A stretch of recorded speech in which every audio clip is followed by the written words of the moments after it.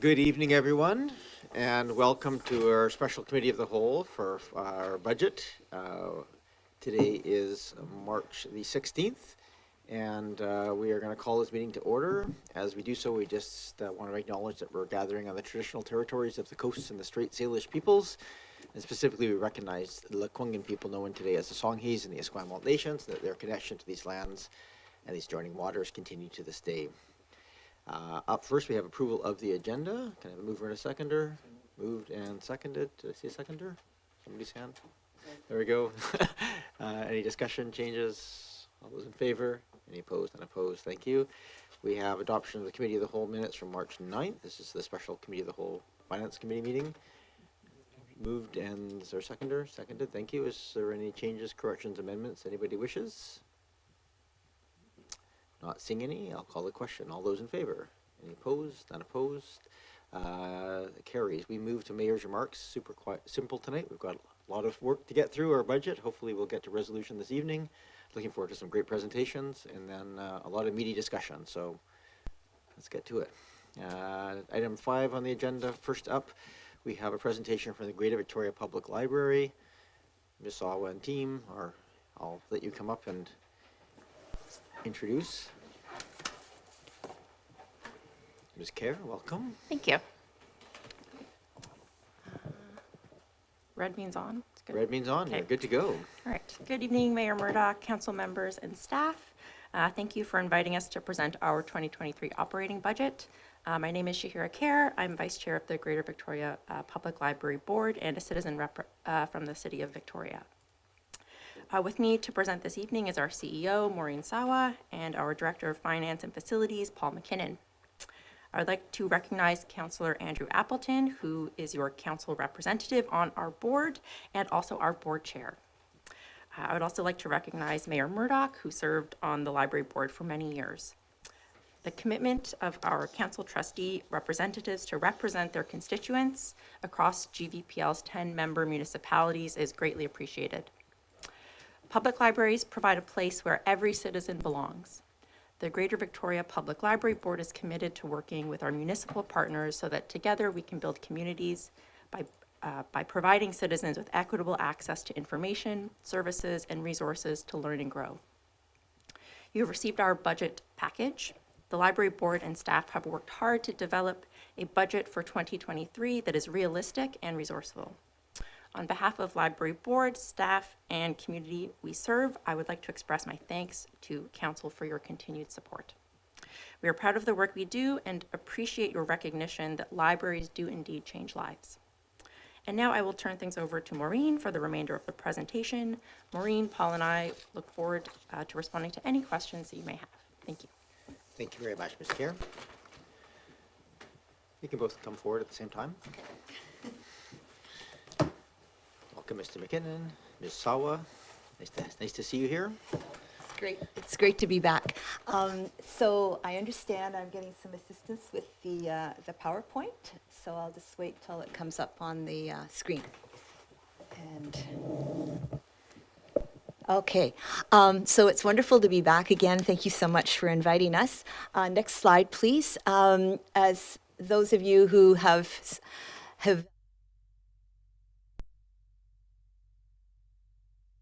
Greater Victoria Public Library is a shared service system, which just to note that we are made up of 10 member municipalities, as noted in the map up there, which represents 10 of the 13 CRD municipal members.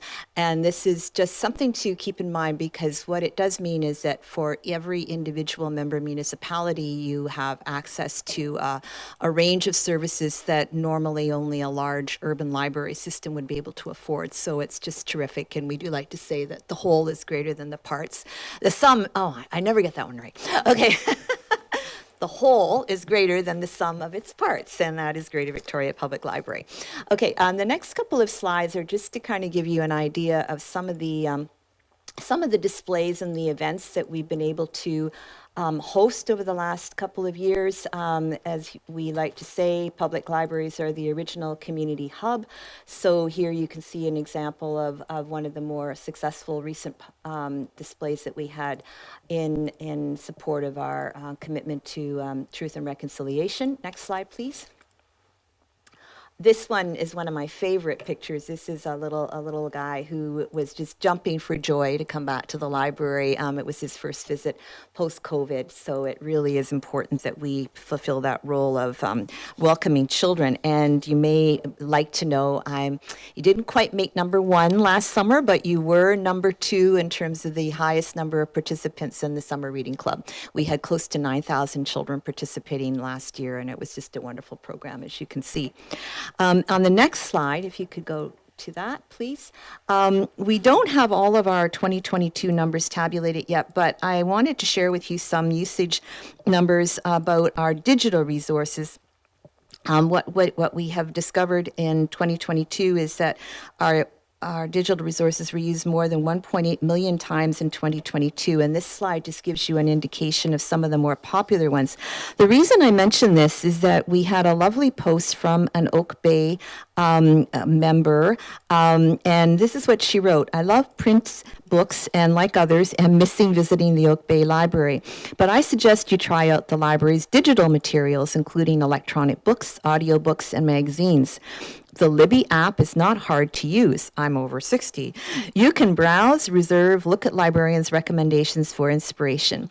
The link is, and she gave the link, I included this picture of our bookshelves just to attract readers in the hive. So I thought that was a good indicator of the way people are using libraries these days. Of course, everyone continues to love print materials, but we're really delighted that the investment we've put into our digital resources are being so well received. And obviously, people are still a little shy sometimes, so happy to look at things at home.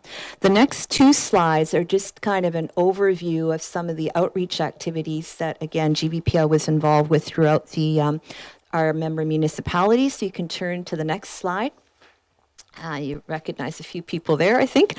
And then the next couple of slides are of Oak Bay branch, both the existing branch before we had to put a temporary closure because of the current situation. And then the next slide gives you some pictures of our new pop-up branch that we were delighted to open last week. You can recognize there in the bottom, Councillor Appleton was with us on opening day.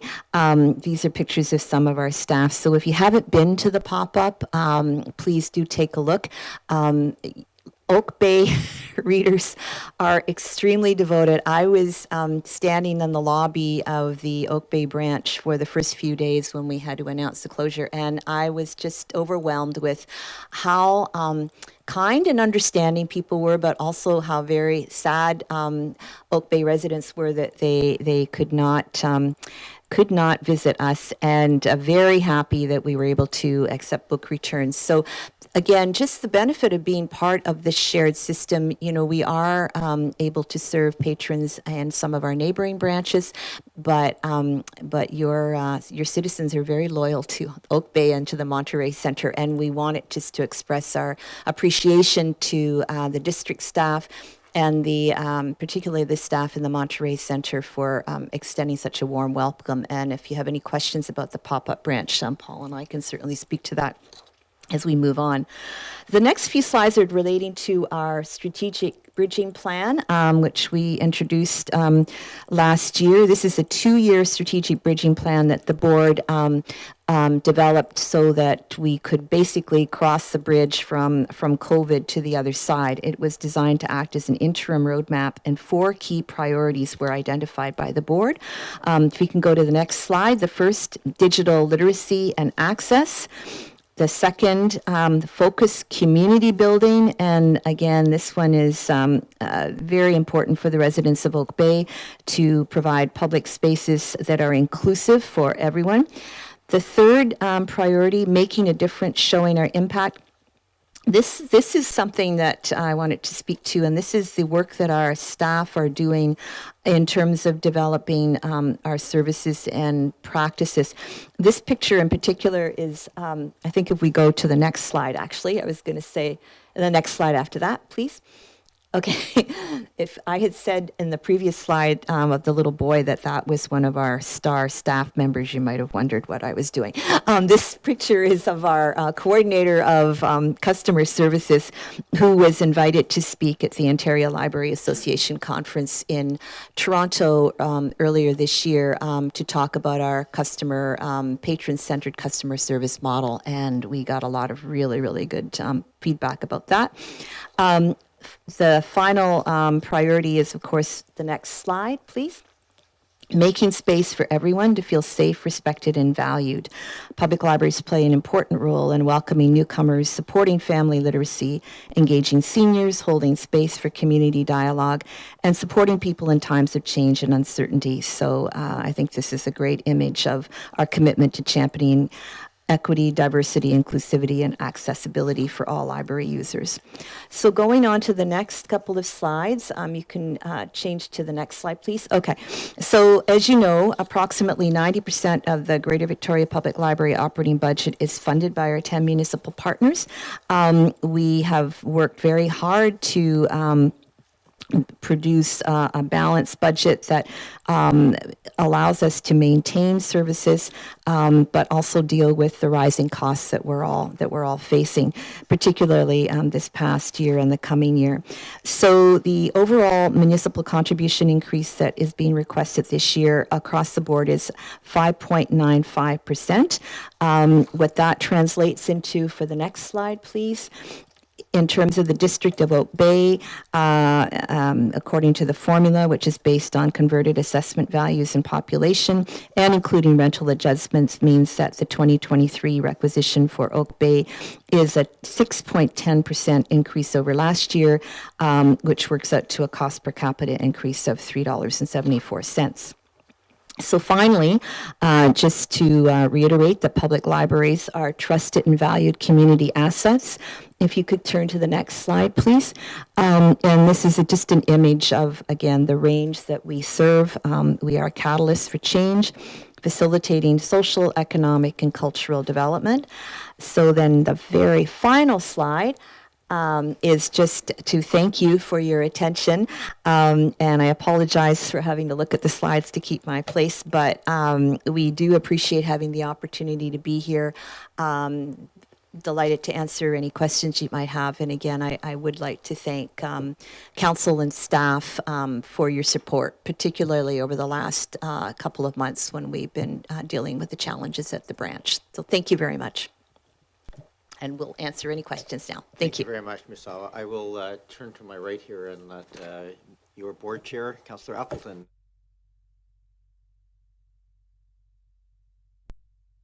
I will leave the questions to my colleagues, but I just wanted to say how delighted I am to have my GVPL colleagues here with us.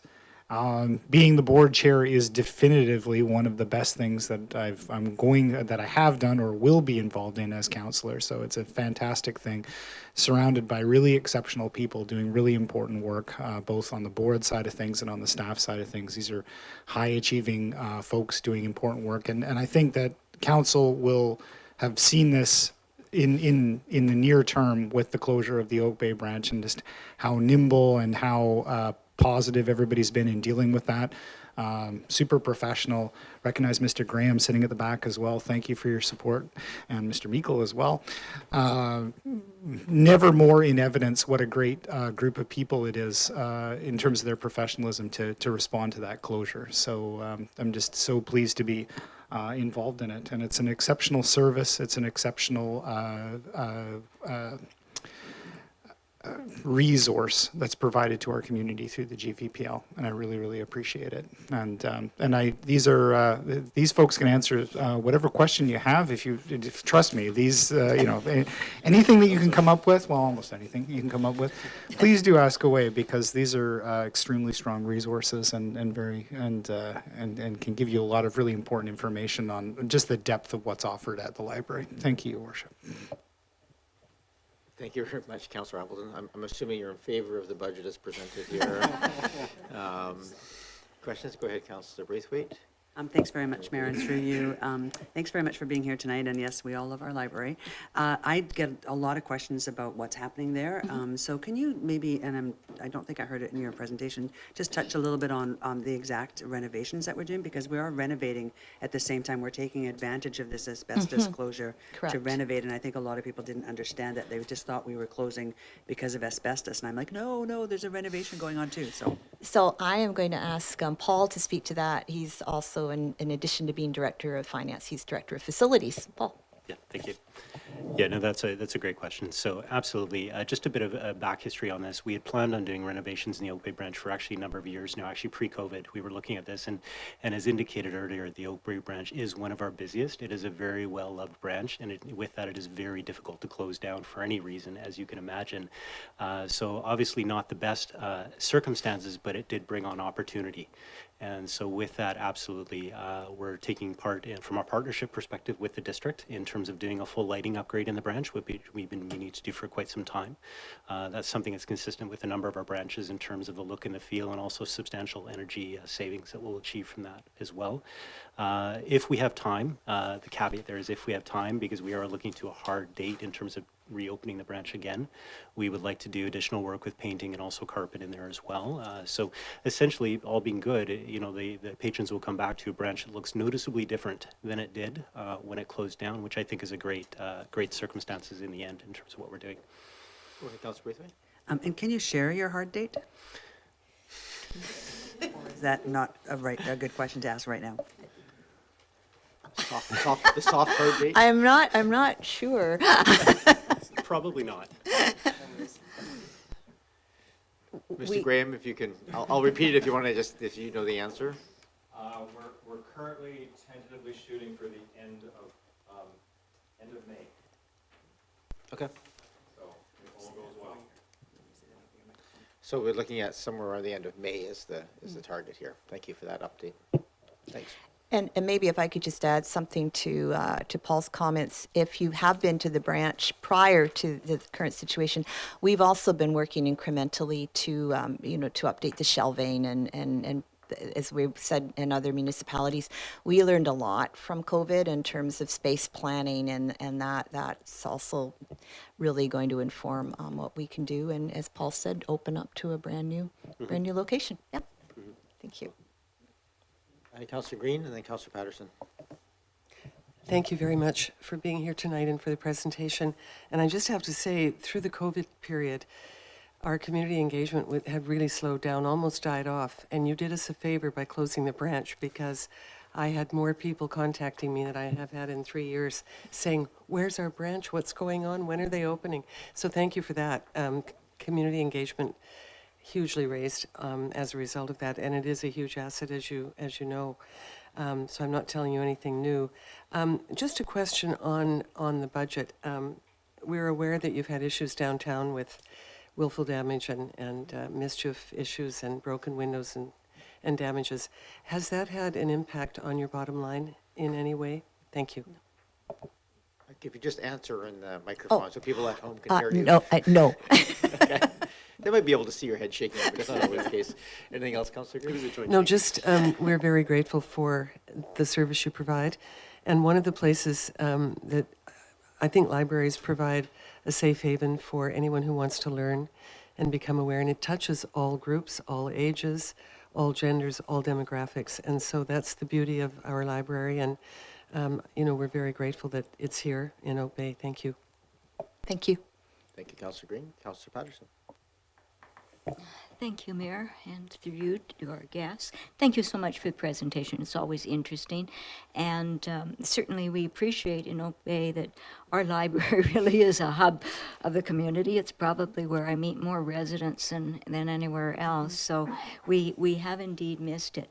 During your presentation, though, you made reference to the fact that the virtual libraries are becoming gradually more accepted over time. So what's the future trend then for libraries? Will there be an increase in the virtual libraries that might reduce some of the needs for the physical libraries, although I would hope not, because I love the No. people interaction. No. But just wondering. Sure, no, that's on the horizon. An excellent question. And I don't know if you're familiar with a book called Palaces for the People. Something that every new board member is given a copy of. It's written by a gentleman named Eric Kleinenberg, and he focuses a lot on the role of public libraries as social infrastructure, like critical pieces of social infrastructure.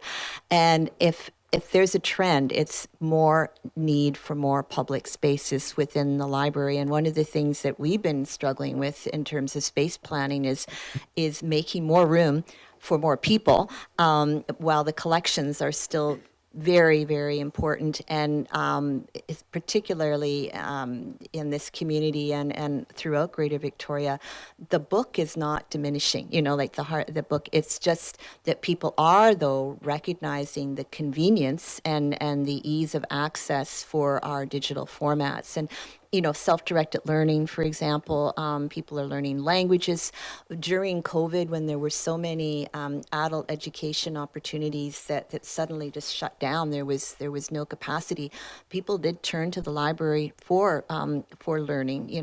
So for lynda.com and LinkedIn Learning and things like that. So we find it was happening at Oak Bay and at the other locations that people are just surging back to the library for the space and for that sense of I'm going to get a little maudlin here, but to know that you're not alone, like you. But the other thing that we are experiencing all the time is that more and more individuals are sometimes either living in isolation or living in situations where they're quite crowded in their home situation, and to get out, like students that may have maybe 4 to 5 in a residence, to come to the library and to sit down with your laptop or with print material.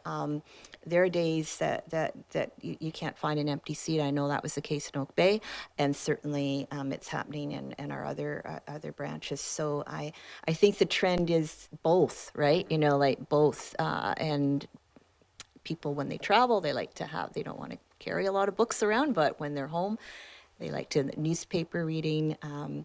I was just amazed those first few days, and it still happens, the number of book returns that come into Oak Bay, and Paul, who oversees our shuttle service, when the book drops, it's unbelievable. It was really good to spend time talking to Oak Bay library users. Yes, so in terms of the engagement, Councillor Green, I experienced it as well. Yes. Yep. Very good. Councillor Patterson, continue, and then Councillor Smart. Yes, thank you. Just following up on that, most industries, and I'm sure the library is no different, are a bit challenged to resource in the staffing and whatnot. And I know the staff here in Oak Bay Branch are really part of the whole atmosphere, right? And we value them. But I somehow imagine perhaps libraries of the future having little robotic people running around restocking shelves and whatnot. So what are the challenges like for the library system? I think we both have comments about that. It is a challenge, as everyone is experiencing right now. Recruitment is a challenge, and people want to work at the library, but sometimes what happens is openings come up, and then you'll hire for one position, and then they'll move into another position. So I know, talking to CEOs from public libraries across Canada, we're all sharing that same challenge. So it is an issue, and sometimes it does hold us back from moving forward on some initiatives because we just don't have the resources, not for lack of trying. And we do, it's not a budget issue, it's a recruitment issue for sure. Yeah. Mm-hmm. Yeah. Thank you. Councillor Smart. Thank you. I really appreciate the presentation. I was just curious to get a little bit more input on with the changes of more people working from home and co-working and things like that. I was curious how the library is adapting and or having challenges with the desire for community meeting spaces, whether they be for volunteer groups or working groups, and how those are run, whether you do have some spaces that are available for free or rent, and how that's changing. Yeah. Certainly, I can speak in terms of what we are finding is becoming more and more popular is quiet study spaces. And that's something that we've really seen at the Central Branch downtown. In fact, we've invested in study pods, which are fabulous that we want to, look at investing in more. And what they mean is you can sit in a kind of like almost a glass booth, if you will, but it's soundproof. It's hooked up with, technology. So people often who are looking to perhaps do private interviews or coaching or something, they really appreciate that. So we have kind of more high-tech versions of that, but also the more traditional small study spaces, and they are really, really heavily used. And the other thing that we're finding is certainly people are starting to return to, we're working with ICA and Intercultural Association and VERX, providing space for conversation circles. So that is kind of coming back. But again, one of the challenges we have is our own limitations in terms of public space. Some of our buildings they're just not set up for that, and that's something in our service delivery plan that's kind of an offshoot of the older facilities plan that definitely is recognized as a need, that we do need more meeting spaces in our libraries. Yeah. Do you want to comment on that? Yeah. And just to add a bit to what Maureen was saying, and going back to what we learned coming through COVID, it was how to use our spaces in more flexible value add perspective in terms of the needs coming through COVID. And from a facilities perspective, we've really seen a shift in terms of what the spaces are used for. In terms of whether that be living or just being or just in the space. And so our goal is really to make those spaces as attractive as possible, doing so within sort of a prudent manner from a community perspective. And going back to some Maureen's comments, it's offering up those types of unique meeting spaces, whether that be for an individual or a group or if you will, flexible use of the space so that we can move things around at short notice to provide, a different type of setup. And so as we renovate branches and we adjust branches, that is one of the things we're looking at is moving away from the static sort of 8-foot shelving and moving over to flexible shelving. It's on wheels so that we can really flex the space as needed to reflect what the community is looking for. Yeah, if you have the opportunity to visit either the Shwayne-Hun-Tun-Ho James Bay branch or the newer Esquimalt branch, you'll see that all the shelving is movable, and it does mean that the potential for events taking place inside the library rather than being limited to a designated meeting room, and that is a trend that libraries are adopting because you just don't know. And to your question, we don't know in 5-10 years what the space needs are going to be. We just know we need the space. That's what we need is space. So thank you. Thank you very much. I have a comment just on the digital resources. I just was reminded back many years ago now of being involved in sort of a literacy roundtable project that was looking at raising literacy levels. And one of the things that came out of that identifier was how do you reach people who have a stigma about being illiterate or under-literate, and the digital resources, just having access to digital resources to read online without having to go up and check something out in person was seen as a real positive. So it was an interesting, something I hadn't thought of previously as a positive of that. I just had one question related to the numbers in front of us here, really to Mr. McKinnon. You mentioned that this is based on a converted assessment, which I'm very familiar with, sort of the universal system we use around here. You also said there was a rental adjustment. Can you explain what that is? Yes. Just go back to my notes. So just on the bottom of page 4, which I am looking over because the details on it I often miss as well, but the rent adjustment is calculated in accordance with Section 8 of the Library Operating Agreement, and it relates to portions of buildings that benefit all member municipalities. The Collections and Technical Services Department, which is at Juan de Fuca, and the administrative portion of the central branch. So essentially, it's municipalities which don't contribute to the initial acquisition of such a building or do not subsequently purchase a portion of the building pays a reasonable rent to those that do. So Oak Bay, you'll see the rental adjustment is actually a negative amount there, and pertaining specifically to the central branch, Oak Bay does have ownership partly in the central branch, so there's an adjustment there because of that. Thank you for that You're welcome. clarification. Perfect. Are there any other questions? I do not see any. Just, we have a recommendation here that the public library budget be approved. I'm probably going to turn to the board chair. He will take off his board chair hat and become Councillor Appleton once again. Go ahead, Councillor Appleton. Thank you, Your Worship. So I would move that the 2023 Greater Victoria Public Library budget be approved. Moved and seconded, thank you. Is there any discussion on this? I don't think we have any discussion. All those in favor? Any opposed? None opposed, that carries. Just before you go, thank you so much, all of you, all three of you, for coming here today. It was nice to see you again, and best of luck with all the other presentations that you're doing. This is our last one. Oh, well then go enjoy the evening. we- It's actually one of the nicest evenings we've had in a long We time. did three last week. So yeah, no, thank you very much. We really, we're looking forward to seeing you all tonight, and we look forward to welcoming you all to the reopening of the branch. We'll make sure that there's lots of festivities around that, and in the meantime, if you haven't seen the pop-up, please do take a look, because it's really lovely and working very well. And again, you know, our colleagues at the Monterey Center are just terrific to work with. Yeah, so thank you. Thank you very Thanks, much. Live. Thank you. And you are welcome to stay and watch the rest of our budget meeting if you want, as you are absolutely not required to. Thank you. All right, Mr. Paine, I think we're turning it over to you. For those watching at home, we are going to be, Mr. Paine is our Director of Finance and Asset Management.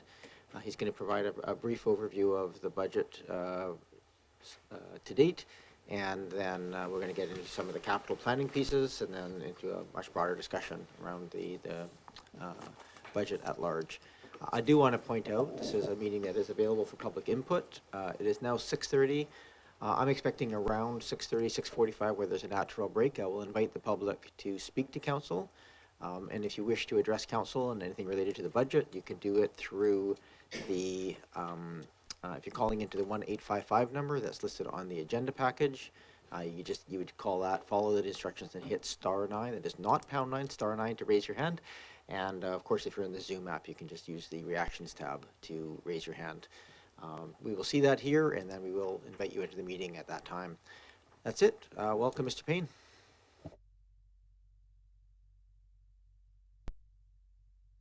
Fulsome PowerPoint presentation as we have over the last couple weeks.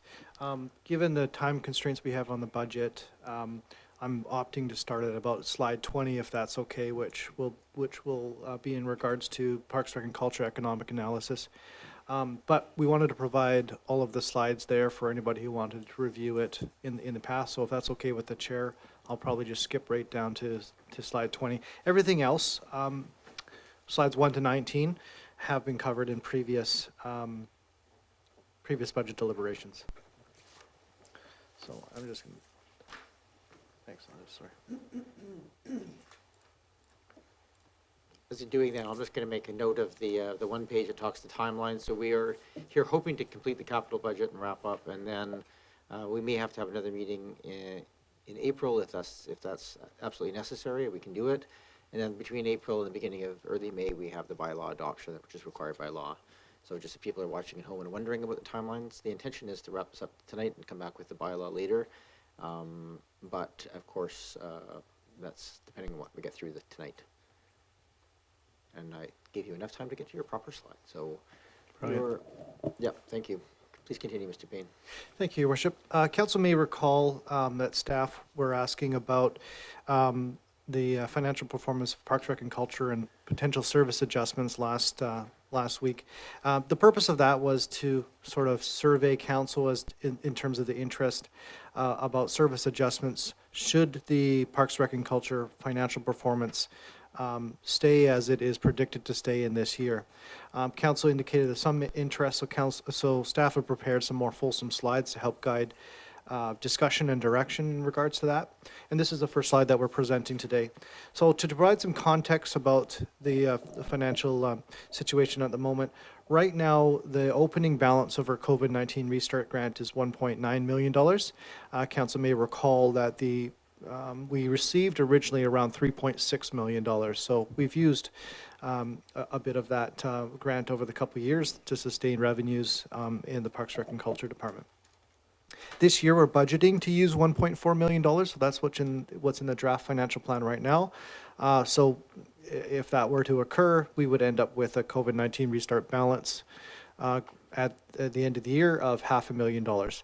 And notice that if the financial performance of the department remain the same next year, $500,000 wouldn't sustain operations as we're using $1.4 million this year. Now, keep in mind, typically the Parks, Rec, and Culture Department returns a surplus, and that's just due to underspending, vacancies, etc.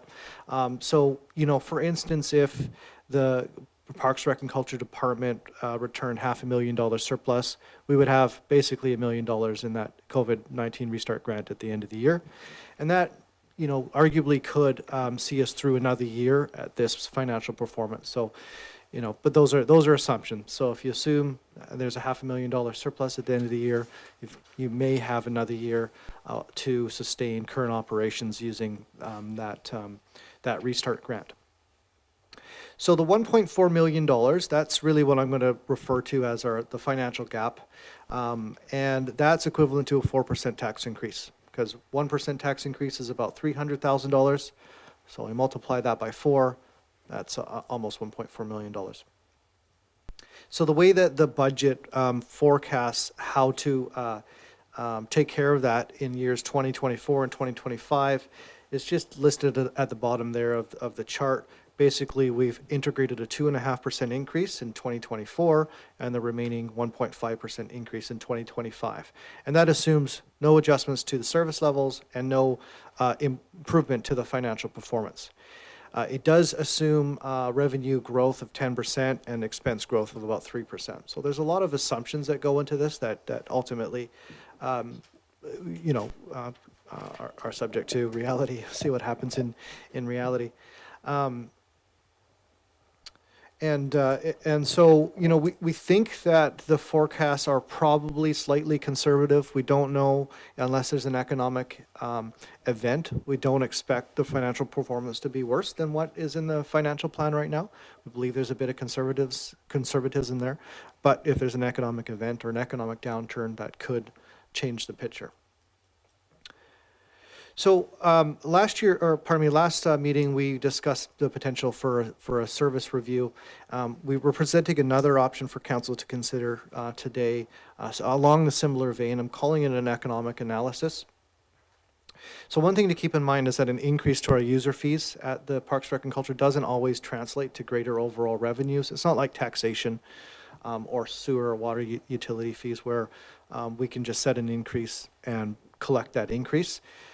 It's subject to something called the price elasticity of demand.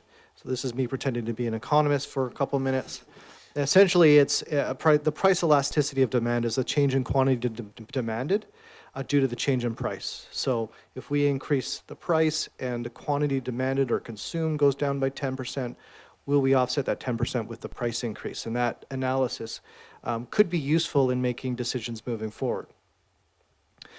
So I would contend, again, I'm not an economist, but I would contend that their excess demand likely exists. And that's because we do partly subsidize the cost of recreation, which means that the demand likely exceeds the cost, right? The demand exceeds the price. So there probably is market demand there to increase the fees and therefore increase overall revenues. But that might be offset by regional competition. So where you have multiple market participants setting user fees around the region, and people therefore have choice, that could offset the market impact. So increasing the cost at the Parks, Rec, and Culture Department to our users may drive customers away as well. Another reason why an economic analysis would be useful information to have. And then there's other values to be considered. If it was simply about how much excess demand we have in there to increase our prices, then the decision would be simpler. But there's other values that the Parks, Rec, and Culture embodies in the vision of its operations, such as accessibility.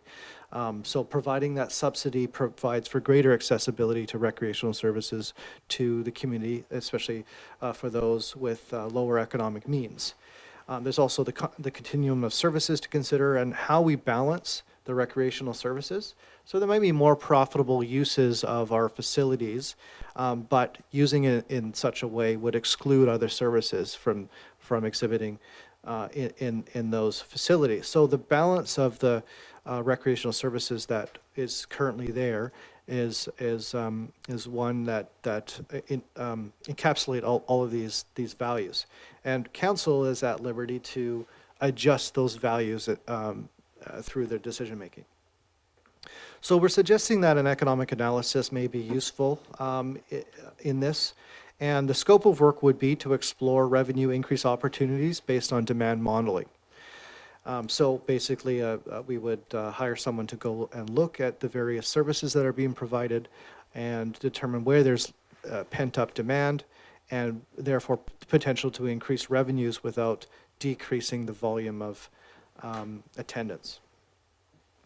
The work would describe the financial impact and recreational value impact of the option. So it wouldn't just say, well, you can earn an extra $200,000 from X service. It would also describe the impact that would have on those other values that we discussed. Mr. Paine, I'm just going to interrupt for a second. Just want to make sure. I just noticed on the screen here, it's got a red flag saying that recording is paused. Is that intentional? Okay, thank you. Go ahead, Mr. Paine. Thank you, Your Worship. We're proposing that if council supports an economic analysis in this case, that the options would be presented to the PRC committee. Seems like a good fit. And just note, it will likely require additional project funding, so I would integrate that into the financial plan if council directed for this to continue. We would aim for Q3. Q3 is a key sort of financial reporting deadline for us because it provides the most accurate full year financial projections that we're able to provide for the year. So at Q3, we come back to council with how we've performed financially up to that point and where we expect to be at the end of the year. So you could see at Q3 that we've exceeded expectations and revenue growth is projected to be strong for 2024, and there's no adjustments needed to the service level balance or anything like that. But who knows what that will show at Q3. So not only will we provide Q3 performance, financial performance up to that point, and full year 2023 projections, we would also endeavor to prepare the 2024 budget based on the performance up to that point. And again, that would inform council in terms of how much of the COVID-19 restart grant would get utilized next year, whether or not we foresee tax increases the same way that we've laid them out here. That would also help us determine if a service review is warranted. Now, alternatively, council can proceed with a service level review. The scope of work would include all district departments, so it wouldn't just be Parks, Rec, and Culture services to review. But I just frankly have to point out that Parks, Rec, and Culture services are largely considered to be more discretionary. And I put that in quotations because I know the importance of recreation in the community and how folks feel about that importance. The scope of this work wouldn't be to quantify all of our service levels. So we got into that discussion last week about having a service level registry. And it would be really great if all of our service levels were described in quantitative measures. That's really the scope of work to do something like that is quite large. This would be more of staff identifying the services district-wide that they think there is opportunity for adjustments to be had. So it wouldn't quantify necessarily non-discretionary services, for instance, water provision. We wouldn't bother doing that. And there's not, and the services where we don't think there's a lot of opportunity where service level adjustments can have a financial impact, we wouldn't bother doing that as well. So that's basically what I said in this in this one right there. Options would then be presented to council using the triple bottom line approach. So we would present the economic impact of options, the social and environmental impact as well. And we'd be looking at the impact in the long term, not just the 2024 budget. You know, we may indicate what the long-term financial impact of those options would be. So, Rain? I'm sorry, thank you. Through you to Mr. Paine. Thanks, Mr. Paine. Sorry to interrupt. Is the triple bottom line, has that changed in any way? Or is there a fourth element that I'm trying to recall? Sorry. The 4/3 bottom line, is that how we're, not quite triple? Go ahead. Your worship, yes, but it's escaping me. I do know there was a fourth one added, and for good reason. Does anyone else know? No? Apologize. Yeah. Okay, go ahead, Councillor Braithwaite. Thanks very much. And when you talk about parks, rec, and culture, are you really concentrating more on rec and culture rather than parks? And I ask that only because if you're throwing parks in there as well, that's an area where perhaps there might not be as much opportunity to change the services. Through your worship, an excellent opportunity to clarify. In terms of the service level review, that would include parks because the service level review would be district-wide. In terms of the economic analysis, it would largely exclude parks, mainly because there's not a lot of revenue generated from parks. But in the services where there are revenue-generating activities, that would be possible to include in the economic analysis. Thank you. Go ahead, Councillor Patterson. Thank you, and through you, Mayor, to Director Payne. Was quite a good economist's overview. Many variables, lesser certainty, but sorry, but you talked about the potential surplus, and it does show on here up to $500,000 surplus may result. So just to speak to that surplus, is the surplus purely an operational surplus, or is the surplus the operational component plus a portion of the capital projects for the year? Mr. Paine? Thank you, Your Worship. It would be purely an operational surplus, and simply because the capital, almost all the Parks, Rec, and Culture capital are funded by reserves, so the additional funding that may result from underspending in capital would simply stay in the reserves. It wouldn't form part of our operating funding stream.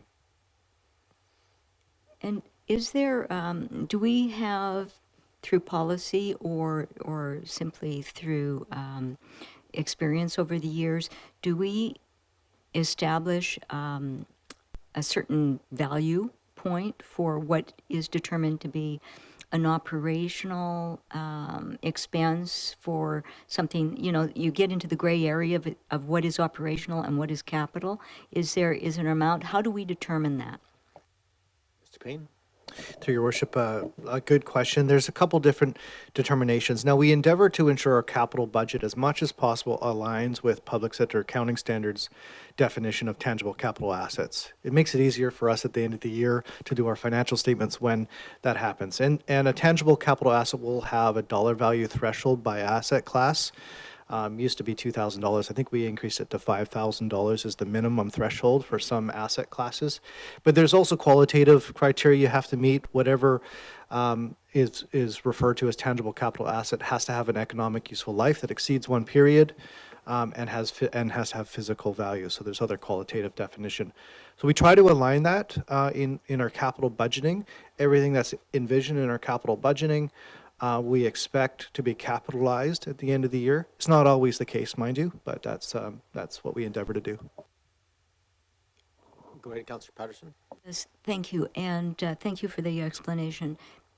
Some municipalities use a model of an established recovery percentage that their Parks, Rec and Culture will return to the district. I don't believe that we don't have a set policy for that established.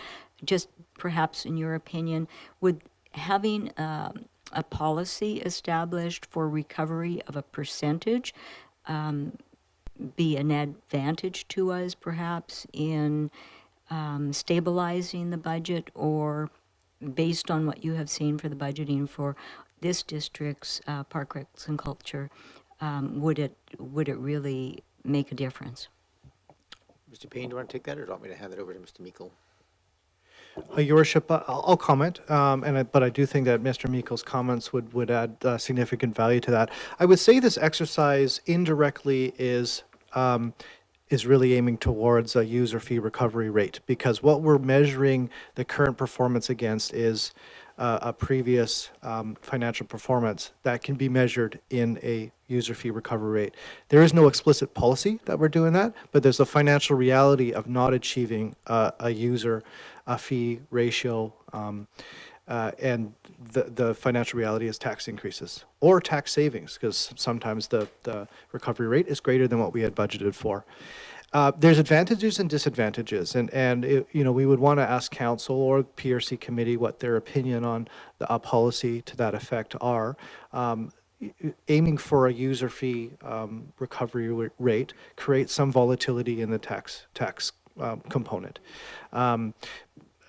And also, it can create uncertainty in whether we're able to recover that user fee rate. Because right now, we don't know if we can go back to previous financial performance, which was a strong financial recovery of almost 69%. And we don't even know if we can get there. So if council set a policy for 69%, we don't know if it would be possible. The economic analysis might be able to demonstrate whether that's possible or not. Given the strong user fee recovery performance that the district has had compared to its neighboring jurisdictions, it's difficult to set a policy to achieve that really high target that we have achieved previously. And I'll turn to Mr. Meikle. Anything to add? Thank you, Your Worship, and through you to council. I don't have a lot to add other than in some discussions around the province, lack of a better term, the pandemic kind of blew that theory out of the water, so to speak. So any goals that were set or those kind of policies, almost everybody did not meet those targets. So in the same boat, in the same position as us in terms of recovering and having to reset those targets and re-strategize how to move forward. So I think it's contextual in that sense. It depends on what's happening outside of just our department, so to speak. Go ahead, Councillor Patterson. Yes, thank you, Mayor, and through you to staff. And this gets a little bit ahead of, I guess, because we haven't gone into all of the capital. But one of the biggest challenges for all municipalities is not just the user fees, it's also the capital, because so many have aging recreational facilities, just as they do infrastructure. And staff here have done a remarkably good job at keeping Oak Bay's recreational facilities in good condition, but I do note that we also have the allocation of funding for that, if you take operational and capital, is higher per capita than the other areas within our region. And so will the service level review that you were describing, would it also take into consideration the full cost then of recreational facilities in the district? Mr. Payne? Your Worship, that information might be pertinent and interesting information to have, but it would not be the focus for the scope of work. The focus would be looking for opportunities where revenue growth is possible due to pent-up demand, essentially, and that would be the focus. I think to when presenting this information and making tough decisions, it's more than fair to ask, how do we compare, right? And I think some of that information can be included. And I would just comment that, yes, I think it's probably true that Oak Bay residents per capita pay more for recreation because we have a huge and successful Parks, Rec, and Culture, and that's what our decision has been. But if everybody else had the same amount of access to recreational facilities per person that Oak Bay does, they would be paying more in taxes because our recovery rate is higher. So it depends how you're asking the question. But so yeah, to answer your question, that wouldn't be the focus of the scope. I could see it as being presented because it's important information, but not the focus of the scope work. Thank you very much. I know you have more, but I have a couple more questions here as well. Go ahead, Councillor Braithwaite, and then Councillor Green. Thanks so much, Mayor. So when you talk about the revenue growth, if revenue growth is possible, I mean, I understand why we're doing this, but then I think, you know, we just a few weeks ago had to reduce services because we don't have staffing. So what happens if we find out that we have revenue growth possible, but are we going to be able to staff those positions? I mean, how is that going to be indicated, I guess, in the information that you're gathering? Mr. Paine? Yes, Your Worship. An excellent point. You know, I think the economic analysis would not only have to demonstrate the demand potential, but logistics and constraints in achieving that potential, labor being one of those. So absolutely an important part of that analysis. Now, the analysis would also look to the long term, because I think, again, that's important for decision making. If the economic analysis, for instance, shows it's unlikely we can achieve our economic potential next year, but there's significant potential if we hang on. Council is going to want to know that before making service adjustments that can have a lasting impact on patron loyalty and et cetera. So it would be part of the information provided, yeah. And just, you know, I mean, when I look at this, like kind of from a bird's eye view, thinking that, I'm hoping that it doesn't come back and say, yes, we should be charging people more money for skating and swimming, because that is that's not somewhere that I personally would want to go on this, because I would think that our residents are already getting hit in so many different ways. So I'm hoping that it doesn't come up and show that, because I think we're pretty good at where we are in the levels right now, from what I remember. Mr. Meikle, you can probably comment on that. But and so, you know, I don't want to price us out of the market, basically. I think that's the intention of the report. We're going to look at those details. I'll go ahead, Councillor Green. Thank you. And through you to Mr. Paine, I found the fourth element is culture. And given that we use the word culture in Parks, Rec, and Culture, and that we are in the context of Indigenous truth and reconciliation, I think it's an important element, and I'm hoping you might include it in your quadruple bottom line analysis. Can you tell me, is there a way to combine an economic analysis with elements of an internal service review, or is it one or the other, basically? Or is there any way of creating a hybrid that would bring us information in both areas with an emphasis on the analysis piece? Thank you. Mr. Paine, are they both selectable? Are they overlapping? Perhaps just, yeah, some background, some suggestions.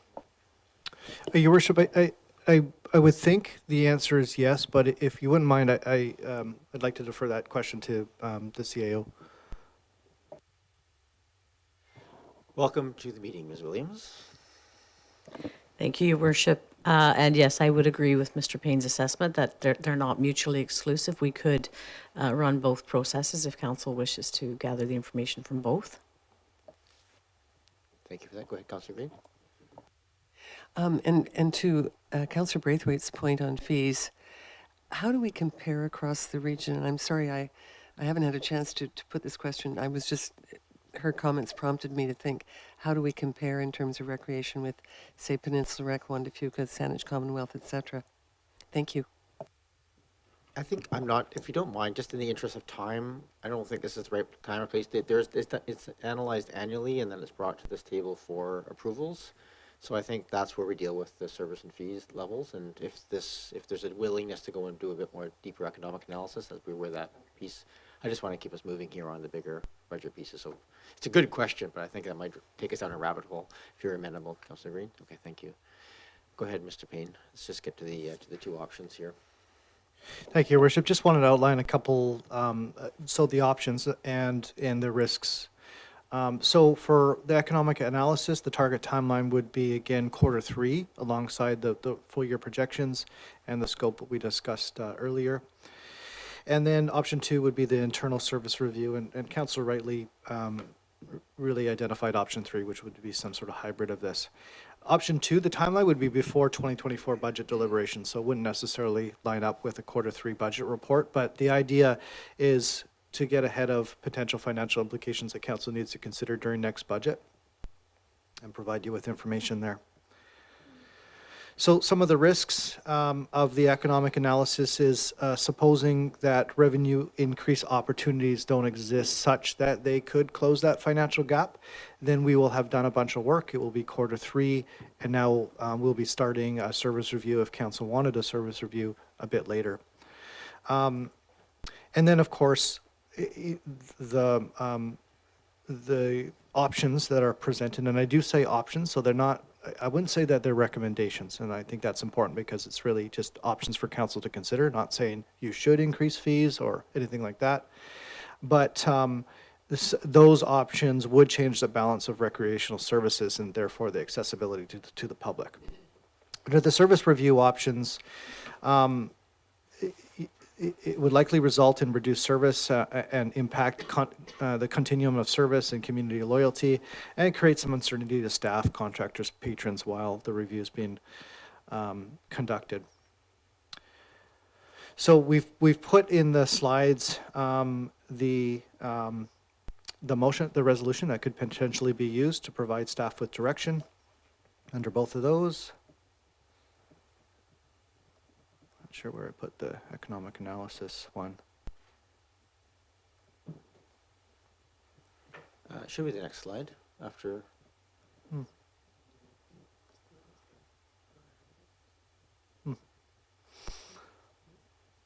Well, No, it should be. was it there? Didn't One more. keep going? Why am I not seeing it? The actual resolution. Have I gone too far? No, you got risks. Oh, risks. Yeah, keep going. I don't know what number I'm at. No, just next page. Yeah. Okay.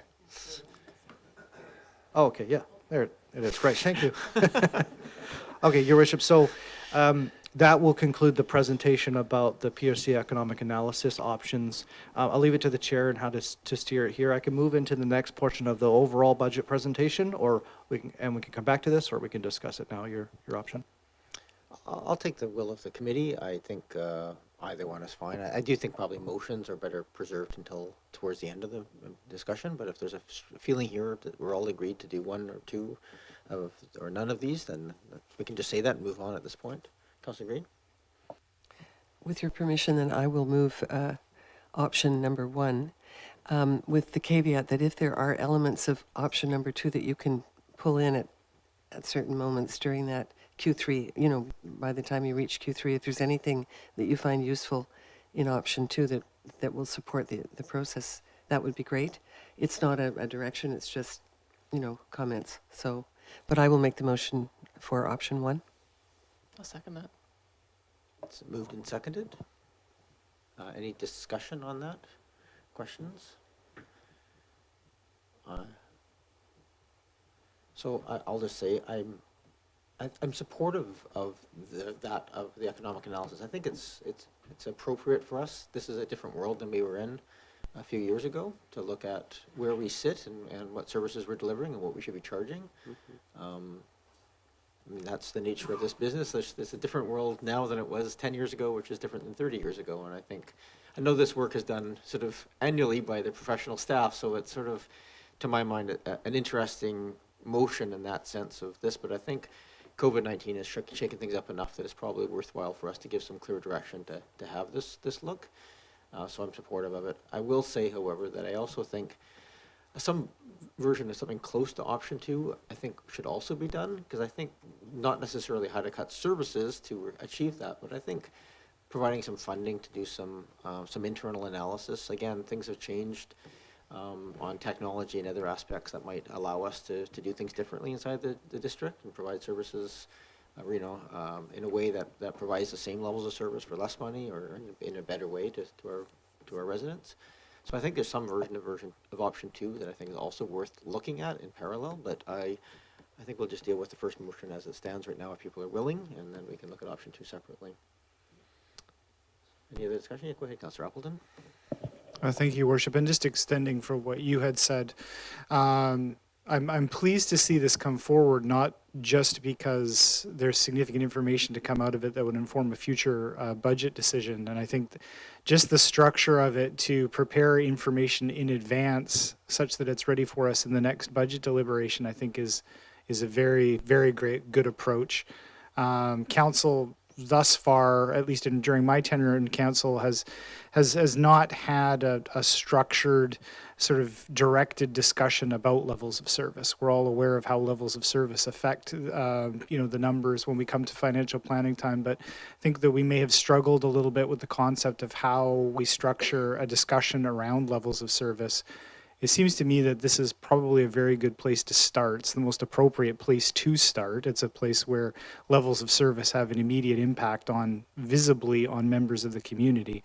And there may very well be information that comes out of the review of Parks, Rec, and Culture that could inform levels of service discussions in other departments in the district. So I think this is an eminently good place to start, and I'm very pleased to see council turning its mind to the idea of an analysis of levels of service with respect to the budget. And I appreciate staff's analysis on this. Thank you, Your Worship.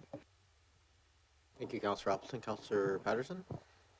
Yes, thank you, Mayor. I too am pleased to see this come forward. I, like yourself, think option one is warranted, given that it's been turbulent times, and this is a budget piece that's been significantly impacted by that turbulence, but in no way diminishes certainly the very good reporting our staff, I think, does annually for us. And I just want to say that in speaking to the staff, they really do have a very good handle on operations. So this is not, it doesn't diminish the work that staff do every year. It simply will support the data perhaps that they have been able to provide and enhance on that. So I think that's very good, and the timing will be right.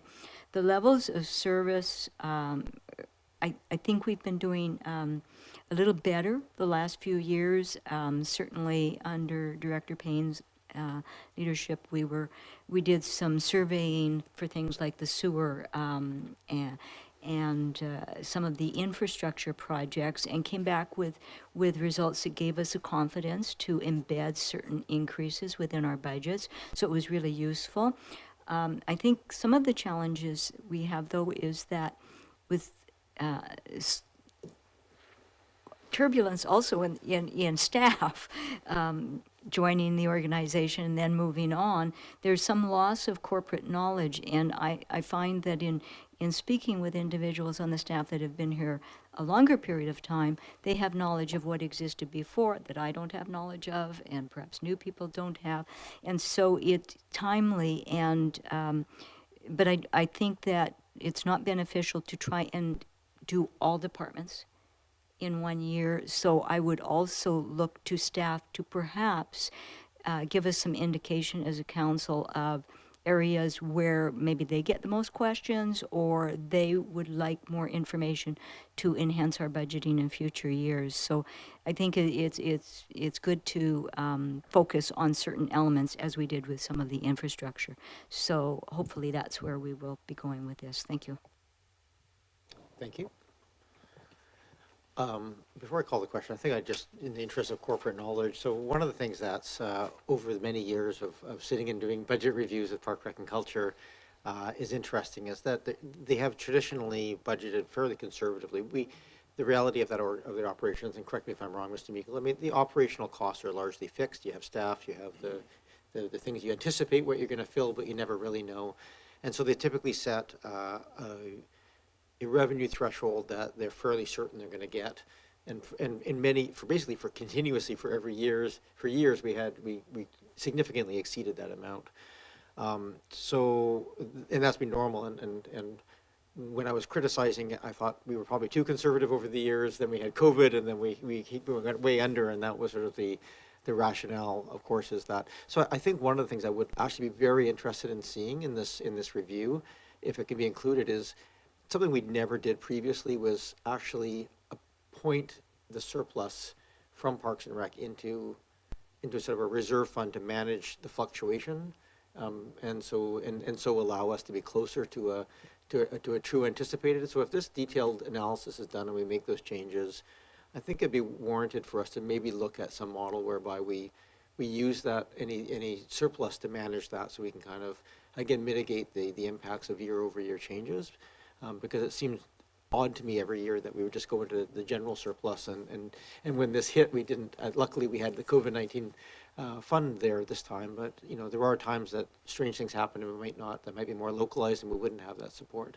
So it's just a thought I had, just in terms of this review is done, and it sounds like it'll pass. Then maybe we can include some thoughts on that factor as well. All right, I'm happy to call the question. All those in favor? Any opposed? None opposed? That carries. Thank you. And I'm going to see if there's any interest in looking at option 2 in some way, shape, or form.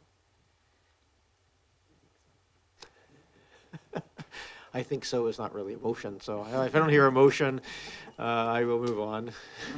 I'm happy to make a motion. I'm just looking at it just to seeing if we want to change the last part of that to go along with what you talked about, Councillor Green, about the adding the culture into the triple bottom line considerations. Yeah, so I would move that with that addition in there. I'm just wondering, because this is tied, so moved and seconded, I'll take that. I'm just going to I'm looking at this wording. I'm just wondering if the replace forecasted loss COVID-19 restart grant reserve funding is the driver. Yeah. Like, are we actually giving the direction to seek $1.4 million in those pieces, or are we seeking? I would certainly focus the attention. There's a lot of money to try and finance service changes, but I'm not sure it's necessarily realistic. So perhaps we just identify service level adjustments and take out the part that says that replace forecasted lost COVID-19 reserve funding. Does that make you happier?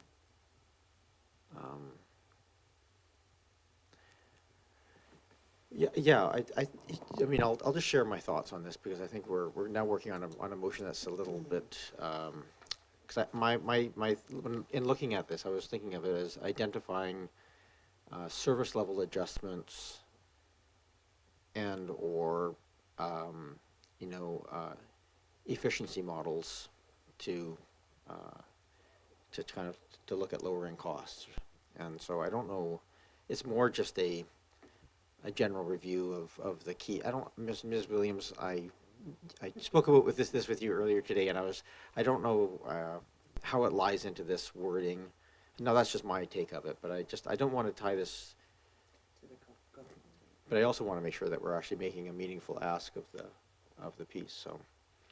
So as I understand the motion that you just made, it's just that, so it heads up on the screen, that staff be directed to conduct district-wide service review and identify service level adjustments. We could take out the red. We could add in level adjustments and efficiency models to look at.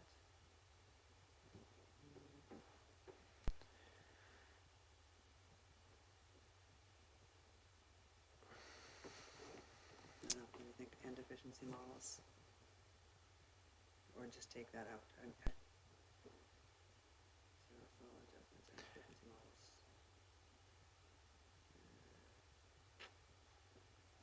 I don't know, anybody have any ideas? Councillor Appley, you often have some good suggestions on wording, so I guess I might just turn to Ms. Williams. I'm going to put you on the spot here a little bit, because I want this to make sense from, you're responsible for operational things writ large in the district.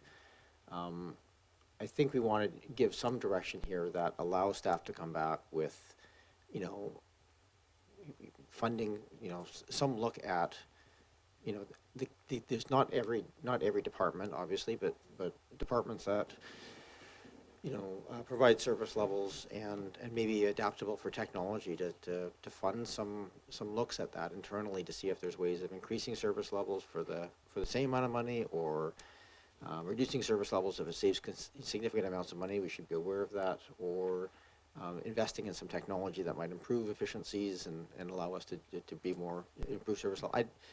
So I think the wording here should be fairly broad that allows that, you know, your operational review to achieve those goals. And I do note that one of the risks in option 2 was you might be seen as an albert, you know, a shadow hanging over staff, thinking this is a sort of Damocles about to drop. And I don't think that's the intention here. I think, you know, we're just looking at mechanisms by which we might invest some money now to look at ways of improving the way that we do business. Thank you, Your Worship. If I'm hearing you, I think what I'm hearing is that you would like staff to consider options to optimize services in a way that improves revenue and reduces tax burdens in future years, such as through automation technology. Am I getting you? Yeah, I know this is done annually by every department. We have effectively a zero bottom line piece, but I think there's oftentimes it's hard to take a step back and look at the big picture and look at some of these, you know, we know how hard it is to invest in technology. It took us years and years to get a document management system and so forth in here, right? So I just, this is kind of the question is, and that's my take of what this is looking at, but I think that's the general intention here. But I think, you know, we're looking at a large tax increase this year and next few years, so I think we have a duty to do some meaningful investigation in terms of, you know, how our costs are being allocated internally. And I'll go to Councillor Patterson. Yes, thank you, Mayor, and I do appreciate our CAO's commentary. I guess I would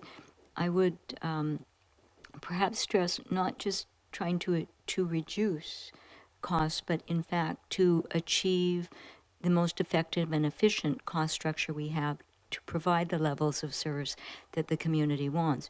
And particularly when it comes to park, rec, and culture, a lot of this is discretionary. It's not like our water and our sewers. We could live without some of the parks, rec, and culture, although there's many people in the community that would argue that. And so I think that the important thing, particularly with Parks, Rec, and Culture, is that we diligently pursue effective and efficient use of funding for the level of service we want to achieve, and that if that has implications on our budget that might be higher than we around the council table feel comfortable implementing, that's when you do your reach outs to your community and you say, we can bring down perhaps the tax rate, but you may sacrifice levels of service.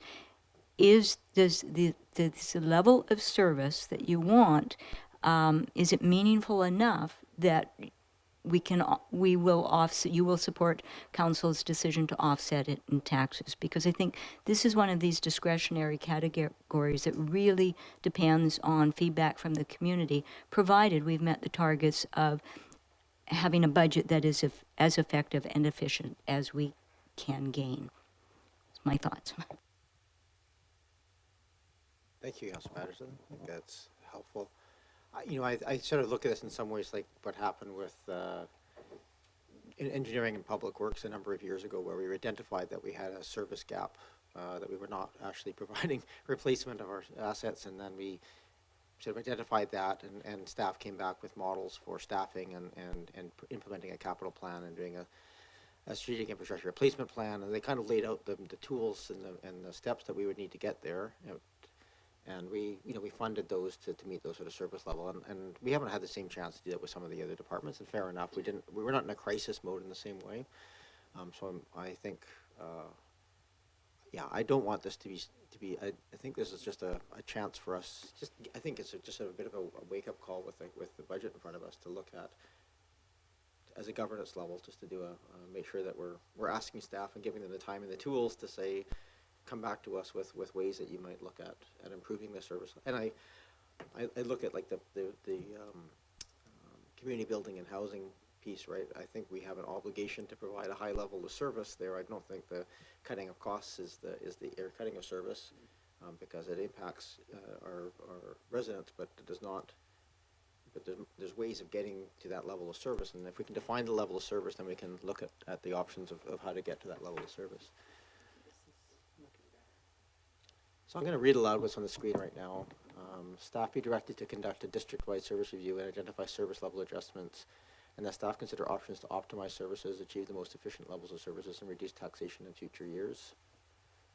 Is that sufficient for you, Councillor? Oh, and the staff present service level adjustment options with the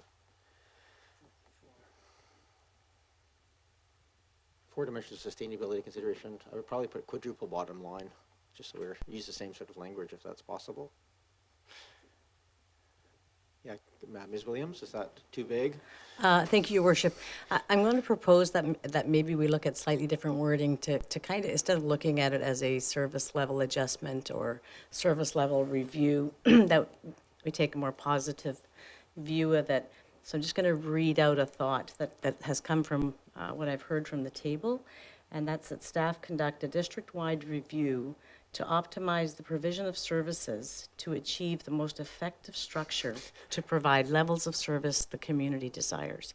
And what would follow this, or whatever council lands on in this area tonight, is... Do you want to pass that piece of paper over? Yes. I don't know if you can read my scratches. Staff will be bringing forward a report Don't to erase council. this, just sort of a new page, and we'll have a look at what next. So go So ahead. staff will be bringing forward a report to council as soon as we have a clearer understanding of the criteria around the Growing Communities Fund. And one of the internal projects that we are looking at is an automation of some of the services that would achieve exactly this. So this would dovetail nicely into that proposed project.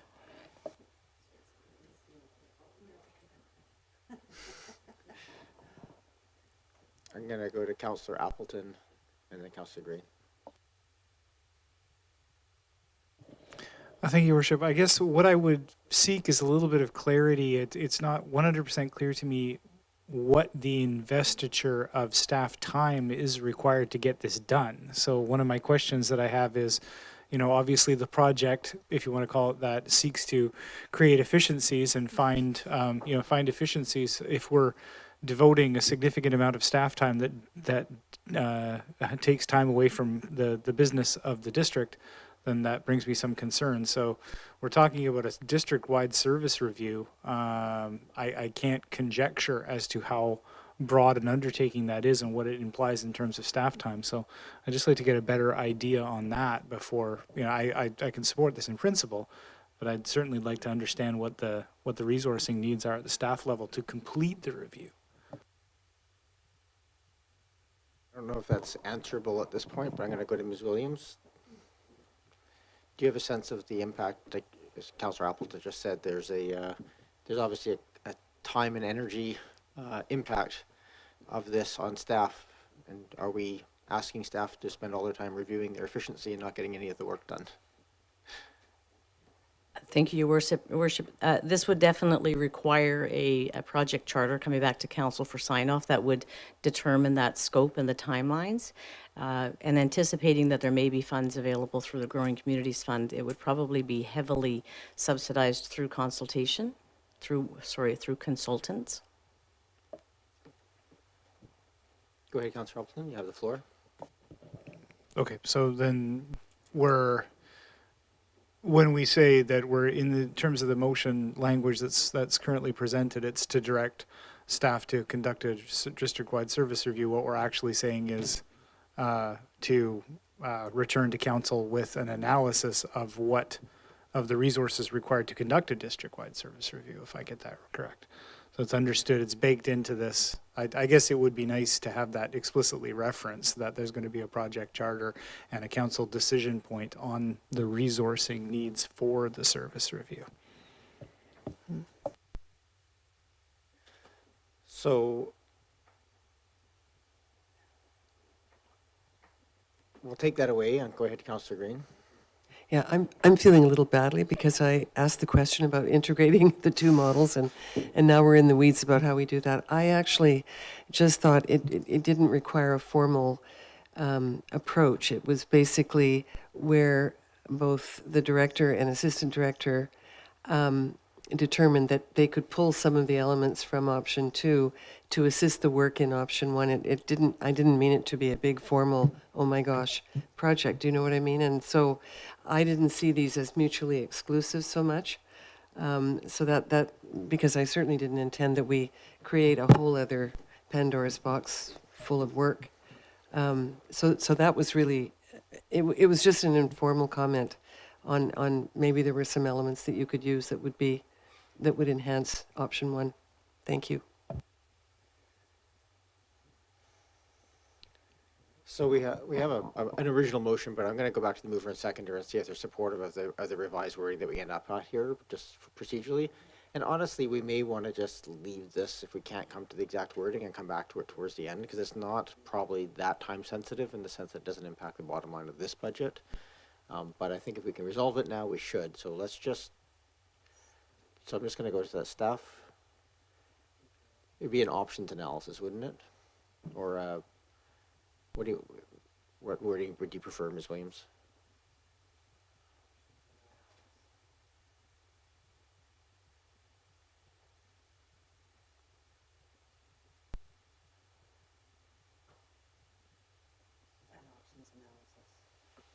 But that's okay. I think options is fine.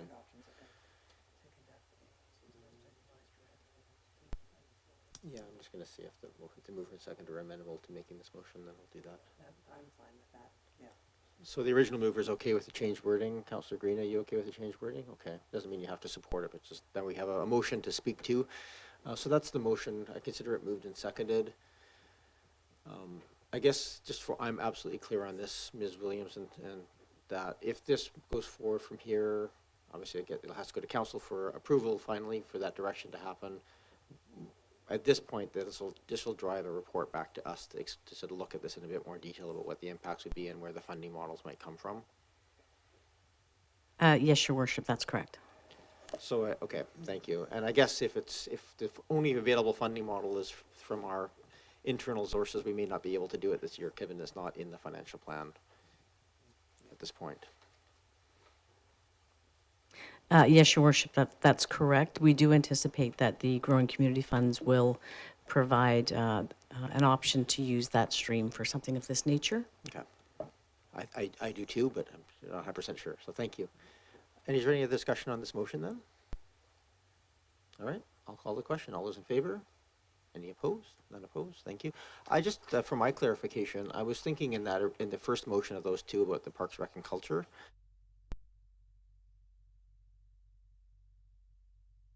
For that, to do that, since it was guided to help us actually find our way out of this.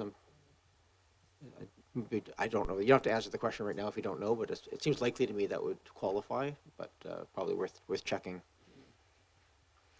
All right, let's come back to this table then. And Mr. Paine, we kind of interrupted your thing there with some motions, but you did suggest them, so we'll come back to that point of the presentation. What's it? Oh, yeah. Thank you, Your Worship. The next part of the presentation is to discuss tax rate options. This information was provided to council last meeting. It hasn't changed since then. Sorry, Mr. Paine, just for a second. For anybody watching at home, if anybody does wish to call into or speak to us through Zoom, this is a good time to do. And we'll probably do this quick overview of this. It's almost 7:30. Once this presentation portion is complete, we'll go to questions or comments from the public, and then we'll come back to this table for discussion. So, sorry, Mr. Paine, sorry to interrupt. Thank you, Your Worship.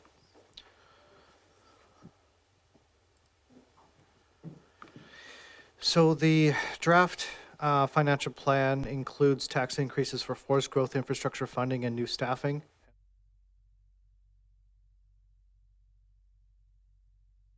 Projected tax increases for 2024 to 2027 also include large components for debt for the various buildings that are being proposed in the financial plan, as well as other debt funded projects. Currently, the new staffing includes the positions for 2023 listed in there. They add up to 2.5%. One of those positions was approved by council in September of 2022. I provided council with several options to reduce the tax increase last meeting, and I believe that I've proposed some resolutions based on the order of what I saw as support for those various methods of reducing tax increases. So that's an assumption the chair is willing to can challenge. But I thought I would start with the non-market change revenue recommendation because it appeared like there was support for using non-market change revenue this year to reduce the tax increase by using it to fund for some of that increased staffing. So that would reduce the tax increase from 11.06% to 10.65%. Your Worship. So I would suggest that we address this issue now and we can move on and council can have an idea of what the accumulated total tax increase is as we make those decisions, if that pleases the chair. If there's two members that wish to move in second, we can certainly discuss. I'll make this motion. Moved and seconded. By all means, open to move one. Okay. Any other discussion? Certainly, if anybody wants to vote against it, I appreciate hearing the reasons why. But if not, I'll move on to the call the question. All right, I'll call the question. All those in favor? Any opposed? None opposed. That carries. Thank you. So that change approved. Thank you, Mr. Paine. Thank you, Your Worship. So right now, then, without adjustments, the tax increase was forecast to be 10.65%. The next piece on there was where we want to set our building permit revenue for 2023. We've compiled a little bit of information there that sort of demonstrates that our proposed budget hasn't been too optimistic in the long run. You can see the actual permit revenue over the last 4 years has been an average annually of $706,000, while the permit budget has been $730,000, so slightly optimistic, but fairly accurate over the 4 years. And then also the permit volumes are there. So council can choose or direct that staff increase the forecasted permit revenue moving into 2024. Basically, the risk that it creates is that we don't achieve that financial performance, which would force us to increase taxes in the following year. So if council wishes to increase that, you can direct staff to do so with the following motion. You just have to fill in the X at the end of the quote there. And as demonstrated here, an extra $50,000 under option 2 would reduce the tax increase by 0.17, bringing the tax increase to 10.48%. So that would go up, if you wanted to do direct staff to increase permit revenue forecast by $100,000, that would be a 0.34% tax increase reduction. Your Worship. So I'll stop there for council consideration. Go ahead, Councillor Braithwaite. I'm actually comfortable to go somewhere in between $75,000 and $100,000 in this area because looking at the numbers, I think that's doable. I'm not sure how everybody else feels about that, but I'll wait for people to weigh in before I make a motion. Certainly have a discussion before we get to a motion as appropriate. Go ahead, Councillor Smart. Yeah, I feel very similarly. I think that we can, let alone just looking at the numbers, I feel very comfortable with what you're suggesting. Any other discussion? Councillor Appleton? Thank you, Your Worship. I would be in support in principle, although I guess I would raise a bit of a flag of that. I would say that taking this step, and I think staff have indicated such, and I think that I've heard around the council table as such, that this would represent a slightly exceptional circumstance. I would not want to be getting council into the habit of reviewing staff's projections for potential revenues in various categories. I mean, obviously, we trust staff to come back with numbers that are legitimate, supportable. Obviously, we get those numbers year over year, so I'm a little uncomfortable just taking out a specific line item and tweaking it, although it is guided.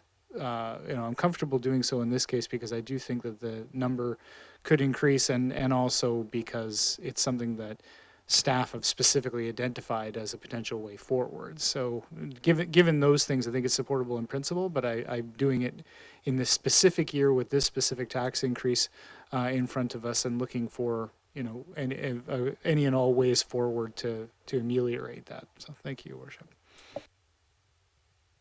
Thank you, Councillor Appleton. Councillor Patterson. Yes, thank you, Mayor.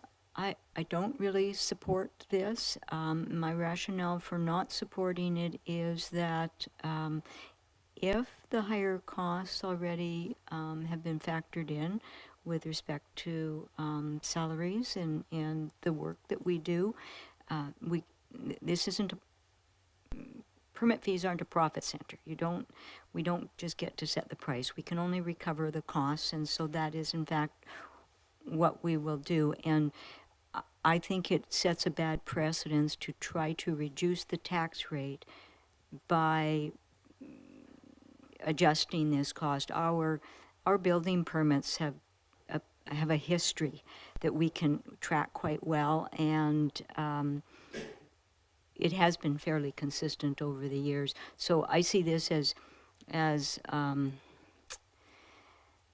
interesting way to affect the taxes, but I don't think that it's a sound principle of applying this, so I don't support it. Thank you. Go ahead, Councillor Braithwaite. Thanks, Mayor. I totally hear what Councillor Patterson is saying, and I normally wouldn't feel that way as well. However, looking at the numbers that have been, excuse me, presented to us, and also knowing that from what we heard in the past couple of meetings, that there are indications that people are doing work even without a permit because staffing levels were such that they were waiting too long to get their permit. I really feel pretty comfortable that the permit revenue that we're going to be bringing in is going to be increased based on the fact that we are going to have more staffing in that area as well. So I feel pretty confident on that.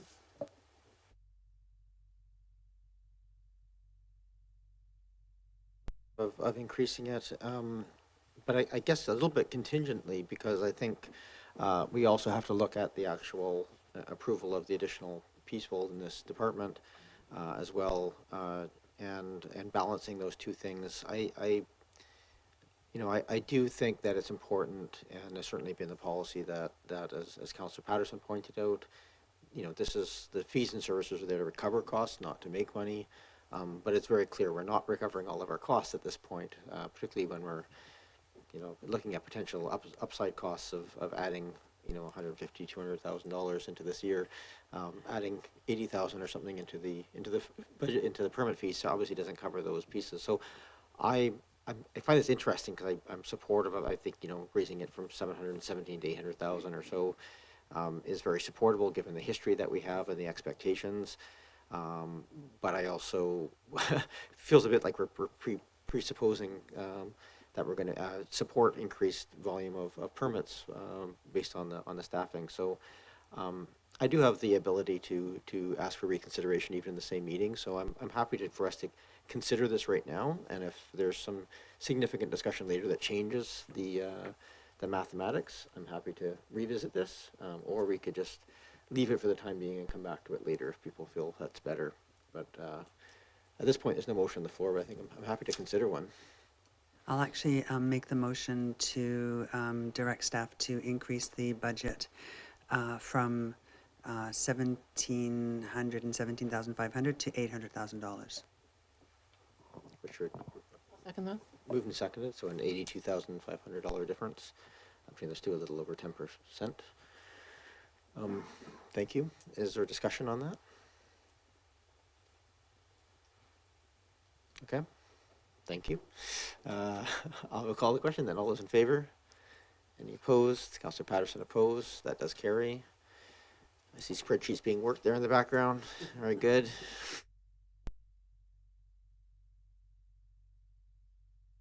And then we move on to the next item. What's that? Work is done.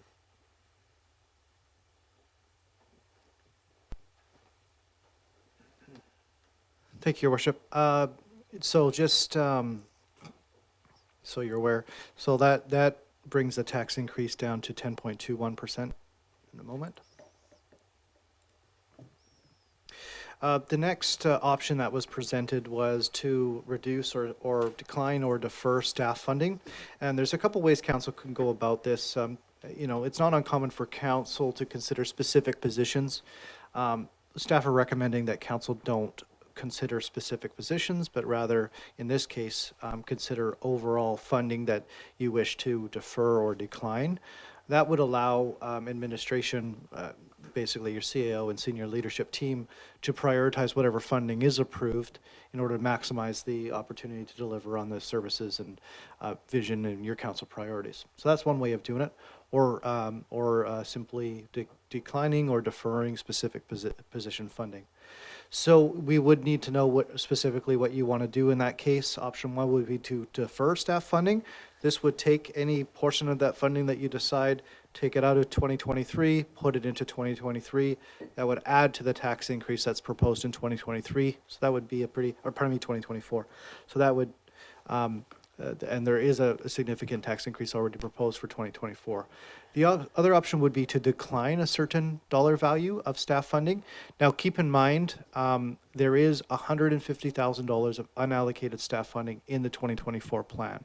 So if council were to decline, let's say, $150,000 in funding from 2023 and retain that $150,000 in 2024, your leadership team would likely prioritize using that unallocated funding in 2024 for what was proposed in 2023. So it's another way of kind of moving moving it over. But if you do approve the 2024 funding envelope, then it provides staff with the flexibility to use that unallocated funding next year. And again, that would probably be used for what was prioritized this year. So in effect, suppose that council declined $150,000 in funding in 2023. Your senior leadership team would prioritize which position or positions wouldn't receive funding this year, and then would probably provide that funding beginning January 1st, 2024. So I said it a couple different ways, so hopefully that makes sense to folks, and the difference between deferring and declining is obvious now. And then I haven't provided a resolution should council wish to decline funding for a specific position. That's another option that you could take. And I'll just remind people, if you want to go back and get reminders of what's sort of on the books here, that makes up the 2.54% total is broken up. It's not even broken up by dollar amount. It's broken up by, tax increase percentages. So I'm not sure if it's easier to word language here in terms of percentages or in terms of total dollar amounts. But I will just leave that to the thing. Councillor Appleton and Councillor Green. I had pulled together a potential motion, Your Worship, but if you wanted to entertain discussion before that, or if there are any questions of staff. Yeah, I think I'll go to questions and sort of general clarifications first. Go ahead, Councillor Green. I'm sorry, I don't really have a question. I just had a quick comment. And that is that for me, this is one of those noses in, fingers out moments. I would be less inclined to support a specific reduction of a specific staff position. I would rather leave that to the operational wisdom and direction of staff generally. So that's the old saying, noses in, fingers out. So I want to keep my fingers out. Thanks, Councillor Green. Any other comments or questions? Go ahead, Councillor Smart. Councillor Patterson following. I would just like to say I feel like staffing is always our biggest challenge, and at this time, with until I hear more around the table, I'm not really in favor of either option as a way to reduce our property taxes. I would rather be looking at the sewer levy as a way to bring the taxes under 10%. So at this point, I'm not supporting either options, but I'm open-minded to hear what's around the table. Thank you. So, and I guess, are there any other questions of members of council around the table? Yeah, thank you, Mayor. I also, I don't want to get into the operational component of saying where staff funding should be allocated. I think that needs to be left to the discretion of staff. But it is difficult to consider adjusting this without understanding potential impacts of deliverables. So, and I don't know if there's any way that staff has given thought to that, or, but obviously if they were reducing staff, there's probably going to be some deliverables that will not be delivered, and so it would be interesting to know what that's going to translate into. Thank you. Ms. Williams, I think I'm going to put you on the hot seat here a little bit, and just, I think we had obviously it's sort of in a world of unfair reports. We have, we funded and created a very detailed fire master plan, which lays out the pieces and so forth, and so we've had a lot more transparency, say, into that department and the operational needs than we would have into, say, I know there's been internal detailed reviews done of the planning department. But we don't have that visibility. And so perhaps if you could just, if you're comfortable just talking, as Councillor Patterson has raised the question of, it's very difficult as a governance level to make suggestions about what's the appropriate level other than, I think we're looking at it almost at a macro saying, well, what is the community able to afford and what can we justify? And those are hard questions to answer in a bit of a vacuum. So I'm just going to leave it to you. If there's any comments you can make, just touching on the staffing that's being looked at here and the impacts of a reduction, and where it's probably not fair to even ask you where that might look at because you want to do that internal review. But anything you feel comfortable talking to us now, I think would be helpful. I'm making you earn your money tonight. Thank you, Your Worship. My request for a raise is coming in. What I can share with council is that the work plans that we do work with, which feed directly into the budgeting process, especially in the areas where the asks are this year, are incredibly detailed. There's been a tremendous amount of research that's been done on the past few years, the workflows that have been undertaken in the different departments, the number of type of application, the average amount of time it takes to process an application. What do we project is going to happen in 2023 with respect to applications? So there's a lot of detailed work that has been undertaken, but you're right, that's not shared publicly. Those are internal documents, and we are talking about ways that we can share something at a much higher level with council, maybe starting in 2024, as a way to show you incremental impacts on work plans as we make decisions meeting by meeting. But for the purposes of this discussion this evening, staff would definitely want to sit down and take a look at what the impact would be. We have a fire services department that has very clearly displayed concerns around the amount of overtime that's being worked out and the impacts of that on staff. We have a planning team who have put forward a request to maintain the core services at not an improved level of service. Actually, there is an improved level of service. My apologies for that. We do expect that we will be able to reduce some of the permit processing times for building permits and development applications based on the request. So the impact would, of course, be there. We might not find those efficiencies this year. I think if the Director of Planning or the Fire Chief want to add to that, I would defer to them.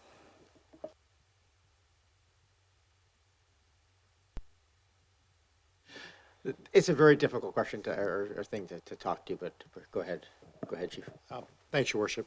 Just to expand on what the CAO has elaborated on, you're obviously well aware of the overtime challenges that the department has.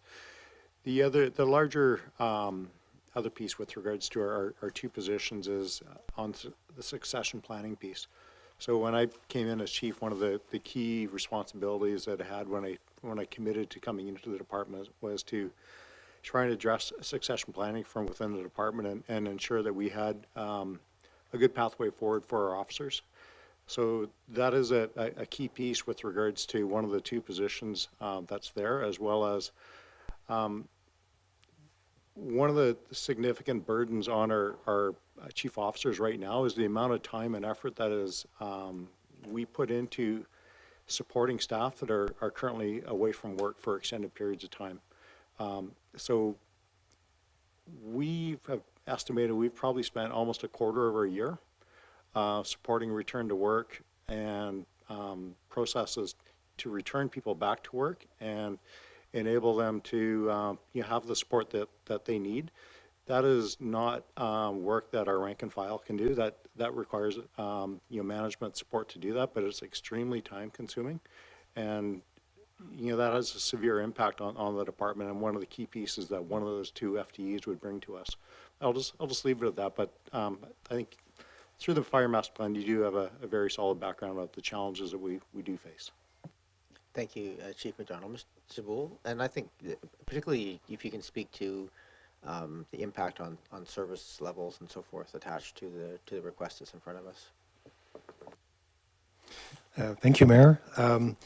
Yeah, I think looking at the question, would reduced staffing funding overall affect, in this case, my area, for example? I think it's twofold. So part of the ask in my department, or the need in my department, is related to projects, although that's a smaller portion of the full ask. But yeah, so less available funding would affect the ability to make sure we have enough inside staff to support the different projects and the consultants that would be working on our major projects. So that would be an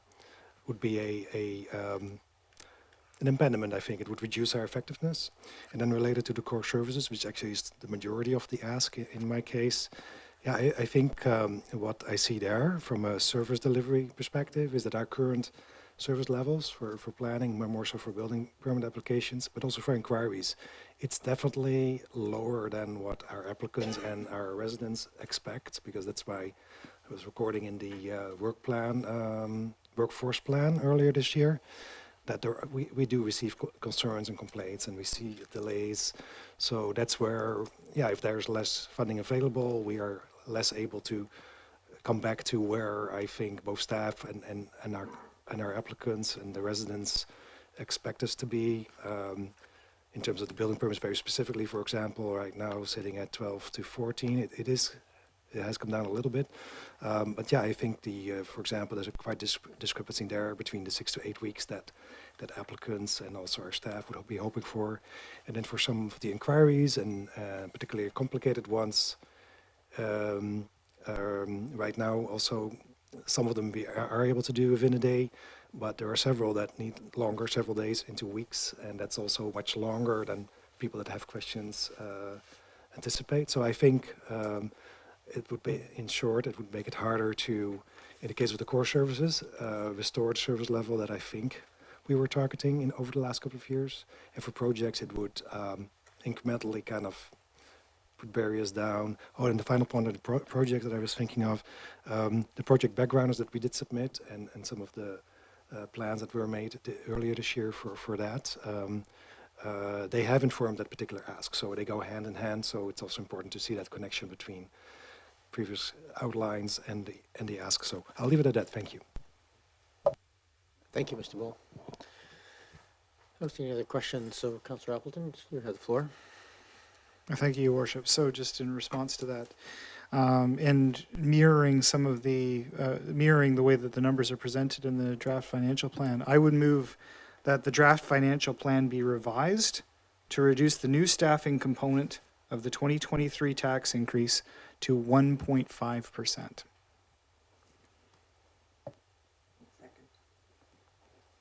So moved and seconded. So just for those following along, the plan that's in front of us right now is 2.54%. So this would essentially take off, 1.04% of that at that increase. I'm going to ask the question of Mr.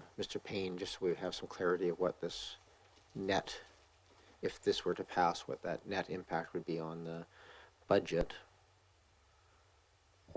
Your Worship, can I confirm it would reduce it?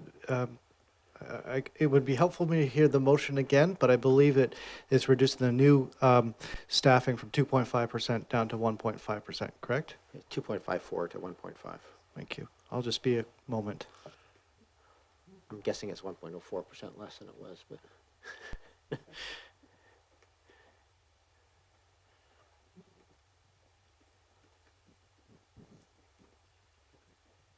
So, Councillor Appleton, well, it's just that number's being worked out. Just for clarification, this is not directing that to any specific area. It's just the total amount being asked to be reduced. Yeah, that's correct, Your Worship. Okay, thank you. And if I can motivate to that when you've had, Yep. when you so direct. So, Your Worship, I believe that would bring our total tax increase down to 9.17%. Thank you. Go ahead, Councillor Appleton. Thank you, Your Worship. And I guess speaking to this motion that I've presented, very much presented in the mode of responding to staff's interest to not target individual positions. I'm very much in agreement of that, to try to reduce the overall tax burden and respond to a very challenging year in terms of tax increases. I want to be clear that, I hear really clearly from staff as far as the effects on, I don't doubt for a second that the tasks and the assignments that are proposed for the staffing increase are justified and necessary.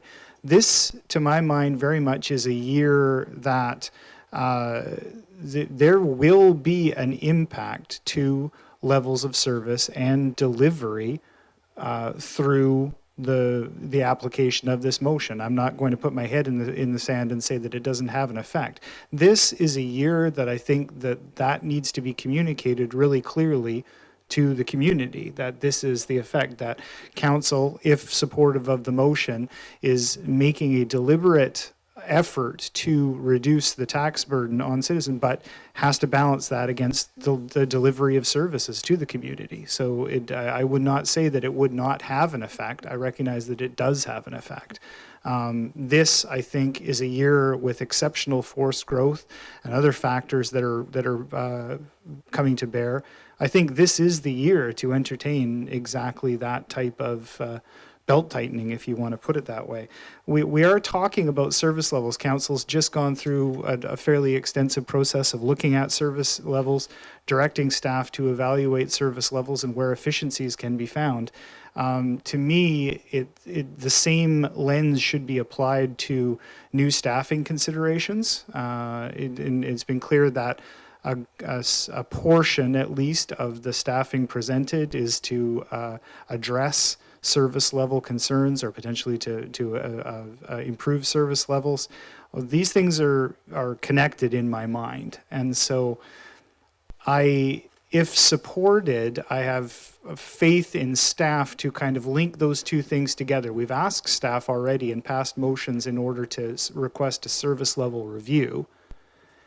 If there is a reduction in the level of support for staff or the staffing component, I have faith that when staff come back, that they will link those two things together and really clearly associate, will make decisions with respect to staffing, and then will be able to really clearly describe what the effect on levels of service is. So those two things, I think, are connected together. And again, Your Worship, I would just really encourage council in a very challenging year in terms of inflation, in terms of forced growth, in terms of the effect on individual households in the district, to really cast its mind to all aspects that we could reduce the tax burden this year. And what I think is important to mention is that this does not constitute a hard stop on any given position or any given capacity. If I hope for a better situation in 2024 and beyond, where we can revisit some of these things and we can cast our minds back to the service level discussions piece and say, now is a time where we're better situated to make these staffing improvements. I certainly hope for better in the future. This is a very challenging year, and I think we owe it to the community to try to find those improvements in the tax rate. Thank you, Worship. Thank you very much. I have Councillor Green and then Braithwaite. Yes, just a question on the motion itself, the wording. That last sentence, I'm just wondering if it should actually read that the draft financial plan be revised to reduce the increase of the new staffing component of to reduce the increase of the new staffing component by 1.5%. It doesn't, to 1.5%, it's not making sense to me, sorry. Okay, well, just perhaps I'll get Mr. Councillor Appleton to reread his motion. Yeah, sorry. Thank you, Your Worship. I think it's the same words, but maybe with a slight tweak. What I had said was that the draft financial plan be revised to reduce the new staffing component of the 2023 proposed tax increase to 1.5%. To reduce the new staffing component of the proposed 2023 tax increase to 1.5%.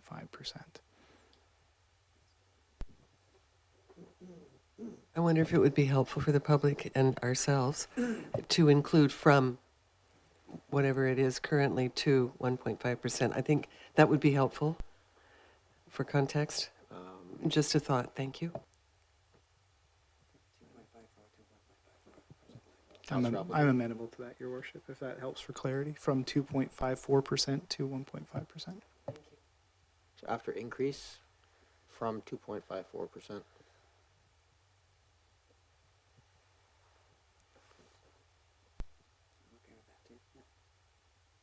Thank you. You've made the motion and spoken to it. Go ahead, Councillor Braithwaite. Thanks so much. Yeah, I agree with Councillor Appleton. It is really a challenging year.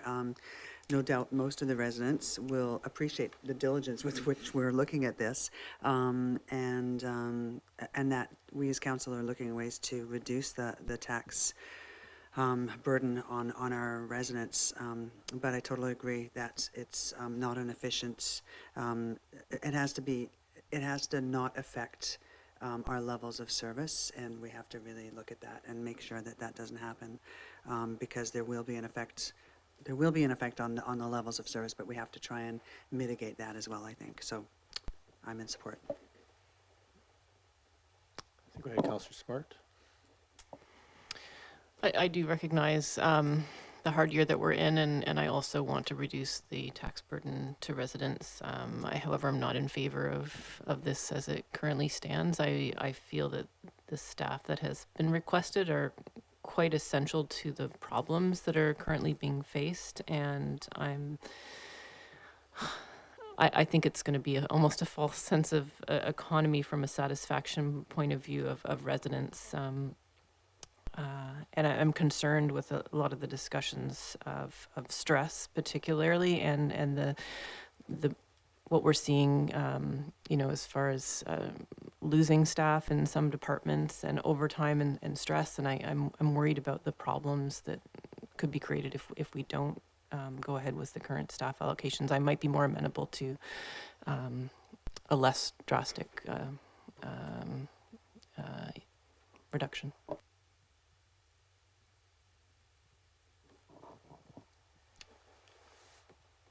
I don't see other hands, so I'll just speak to the motion. I don't, this is a difficult one because there's obviously no right number on this one. I will say there are many jurisdictions, and we just had a very long budget meeting at the CRD yesterday, struggling over smaller increases than this.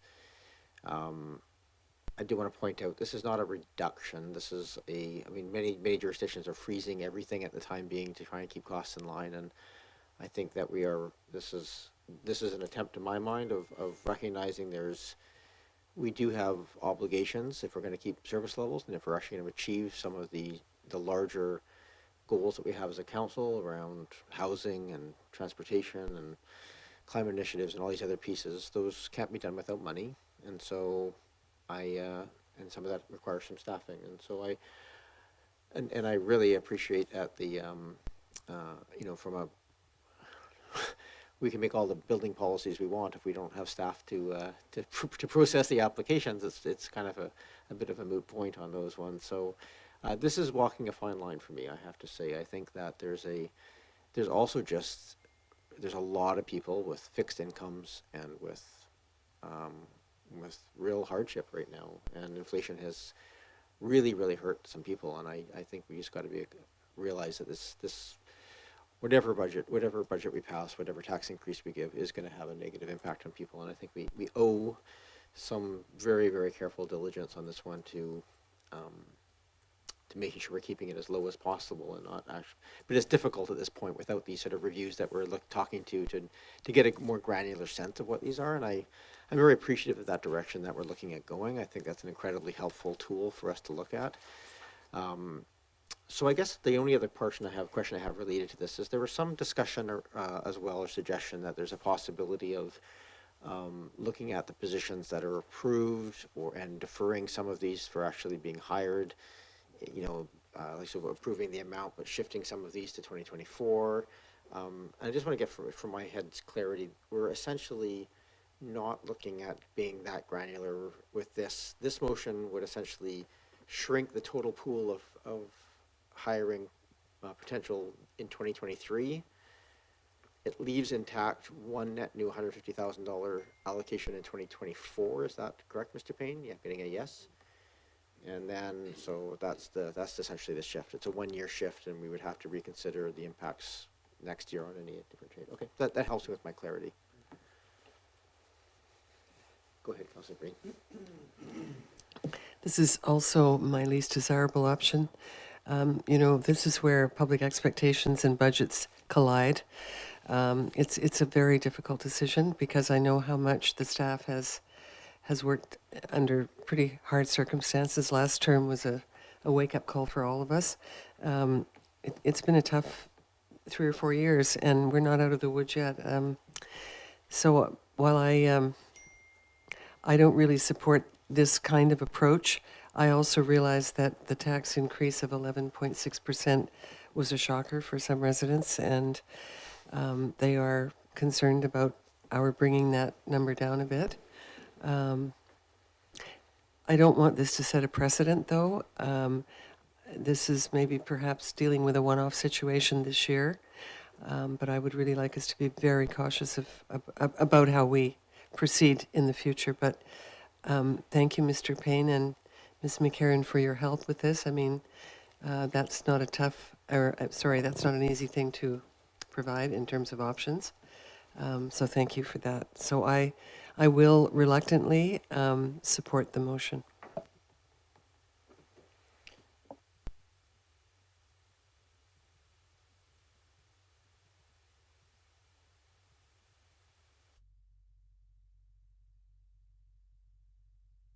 And then so with this, if this passes, we're down to 9.18%. Is that what you said, Mr. Paine? Approximately 9.18%. Okay, thank you. All right, seeing no other discussion, I'm happy to call the question. All those in favor? Pardon me. Oh, sorry. My apologies. I didn't grab a seconder. Councilor Braithwaite. Thank you very much. Yeah, thank you. It was, yes. We'll be more articulate. Thank you. All those in favor? And those opposed? I have Councillor Smart opposed. That does carry. I'm going to just remind everybody we're going through an incremental staging here, right? So we're moving motions on these various pieces. At the end of it, we'll have a more consolidated piece. Back to you, Mr. Paine. Actually, before we go on, because there's still, is there any other? Because we talked. This was essentially the way we dealt with staffing, was looking at the percentage and dealing with that. Is there anything else that staff feel we should still have on the table for staffing? And then I'm going to turn to council and see if there's no. Anybody from council wish to address anything else in terms of the deferment questions or other pieces that were there? Okay, thank you. Please continue, Mr. Paine. Thank you, Your Worship. So you may recall there were other tax decrease options from last week. I haven't addressed those in any further way. I didn't see support for it, so I haven't put resolutions on there. So my assumption is moving forward that the tax increase question has been solved unless council tells me otherwise. Mr. Paine, can you just remind us what those three were? Yeah, of course. Oh, actually, maybe before we do that, I'm going to just invite the public to speak. I meant to do that a bit earlier. We got delved into a conversation. So if any member, nobody's raised their hand, just for the record at this point. So I did ask people to do that previously. If any member of the public wishes to address council, this is a time to do that. You just hit the 1855 number and hit *9. That is *9, not #9, *9 to raise your hand, and then we will take your questions. Given that I'm just making that call, please do that if you want to speak to us. I'll leave that option open for the next 5 minutes or so. In the meantime, I'm going to go back to Mr. Paine to show us the other options.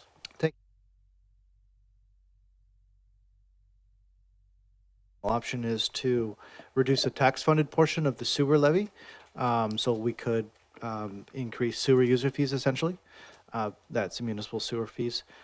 As a representation, $150,000 shifted away from property tax funding for utilities and into utility funding would be a 10% taxing or 10% utility increase. So that's about 0.5% tax savings for 10% utility, about $20 per average. Mr. Paine, just for my clarification though, didn't we set the sewer utility levy fees already, or does that, because it comes on the tax bill, it's still changeable?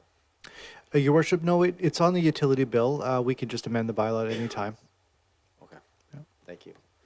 Councillor Braithwaite? Thank you. And just for my clarification, if it's if a shift of $150,000 would be an average $20 per household, what would $150,000 in, no, I might be answering my own question. That's a $20 reduction in the, like $374 a house or something like that, right? Exactly. Okay. Okay. Yes, it's essentially the same decrease that someone would see in taxes that they would see in a utility increase, but the mix of how they get charged is different based on consumption, based on the assessed value. So it's like a little curtain that goes down and up and goes, it's over here now, and now it's over here. that's municipal finance in a nutshell. Council could also direct staff to use I'm just COVID. going to go to the question of Councillor Smart.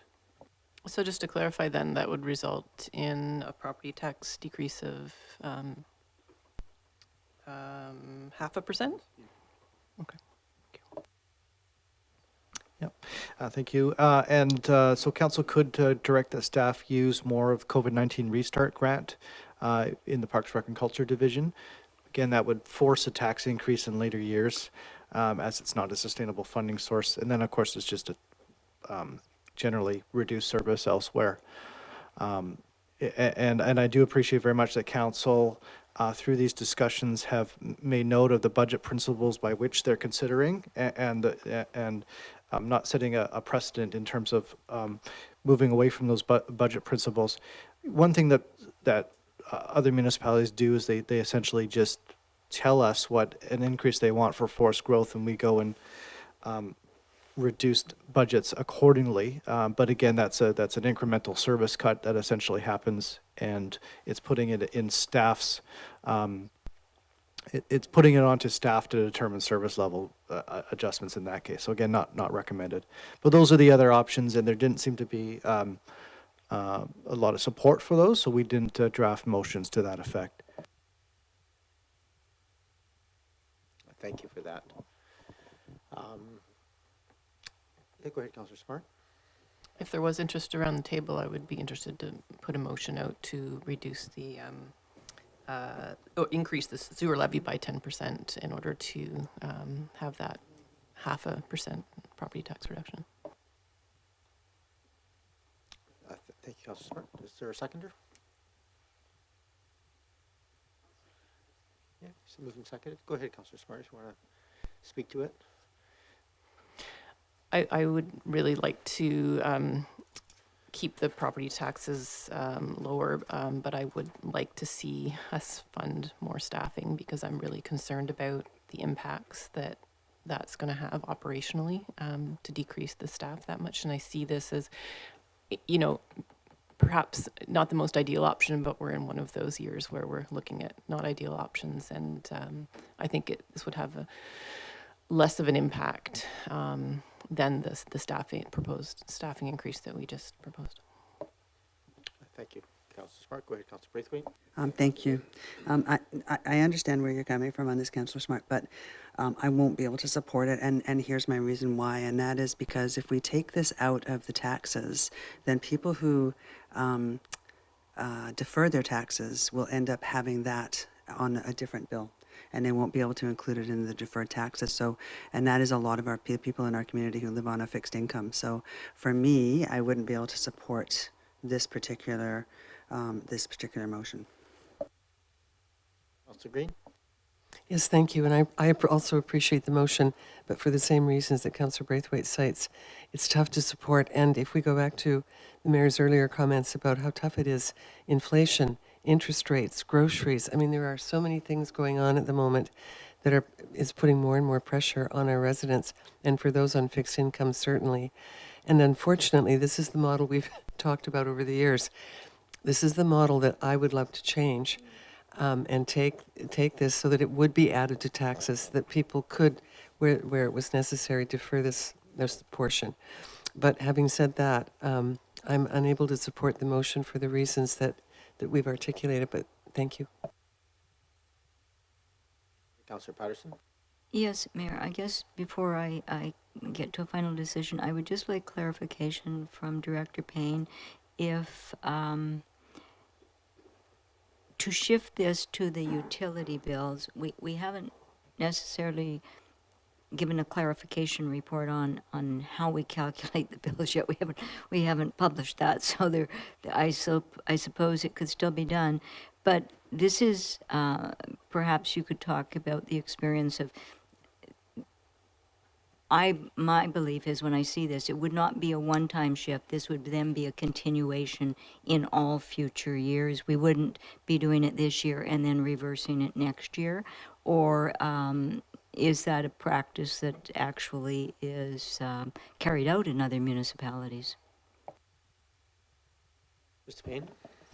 Your Worship, we would bring back rates next year, but we would always presume that the funding formula that Council has most recently approved is what you want to see next year. So it becomes a permanent shift unless Council directs otherwise. There's all sorts of funding options available to Council. It could be 100% utility funded in this case, 100% property tax funding, and the utility funding can look like all sorts of different things. So there's, we would like to bring forward a report in general, despite the budget deliberations outlining utility funding structures for Council consideration. We have Mr. Rennick in the house. Thank you, Your Worship. I wanted to add a piece of information that I thought might be useful context for the council while they're deliberating shifting a portion of the burden away from property tax and onto the sewer utility.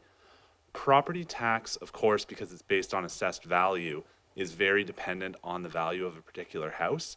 But because the sewer utility rate is based on consumption, it's fairly even across the board. So that is one consideration, that while on aggregate, Director Paine is correct that you are taking one lump of money out of one place and getting it from another one, the impact would not be felt the same way. Essentially, properties with larger assessed values would end up with a savings because the sewer consumption tends to be more even across the board. Thank you for that, Mr. Rennick. We have, any other questions or comments? Go ahead, Councillor Patterson. No, I really do appreciate Mr. Rennick bringing forward that commentary, because I think it puts the matter into the context that we need to consider it by. And with that understanding, unfortunately, I will not be able to support the motion. Thank you. Thank you. I'm happy to, go ahead, Councillor Appleton. Thank you, Your Worship, and I just wanted to take the time to speak to the motion. And actually, the structure of the utilities in this way, as you know, as Council is well aware, has been gone back and forth and been a subject of much discussion.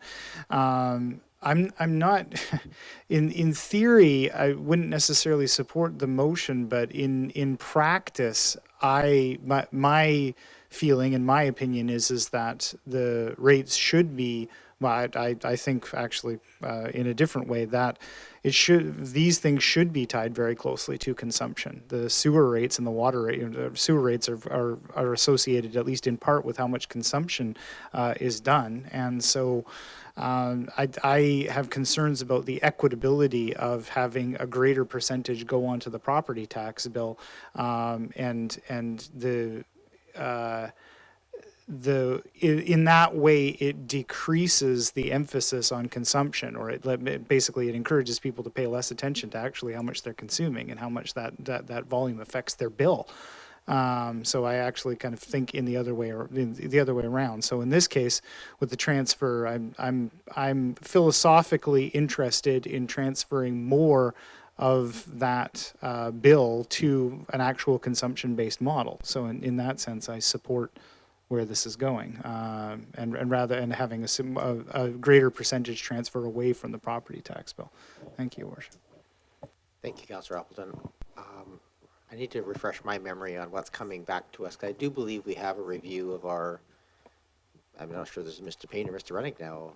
We do have a review coming back, I believe, of these fees and services allocations. Is that correct, Mr. Paine? Yes, Your Worship, it's a joint project that is looking at utility rate models as well as utility processes in the organization as well. And is that coming back this year? Is that the intention? Yes, Your Worship, I was hoping last fall. So as soon as I can this year, absolutely. Unless we cut the budget too far, then we won't have any people around here yet. Fair.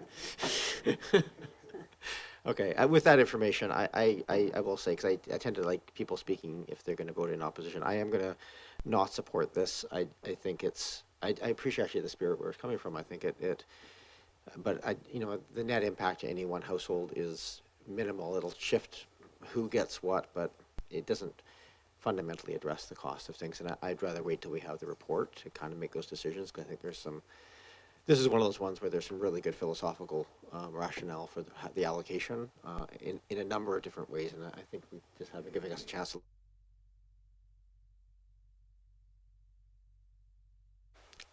I understand if that's the will of the council that they want to do it, because it certainly has that impact. Go ahead, Councillor Smart.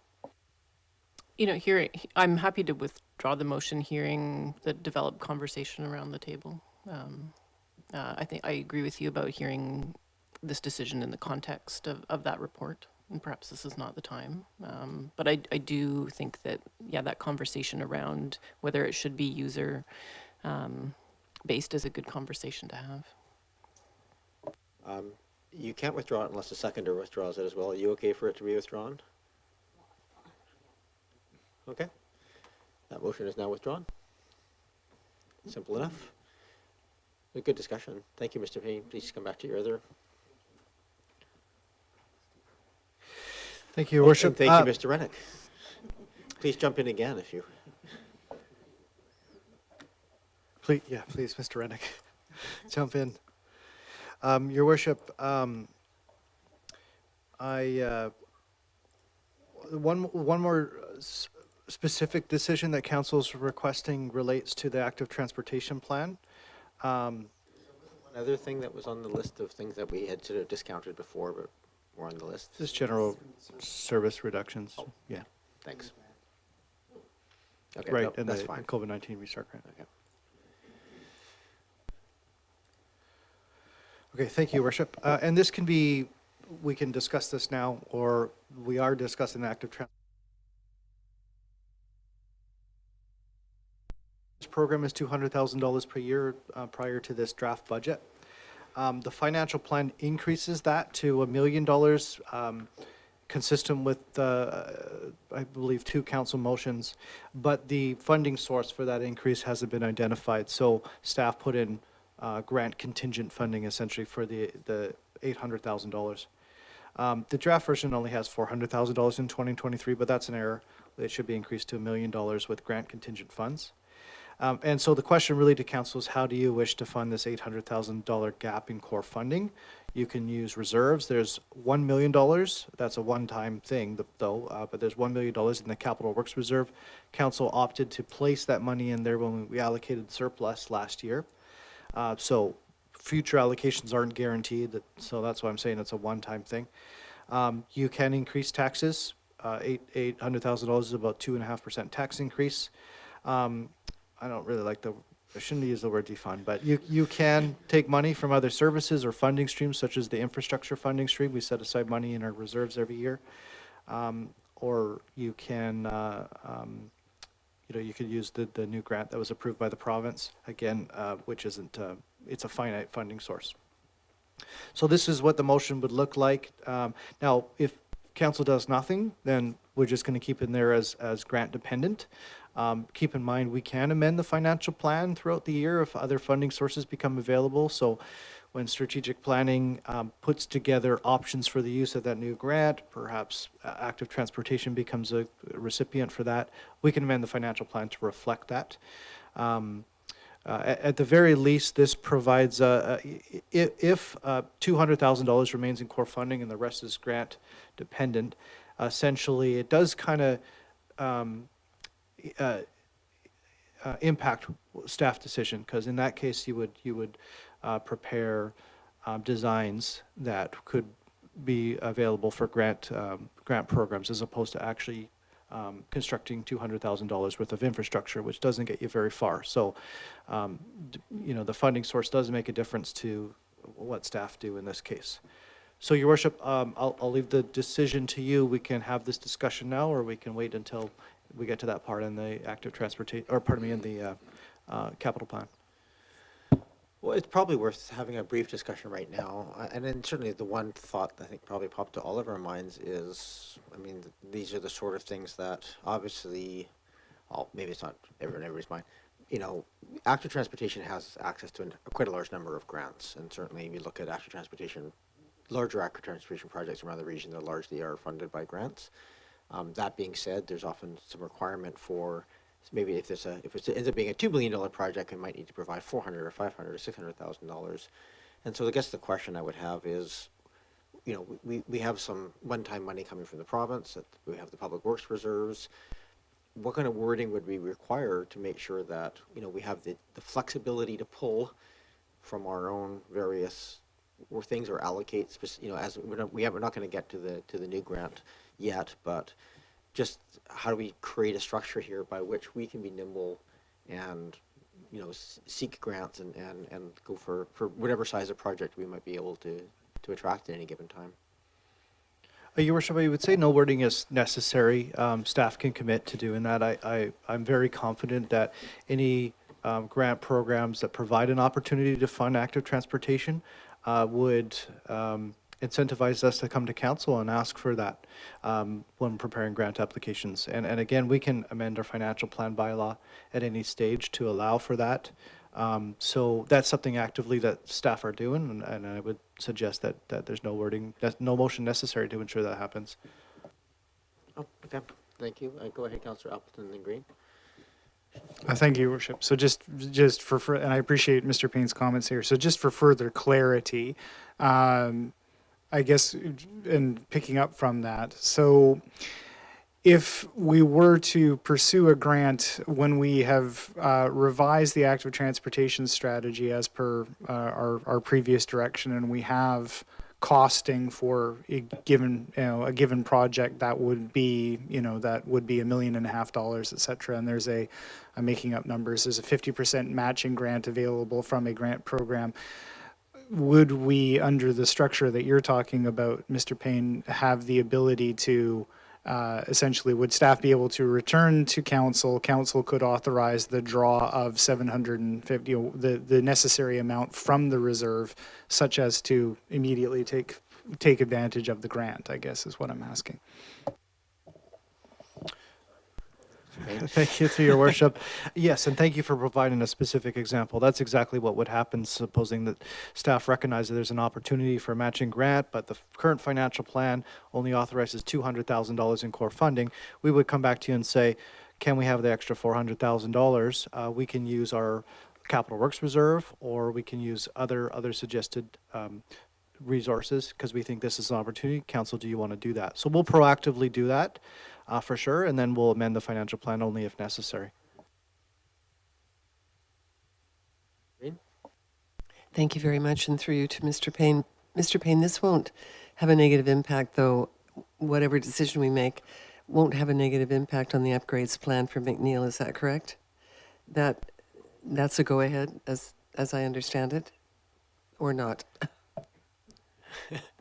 Well, you're on the hot seat there, Mr. Paine. Thank you, Worship. And luckily, Mr. Rennick has shown a lot of enthusiasm to answer questions today, so I could defer that to him. Why don't we welcome back Mr. Rennick? Thank you. I really should have my own microphone tonight. That program, because it was directed by council in 2022, is already part of the core program in 2023. You don't have to authorize additional funds for that project. That's already taken care of. That's a great answer. Thank you. Councillor Smart. Thanks, through you, Mayor. I noted that some of the available grants only fund 60% or 70%. So I'm just wondering how that might play out to, potentially if we do end up using our full budget, if we don't have enough core funds to sort of utilize, because there isn't always an 80% grant. And I'm just wondering how that might play out in a particular situation. Would it be that work would not happen, or would staff come to council and say, we need more core funds? Go ahead, Mr. Paine. Your Worship, that's another good specific example we can use. Supposing that there was a project for $1 million, we have core funding of $200,000, but we're expected to provide 40%, so we need another $200,000. We would apply for the grant, come back to council and say, here's options for the additional $200,000. We can go use our capital works reserve, or we can use the new grant that's been provided. And we just wouldn't let opportunities go by without checking in with council. Thank you for that. So if we don't make any motion here, that will continue the pieces. Well, let's deal with the capital pieces, and if there's maybe some desire to shift or allocate some of the capital pieces. Oh, sorry, go ahead, Councillor Appleton. Well, thank you, Worship, and I'm in favor. I appreciate staff's guidance on this, and that's great, because what I've always been hoping for around active transportation is to not let any opportunity for a grant go by for the sake of not having the direction from council to commit our own funds to it. If it is if we need to provide 40%, we need to, be ready to provide that 40%. So that's very important. This is a key big move for me. I guess I would just say we're looking at that refresh and that revisit of the active transportation plan. It's going to come back with more detailed designs. It may be at that. What I'm concerned about is moderate concern, but then maybe we can work around it. But is there also the ability to let's say that refresh at its current level of funding comes back and only so much detail is provided, and we haven't gotten to shovel-ready projects with the level of funding that's currently allocated.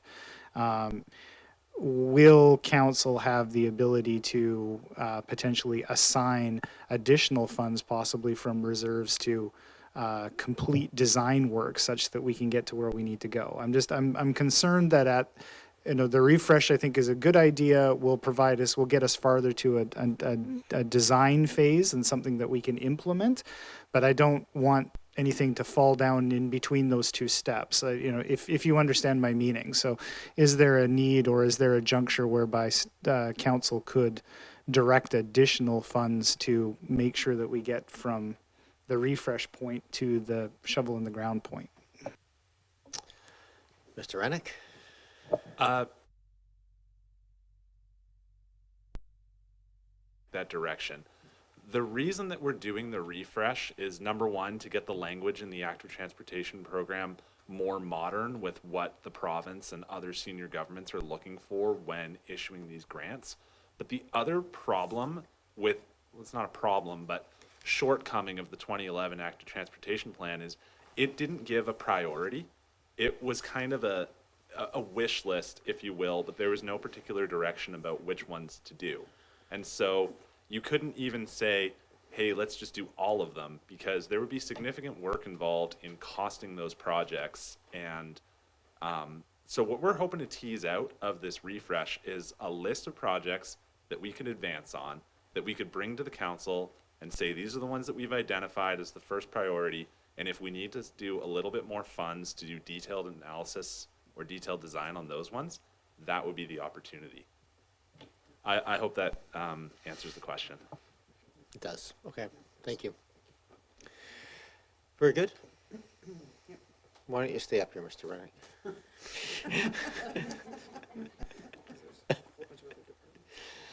So we're gonna, just for the record, I've been keeping an eye on our intake piece here. I have seen no hands raised or any phone calls coming in indicating they wish to address council. So I'm going to sort of close off the public input portion of this, and we'll just continue on with the rest of the balance of our meeting.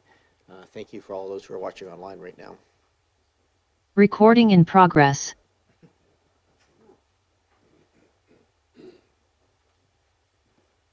Okay, Your Worship, if council's prepared, I apologize. I had my head down. Are we prepared to look at the capital budget? Yes, please. Thank you very much. So we'll begin with the Corporate Administration Capital Plan. It's on page 165 of the agenda, which is page 99 of the financial plan.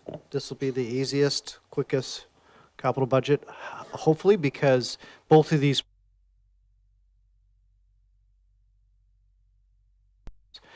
and so if it pleases council, my strategy for going through the capital plan is really to highlight any changes to the financial plan. So we'll talk about any additions to the years 2023 to 2026 and then the 2027 years. So for that reason, I really have not much to say about this. Unless there's questions from council about the corporate administration, we'll talk about finance. We'll move into finance. Page 165 of the agenda, page 99 of the financial plan.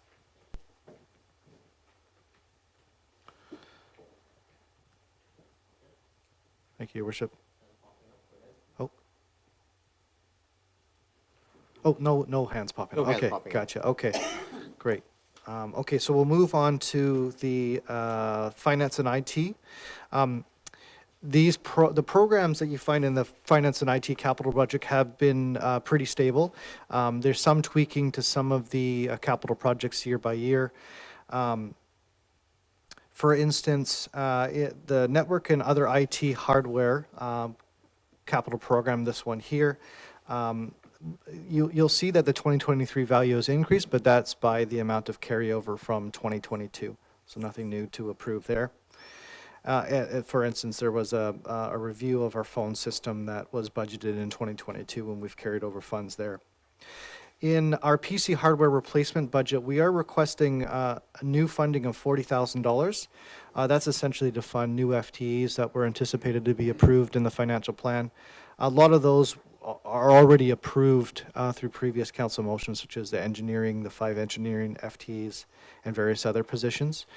So the new $40,000 is being requested. It'll be funded from reserve, which means that we'd be drawing down at a reserve at a faster pace than what was anticipated in the 2022 plan. So, Your Worship, that's really the only change to the capital plan for the finance department. So if council doesn't have any questions about that, then we can move on to one of the more lengthy capital plans, which would be facilities. Are there any questions on these items? Okay, please continue, Mr. Paine. And by all means, if people want to come back to this later, we can do that as well. But go ahead, Mr. Paine. Yeah, thank you. Your Worship, we're going to invite Mr. Graham to come up next to me. Thank you. And we will discuss the facilities capital plan, which can be found on page 168 of the draft financial plan. 168 of the agenda, which is 102 of the draft financial plan. Now, as you can see from this from this capital plan, the facilities capital plan has been significantly expanded since the previous year. You can guess why. So this gentleman is sitting next to me now, and his portfolio has been quickly filled up. And you'll notice that some of the projects that were indicated in other budgets have been consolidated here. Now, that doesn't mean that all facilities functions have been consolidated in this one department. Really, essentially, what they represent is work that was not previously assigned to anyone. And now, with a new program manager of facilities and asset management, we've been able to assign that work. I will note that not all of these projects on this list have been prioritized into Mr. Graham's work plan. Otherwise, we would need a couple Mr. Grahams, even though he's one of the most efficient employees that I've had the pleasure of working with. So that work plan prioritization is still underway between senior management and Mr. Graham's portfolio, but this does establish funding for the projects that are envisioned here. So let's talk about some of these things. The first project at the top there is a Public Works yard improvements for $150,000. That is a new addition. Superintendent of Public Works provided some of the pictures of what that would essentially pay for, which is structural improvements, structural repair to some of the Public Works yards that's needed. The second capital project there is Public Works heat and air exchange for $45,000. Currently, the heating system there is at the end of its useful life. So this would be a life cycle replacement of that, but would also provide air conditioning. The third capital project there, which is the new capital project, would be the recycling yard fence improvement. This is really in response to a lot of complaints that Public Works Yard has received and Council has received about the noise there. So this would hopefully mitigate some of that as well. And that's essentially what's happened there. The fourth capital project there is the park's roof. That has already been taken care of, actually. So there was some emergency repairs to the park's roof that needed to be taken, added drainage and added insulation as well. The marina funding that you see in the next line item is very status quo, but it's unlikely that we would spend that funding without certainty in terms of how that land would be used. Most of that would be structural repairs to the facilities that are there and the infrastructure that support those facilities. Again, that work has not been assigned, and if it ever was assigned, it would be through council direction. Next, you'll see in the financial plan here, feasibility study for the fire hall and police station. So that's directly out of our facilities master plan, and that would begin the work to provide options to council for a protective or public safety building replacement and construction.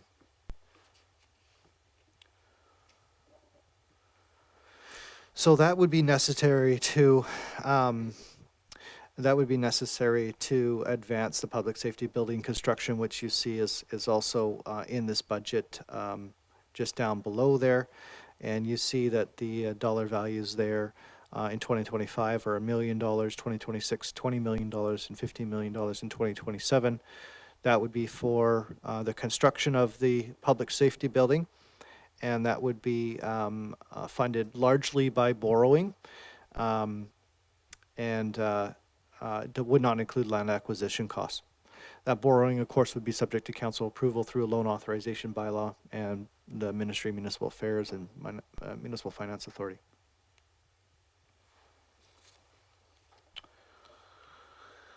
The next item, which is again a new capital request, would be the fire hall heat pump.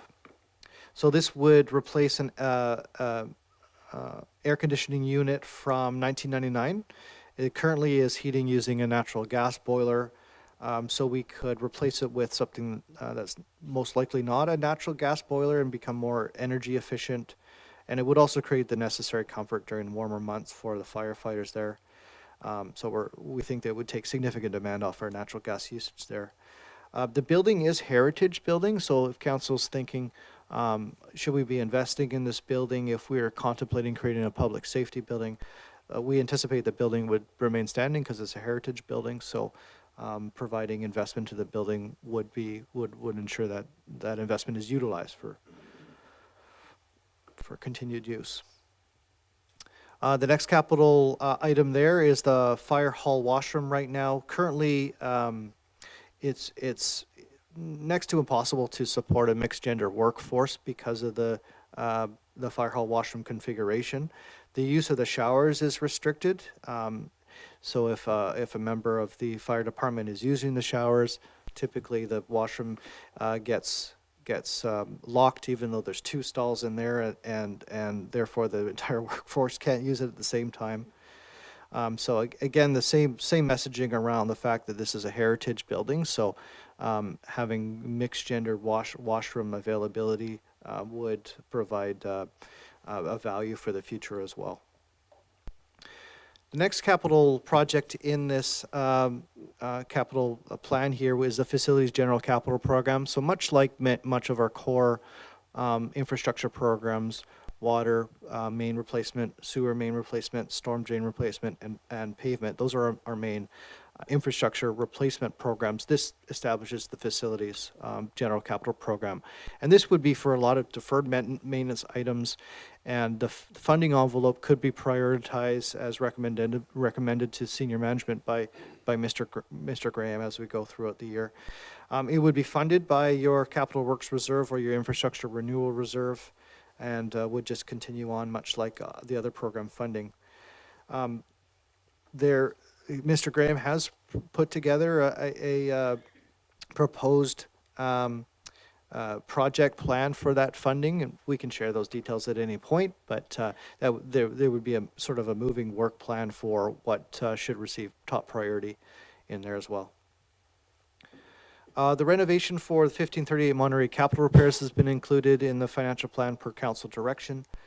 So you should be familiar with that. And we've also integrated all the other feasibility studies that the facilities master plan recommended. So that includes the Todd House feasibility study, the Monterey Apartments and Library Recreation Centers feasibility study, Public Works building feasibility study, and other feasibility studies that are due at the end of the capital plan. Again, we don't anticipate that the majority of those feasibility studies will be conducted in 2023 or even begin in 2023.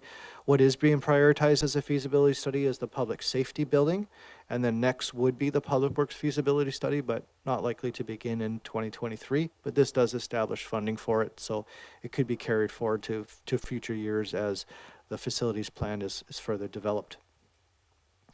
So, Your Worship, that concludes my brief presentation. As I mentioned, Mr. Graham is here to answer any detailed questions you have. Thank you for your time. Thank you very much, Mr. Paine. That was a much bigger one. Any other questions, Mr. Paine, on those items? Go ahead, Councillor Appleton. Well, thank you, Worship. Yeah, a couple of questions. And this is much appreciated. This is a great new component. The Facilities General Capital Program, as you mentioned, sort of bit of a moving target and various different exigencies there. But I guess Facilities General Capital then is everything which is not a parks facility or the protective services buildings. Do I get that right? Or what facilities specifically are captured in that capital program? Your Worship, I'm happy to answer, and of course Mr. Graham would be valuable to add comment there. It would essentially establish very flexible funding that could be utilized for whatever we anticipate should be the priority. In general, yes, facilities that you identified have already established facilities programs, Parks, Rec and Culture, for instance. I would point out that the Parks buildings, however, don't have as developed as a facilities program as a recreational component of PRC. So, for instance, there is some deferred maintenance that Mr. Graham has identified at the Windsor Pavilion that would need to be done that hasn't been anticipated in the Parks, Rec and Culture Department. So it could be a bit of anything, but would largely concentrate on things that don't have established facilities programs at the moment. Add anything? Welcome to the meeting, Mr. Graham. Thank you very much. And through your worship, we're trying to take a team approach. So as this position develops, I'm being careful not to empire build it, but work with other teams as to what things are missing. I am concentrating on typically life safety first, items like that would be covered, public health, and then call it risk management, asset protection, roofs, the Windsor Pavilion, for instance, the patios have been identified as they are leaking. into the finished space below, so we would want to protect our assets. And part of that is reducing what's called the Facilities Condition Index, or I should say improving it, improving the conditions of the buildings, which would also include sustainability and climate initiatives that we can incorporate as we do, like heat pumps, improving those performances. Councillor Appleton? Thank you, Your Worship. And if I recall, in the general capital program, as Mr. Paine started off by saying, this is now consolidated into one place, which is where it belongs. But I think that we had a line item, correct me if I'm wrong, maybe I'm incorrect, but I feel like there was a line item for facilities maintenance generally buried into a different budget in the past. It was not to this extent, but it used to be buried in another budget and had a significantly lower budget. Is a budget number associated? Is that correct? You might not be able to. Your Worship, last year we had a $50,000 facility contingency in both the facilities program and the Parks, Rec, and Culture. So basically 100 between the two. That sounds about right. Okay, one more question, Your Yeah, go Worship. ahead. Thank you very much. Thank you for that. I'm really pleased to see a line item developing here for the Monterey Apartments Library Recreation Facility Study. You know, I'm putting on my library board chair hat here. Is I'm sure Mr. Graham is aware the library itself has a facilities master plan, which prioritizes the Oak Bay Library replacement quite high on its list of priorities. So I'm really pleased to see us taking that under advisement in our own planning. The plan from a couple of years ago estimated about a 10-year time frame for, that's an estimate for replacement of the library. So I'm just pleased to see that. I'm sure Mr. Graham's made reference to that facilities master. I'm sure he's got more than enough to read, but I guess I would just bring it up in this context that council as a whole, you know, that's one line item here, but council as a whole, as we just received a presentation from the library today and talked about how significant a facility it is, just wanted to remind council that the GVPL's own facilities plan actually has our library as one of the top candidates for replacement. So just figured I'd make that point. Thank you, Your Worship. Thank you very much, Councillor Appleton. Councillor Green? Thank you, and through you to Mr. Paine and Mr. Graham. Thank you very much for this report. It is a long time coming to Oak Bay, and I remember when we moved back to Oak Bay in 2011, the first thing I heard was, oh my gosh, all the buildings. So I think this sets out, you know, it kind of helps to resolve the puzzle around all the needs that are there. And when you talk about life safety first and public health, I think of staff and the public, you know, together, particularly for the fire hall, the gender issue around washrooms and public works and their tremendous limitations. So thank you for that, and it's a great report. Thank you. Great, except for the dollars, yes. Councillor Patterson? Thank you, Mayor, and through you to both Mr. Paine and Mr. Graham. It is nice to finally see the list of these things treated as what they should be, and that is the total picture of the facilities. I'm sure it'll be a work in progress. This is early days, but the recycle yard fencing, it does say it's going to be upgraded to a sound dampening concrete fence, and that the retaining wall would have to be rebuilt.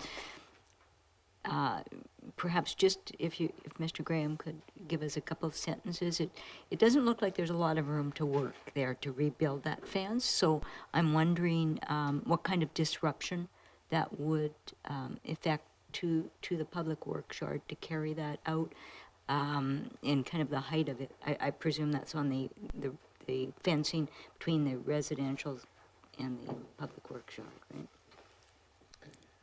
Yeah, and I might just add to that question, because one of my questions was just, we do get a lot of complaints, and just what's the confidence level that the cost here and the design is going to effectively address those complaints. Go ahead, Mr. Paine.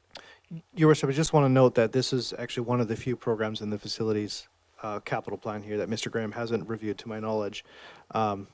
little bit, but it was one proposed by the Superintendent of Public Works, who is here, and most likely could answer those questions. Yeah.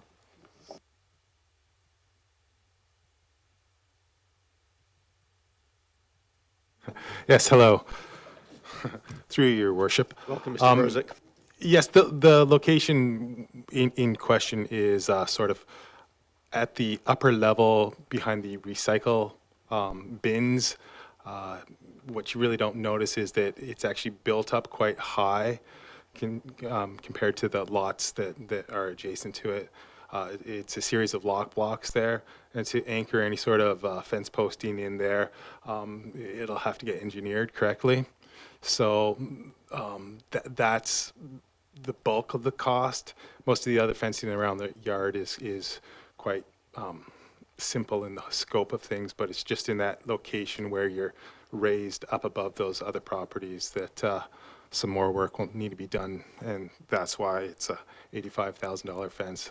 Initially, a couple years ago when we started looking at it, we were thinking around $25,000, $30,000, but because of the complexities of that location, it's more. Mr. Brozick, go ahead, Councillor Patterson. We have to stay there for a second. Just to follow up to that, I know how much the public does enjoy our the recycling and the public works yard, and it's a pretty busy place. Would that close the facility for a period of time while the work was completed? Brozick? It is a very small space. We try to do a lot with that very small space. We probably would need to close it for a short period of time, but there's other things that could be done as well with that closure. There's asphalt that needs to be repaired. Other of the bins which are rusted away. That's part of the other ask of the $150,000. So I think if we time it all together and choose a period of time where it's the least impact to residents coming into the yard, we could probably minimize the impacts. Thank you, Mr. And Brozick. closures. Thank you. Oh, go ahead, Councillor Patterson. Thank you for those comments. When I look at the fire hall and police station, of course, it's out in 2026 and 2027, and these are the costs of buildings, and so the life cycle costs have not yet been factored into the budgeting process with these, and would need to be factored in. Perhaps it's a little bit of crystal balling, but I'm just wondering if, with new facilities, if the life cycle cost for the new facilities would significantly increase. I'm assuming the technology would be greater, or would it be somewhat of a break even because we're doing considerable repairs and maintenance on the existing structures that might not be necessary if the buildings were replaced? Mr. Paine?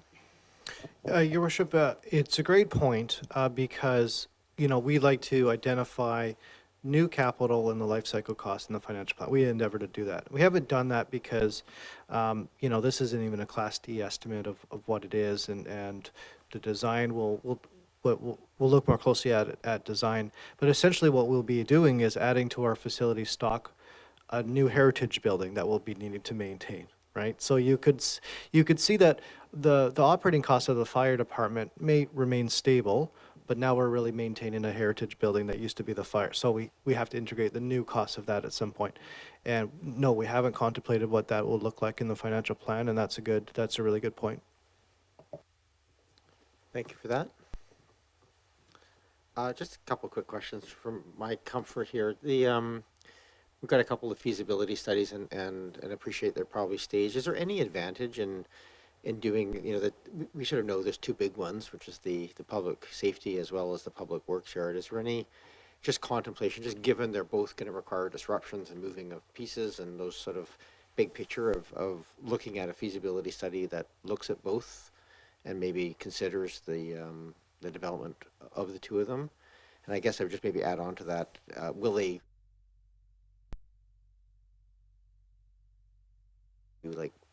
additional housing above or something else that might, do we have any, will those options be brought back to council to look at ways of reducing the actual cost to taxpayers in those designs? To your worship, there are a lot of, I hate to use the word synergies, but there are a lot of benefits to combining both of them. They both have very, very similar stakeholders. They're both close to Boker Creek, and I'm talking Public Works and the Fire Hall, Protective or Public Services. And same stakeholders, and both are critical services. So I'm already in my head planning on doing them in lockstep together. In any feasibility study, there are multiple options proposed in the early stage. I might call it a concept planning stage, where multiple options are proposed, including do nothing option, which of course is not something we want to do, but it's an option considered. And then options above, a public safety fire hall with residential above is probably not a good mix, but there are other options that we can be looking at. So we would, as part of stakeholder analysis and those sort of options, gather all the ideas and then start to filter them out. Very good, thank you for that. I will need to go to committee and ask for a motion to extend. I'll move to extend to 10 o'clock. Till 10 o'clock, moved and seconded, thank you. Any discussion? All those in favor? Any opposed, unopposed? We'll definitely try and get it here by then. Thank you for that answer. And my other question was already answered, so I'm good to go. I don't see any other questions on this matter. I guess on that facilities general capital program of the $400,000 per year, that'll just, I'm assuming that over time that'll get fine-tuned as we sort of doing our pieces and look at that. And is that intention that, because we're putting money into capital replacement writ large as part of our planning, is this going to ultimately be considered part of that program, or will facilities be kept separate in that sort of funding stream? Mr. Paine? Your Worship, I would regard this program more as a capital maintenance funding stream. Not a, $400,000 won't get you much building capital replacement. There could be some larger projects contemplated under there if we needed to prioritize it, or we could increase funding to accomplish that. But it's mostly capital maintenance of components of buildings. That's the difference between buildings and, say, a sewer pipe, is that 4 or 5 different components, all with different life cycles. So you do want to be doing those capital maintenance to extend the full life of the building. That answer. Please continue. Oh, Councillor Patterson and then Councillor Green. Thank you, Mayor. And I think that's fair commentary on the budget line item there with the $400,000 a year. Could we just briefly talk about how the emissions controls, energy efficiency, sustainability of buildings are being considered in this overall plan? Mr. Graham? Through your worship, on all of the planning that we do, we kind of throw a net over of sustainability. If we're redoing a roof, we go with like what's called a high Abila roof to reflect heat. If we're looking at replacing rooftop HVAC units, we would perhaps look at, rather than just replacing a like for like, we'd go with higher energy efficiency or a stage motor startup that would use less energy when it's not required. So short answer, it's a personal mission of mine that every project that I look at is like, what can we do a little bit better in terms of sustainability? So all of those are considered strongly. Thank you. And Councillor Green? Thank you, but my question was just answered. Thank you. Great. Back to you, Mr. Paine. Well, Your Worship, I'd like to move on to the police capital plan, if we're good with that. And, before the chief... if I may, just when we read this final version, the Todd House is just missing an E on the house. Yeah, I saw that. Okay, yeah, just I saw capturing that. Oh, okay, sorry. The chief is already getting up, but I was going to say we have nothing to talk about in the police capital plan because it's already been approved. It's very status quo. But if you have any questions, here's the chief. Are there any questions for the chief? Seeing none, we'll move on to the next item. Chief for chief. We're going to need the other chief. Thank you, chief. Were you going to ask a question? Oh, we do have a question, chief. Is it an important question? Remember what happened last time? It went on for like an hour. All right, sorry, Chief Fisher. We do have a question. Go ahead, Councillor Appleton. Now I feel badly either way.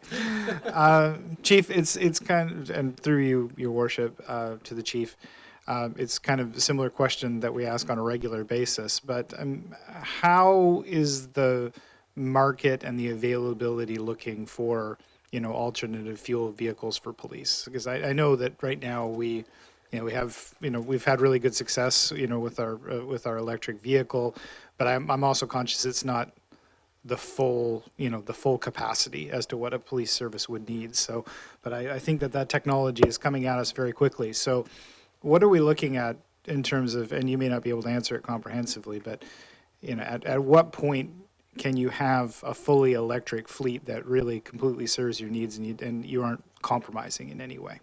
Mr. Fisher. Through your worship.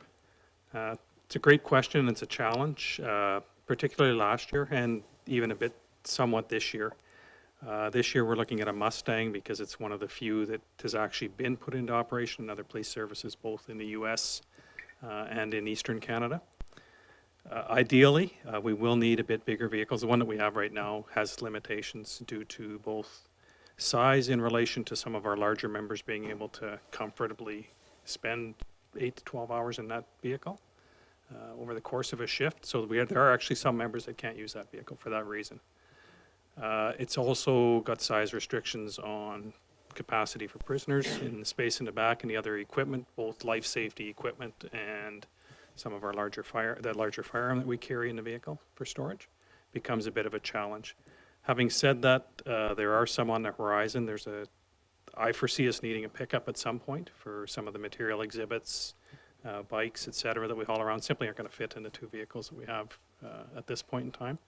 So as we move forward into future years, I foresee that being a need, but there are some on the market now that police services are starting to put into operation. The bigger challenge we've faced so far, and I hope that it won't be as big a challenge moving forward, is around finding fit-up equipment. So the shields and some of the other mounts, et cetera, that we need in the vehicle. Buying the vehicle itself has problems associated to supply chain more than anything. But when it comes in, and this was an issue we ran into last year, being sort of at the front of the pack in implementing the electric vehicle program and moving to that, is that there was a concern among some suppliers that we deal with regularly around liability, et cetera, because a lot of this equipment hadn't been tested. We're actually fabricating or going to companies to actually fabricate the first shield or the first setup in the back, and wasn't a concern we'd really thought about a lot. We knew it would be a challenge in finding some of this equipment, but we hadn't turned our minds to the concern around maybe the liability that some of these suppliers may have been taking on at that time, or that would even come up as a concern. So we are in some cases breaking new ground. It's a country that are starting to take steps down that path as well. I'm not aware of any that have made the commitment that our department made last year around going to a full electric fleet. Some are transitioning more into hybrid because you can get a bit larger vehicle much easier with those packages in place, but that's the path we're on and kind of the plan moving forward. So I do see us coming with perhaps a different vehicle next year when the supply chain is a bit better and there are a couple more options for us. Thank you, Chief. I think the key message there is actually just the question I heard was, what's the plan? And the plan is 100% electric. There's the intention of the board is to purchase no more vehicles that are not 100% electric. So it is proving challenging, but that is this point that remains the goal. Thank you for the question. Any other questions? I have a chance to ask you at the police board, so I don't need to ask any questions. So welcome up our Fire Chief, Chief McDonald. Mr. Paine, why don't you give us a little overview here? Thank you, and I would like to thank Chief Fisher for hanging out with us all 3 nights. Considering the time he spends on the podium, it's much appreciated. So Chief McDonald is with me here. And again, Your Worship, I'm focusing on the changes to the financial plan since the 2022 plan. And I realize, it's a new council, but a lot of the stuff in here it's all life cycle replacement of existing equipment, which is why I don't focus on it a lot. So a couple changes I will highlight. there's been an increase here of, we carried forward the funding that we needed for the fire trucks that are currently under construction. We've added $35,000 to one of them. That amounts to about a 1% difference from the overall $3 million budget. So I'm pleased with that. That's due to some change orders for the specifications as a result. Remember, this budget was established in 2019. So the fact that we were able to fulfill these orders with 2019 numbers, we had good contingency in there with the US dollar and the supply chain, is actually remarkable in my mind. And I credit Chief McDonald for getting them purchased recently and actually, as a result, saving hundreds of thousands of dollars. So I'll just mention that. There is the same budget there for site preparation for the portable apparatus bay. We're going to save that conversation. The council will be in receipt of a receipt shortly about the lease options for that. So we'll save that conversation for there, and that's a status quo budget anyways. And then a couple other small changes. The AED replacement budget, $15,000 inclusion would really increase. It's a life cycle replacement of our AEDs. But we would be expanding the fleet of AEDs from 4 to 5, so just disclosing that to council.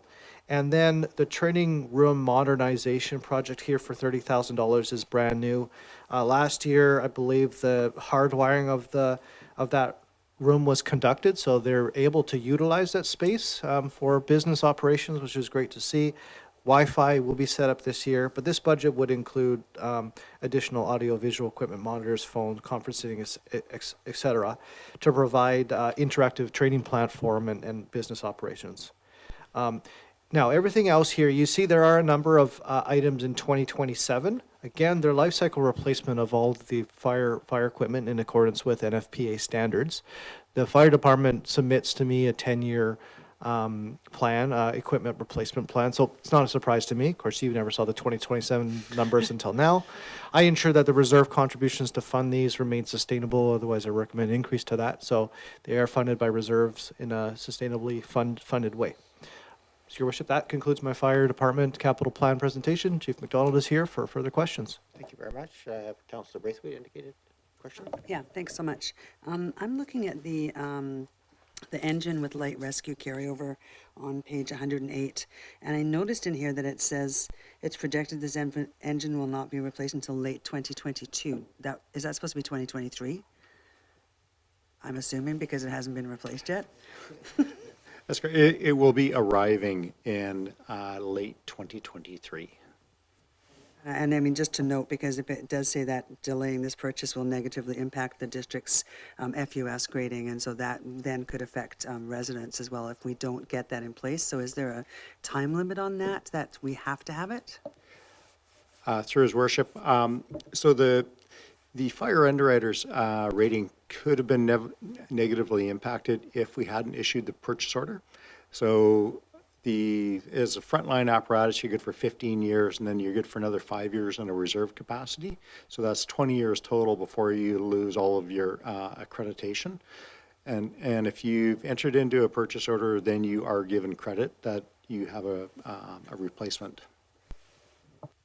And then just one other question, because we're replacing 2 vehicles this year, what's the resale on the old vehicles? Do we donate those to other countries, or because I think we've done that in the past, where we have donated pieces of equipment, or do we sell them, or is there any value that comes back to us?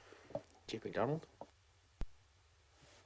Through His Worship, it's a great question, and I think when council authorized the purchase order effectively a year ago, there was that question about what we're going to do with those 2 trucks. So one's a ladder truck that's 20 years old.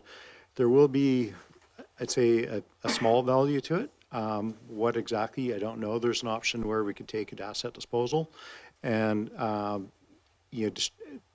dispose of it that way, or we could.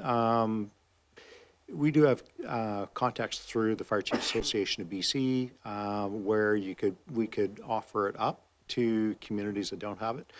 The second truck is 30 years old. There's absolutely zero value from a monetary perspective. For an unincorporated area, they might be interested in it, and we'd be happy to donate it. And a lot of it comes down to, you know, when we get our replacement apparatus arriving, we can always come back for council and seek direction. But we are happy to work whatever wishes council has. Chief, Councillor Appleton. Thank you, Your Worship. That Councillor Braithwaite actually asked my question, because I just wanted to revisit the idea of what does one do with a used fire apparatus. But I guess the one thing that I would, and I appreciate the chief's comments about returning to, I definitely would appreciate returning to council upon the receipt of the new apparatus and revisiting that. I guess the one thing that I would point out in specific was I was aware that in some situations that apparatus had been donated to Indigenous fire departments and fire services. And I can't comment on the way that those services are structured, but certainly if there was a way for our, apparatus to benefit an Indigenous community, I would definitely love to hear about that. Fire Chief. Through His Worship, there is actually an organization that represents the Indigenous community on fire protection, and it's easy. I do have contacts, and I can reach out through them and see what level of interest and need there is. I don't think, do we need would it be best practice to ask a motion just that options for disposal come back to council, or would that happen as a matter of course? Your Worship, I think a matter of course. Okay. Yeah. Thank you. Councillor Green. Through you to the chief, and thank you very much. And I agree that I think we don't need to weigh in on options for disposal. I think the experts are in the room for that. But I just wanted to ask, in donating a vehicle that is 25, 30 years old, are there any challenges that you're aware of for the recipient in terms of insurance, in terms of operational or maintenance requirements? Curiously about, the suitability of the vehicle generally, but just a question. Thank you. Is this a gift anybody wants? Chief McDonald. Through His Worship, the fact that we do have these vehicles currently in our fleet means that they are safe to be on the road. They are currently insured. They are eligible to be insured by ICBC. So that sort of road safety piece is not really of concern. For the 30-year-old vehicle, a community will not be able to get any fire underwriters credit for it. However, in those communities, a lot of them, they might have a truck currently that's 40 or 50 years old. And in some areas, they don't have a self-contained breathing apparatus. We're not suggesting that we provide them with self-contained breathing apparatus. And under the Office of Fire Commissioner, they're typically declared as exterior-only fire departments, and they are happy to receive any newer equipment that they get.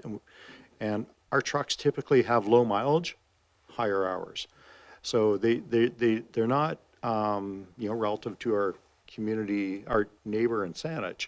They can put on 100 and something thousand miles in 10 years.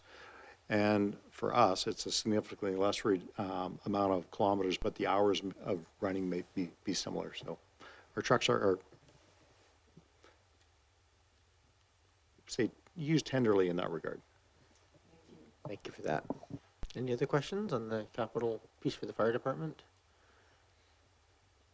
Don't see any more questions. Thank you very much, Chief McDonald. And thank you for the, it's nice to have these laid out over the course of a 10-year and have that all built in, so thank you. Mr. Paine, I might just ask a question sort of more broadly on these sorts of capital pieces. What is, in our forced growth piece of that, it might take it that there's an index, so as we're doing our reserve contribution that's built into that forced growth, so if there's an inflationary marker, say 3%, that just gets added to the, so if we're giving $100, it becomes $103 the following year. Is that how we manage that? Your Worship, the perfect way would to be revalue all the assets and the useful lives and increase accordingly. But what we end up doing is we calculate the average forced growth for all the other items, and we apply the same factor to our infrastructure funding. So you do know that the transfer to reserves is going up every year with forced growth, and that is important because the underlying infrastructure costs increase. Right. So. No, that's great. Thank you for that clarification. And welcome back, Mr. Rennick. Go ahead, Mr. Paine. Thank you, Your Worship. And for the public's benefit, page 179 of the agenda, which is page 113 of the financial plan. So we're looking at the Engineering and Public Works capital plan at the moment. The first line item there is the Transportation Safety Program. This is status quo budget. It's program funding. Mr. Rennick produces a program using that funding, and as well as the active transportation program. They can be kind of used in conjunction with each other. The road reconstruction program has increased significantly. We used to call this the pavement management program. We thought it was more accurate to call it the road reconstruction program, and we've significantly increased that across the board in line with council's direction to increase capital replacement. You notice in 2023 it's $3.6 million compared to 2.5. Well, that's to retain our regular program funding plus the Dalhousie tender as well, so we can continue it all. Same thing for storm sewer rehabilitation. We've significantly increased that to produce capital output at an escalated pace per council direction. Again, we'll fund some of the Dalhousie project out of this program. We previously had questions from council in terms of how would the financial reporting be conducted with Dalhousie. We've recently got together as a project team to develop the financial reporting process as well as the regular operations, and we'll report that project on a project basis so council knows how we're performing in that regard. Now, I just also want to point out that council recently approved the tender for that, but the tender isn't the entire project budget. So we've established a project budget. We'll disclose that to you in due course. That would include project management services as well as other project-related costs, just outside of just the tender. You've got upland sewer separation in there for $8.8 million. The majority of that, over $6 million, is grant contingent funding. We're waiting to hear back from the province and the feds on that shortly. We do expect it shortly. You'll notice the active transportation program has been increased per our earlier conversation. There's 208 and 200 in there. Some of that is carry forward, but we'll increase the total envelope to $1 million per conversations. One of the new line items here is a street and intersection pole replacement. We've got a number of poles that need replacement, and the condition of those have deteriorated such that it needs to be prioritized by Public Works. I believe the first portion of that funding would be to fund a condition assessment of all our street and intersection poles. So it's a class of asset, a subclass of asset we need to do a condition assessment on, and then the 2024-2025 is actual capital replacement. We might need to refine that budget amount depending on what the condition assessment says. Next project is a new project, electrical street light kiosks in Uplands and Rutland. There's 2 underground faults that need to be accessed quite frequently because the street lighting there often stops working. Currently, the faults they don't meet current standards, and the concern is that there's water infiltration, high voltage, poor insulation, etc. This project would improve the streetlight kiosks, but it would not improve the reliability of the street lighting that it's meant to serve, which is an issue, and it's not something specifically addressed in our capital plan or operations. But there are discussions at Public Works and Engineering in terms of improving street lighting and the reliability of that in conjunction with other capital projects. So if we're in there doing upland sewer separation, that might be an opportunity to optimize our capital operations. And see Mr. Rennick is nodding, so I got that correct. McNeil Bay is a carryover project. Foreshore infrastructure is a carryover project. Bower Creek's walkway railings is a new one. And again, that's just a specific piece of infrastructure that's been identified where its condition is at a concerning enough level where we need to address that as a priority. And so the recommended budget for that is $250,000. Our Public Works Vehicle and Equipment Replacement Plan, it's all carryover funding, again, funded by the Vehicle Replacement Reserve. There's significant supply chain issues with our equipment, and the costing is just, it's up there. Council saw recently, you recently approved the purchase of one of our VAC trucks. We bought a used version there because the new one was significantly higher than was originally anticipated in the plan. So you see the, the approved funding is kind of piling up there in 2023 because supply chain issues and costs are making it not feasible to replace our equipment at the pace that we were doing before. But you've established that funding before, and again, it's funded by reserve at the moment. And then in the last line, you got engineering general equipment for $70,000. We've rolled that up into one description, but there's a number of cool equipment that's actually, I think Mr. Rennick would like to describe those pieces of equipment because they're pretty neat. Mr. Rennick.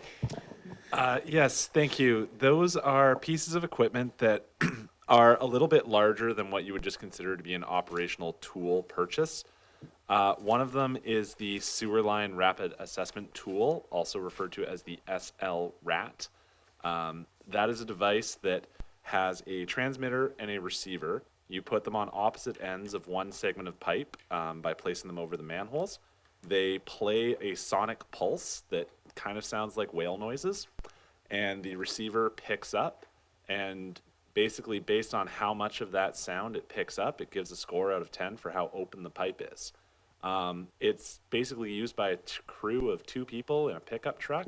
Takes 2 minutes to do what used to take us setting up the flusher truck, pushing a camera down. So our hope is that by incorporating the SL-RAT into our program, we can significantly cut down on how much time we spend flushing pipes, because if a pipe scores well after that 5-minute assessment, there's no need to bring in the flusher truck.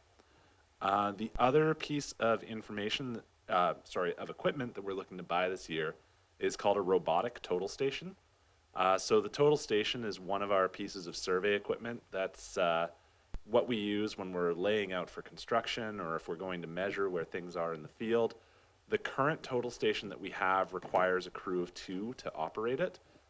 One person has to be holding the reflector and the other person has to be moving the device to capture the reflector. Robotic total stations, they're automatic. They'll follow the reflector. So that will basically cut our staff requirement in half. Survey used to be a 2-person job. It'll be a 1-person job.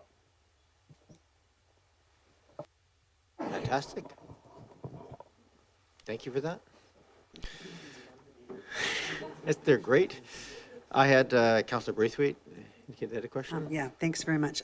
Number one, I noticed that you said carryover a few times on this, but it doesn't say carryover on that. Can we add that just for clarification, just because it would make more sense, perhaps? And then for the public, perhaps, Mr. Rennick, you can tell us when this upland sewer separation end date has to be, because we have to have this completed by a certain time. Mr. Rennick? Yes, thank you. Through you, Mr. Mayor, the court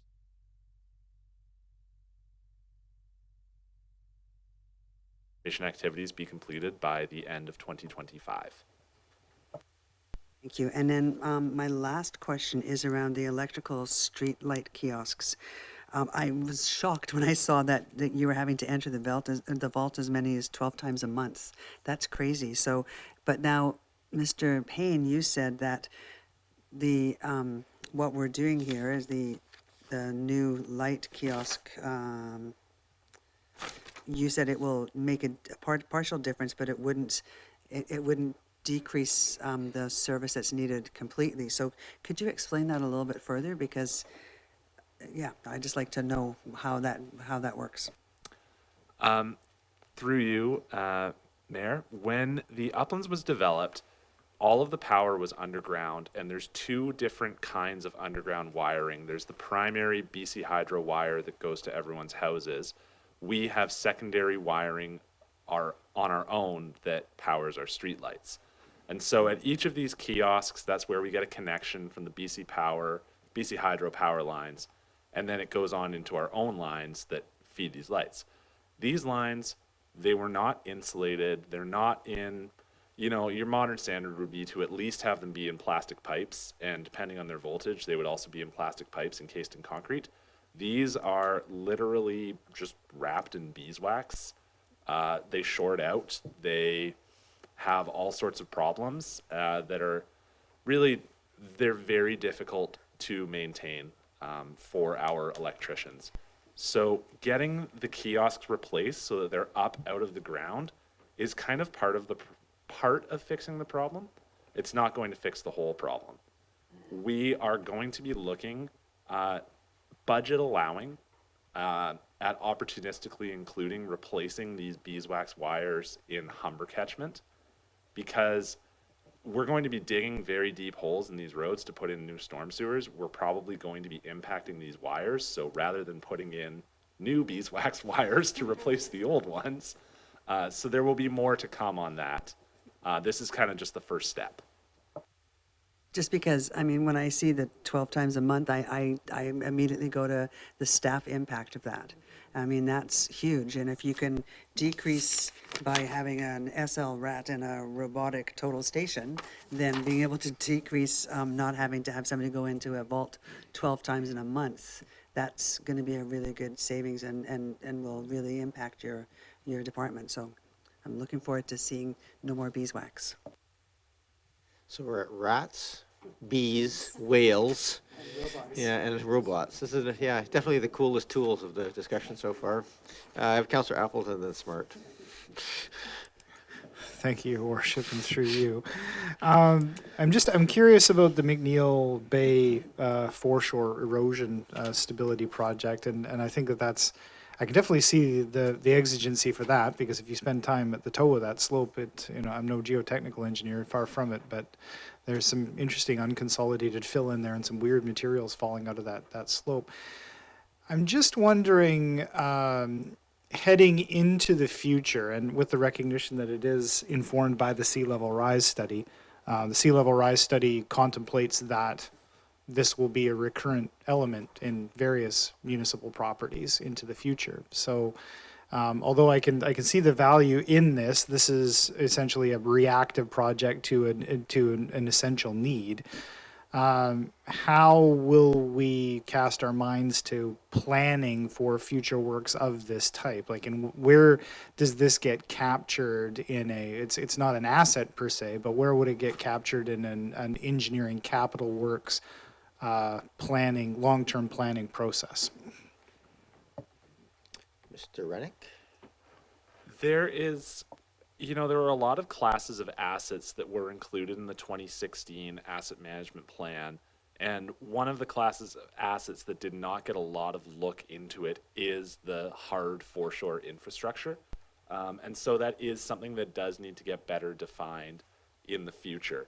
I will point out that most of the shoreline in Oak Bay has some sort of structure. There's the seawall around the marina, there's the seawall at Willows Beach. This is one of the few areas that we have a large, steep, natural bank that doesn't have any kind of protection that's on public property. So I don't think there's a lot of other major erosion programs out there, but there certainly will need to be a discussion in the future of some of these seawalls are quite old and will need either repairs, replacement. Do you still do a big concrete wall like they did back in the day, or do you do something else? So more conversations on that in the future. Councillor Appleton. Yeah, I appreciate that, Your Worship. Thank you. And I appreciate Mr. Rennick's comments, because that's kind of to my point is I would hope that in the future, as Mr. Rennick notes, we have a lot of hard surfaces, and that, of course, was the engineering standard for many, many decades. That may not necessarily be the best replacement structure, especially in public spaces where we have the ability to contemplate something different. Queen Elizabeth Park, those types of locations, more naturalized foreshore, as these things could potentially save us money and potentially afford a better ecological environment. So I'm glad to see that that's being taken under consideration. Thank you very much, Councillor Appleton. Councillor Smart, then Green, and then Patterson.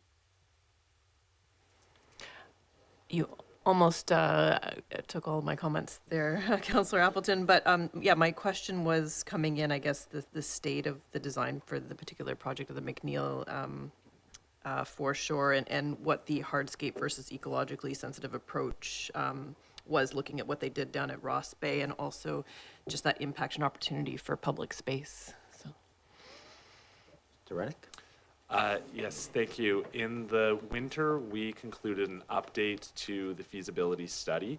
The consultant provided a couple of options. And those will need to come to the council table because you are absolutely correct. There are trade-offs. When Councillor Appleton talks about more green shore treatments as opposed to less hardscape treatments, those often come at the loss of public space because you can go very steep with a concrete wall and have a nice beach at the bottom, but it's not very environmentally friendly. Or you can do something like City of Victoria did at Dallas Road in certain places where you do a green wall, but the toe of the slope goes a little further out and now you have less beach down at the bottom. And so those considerations are not simply operational. Those are very much what does the community value? And so those, in my opinion, need to come to the council table.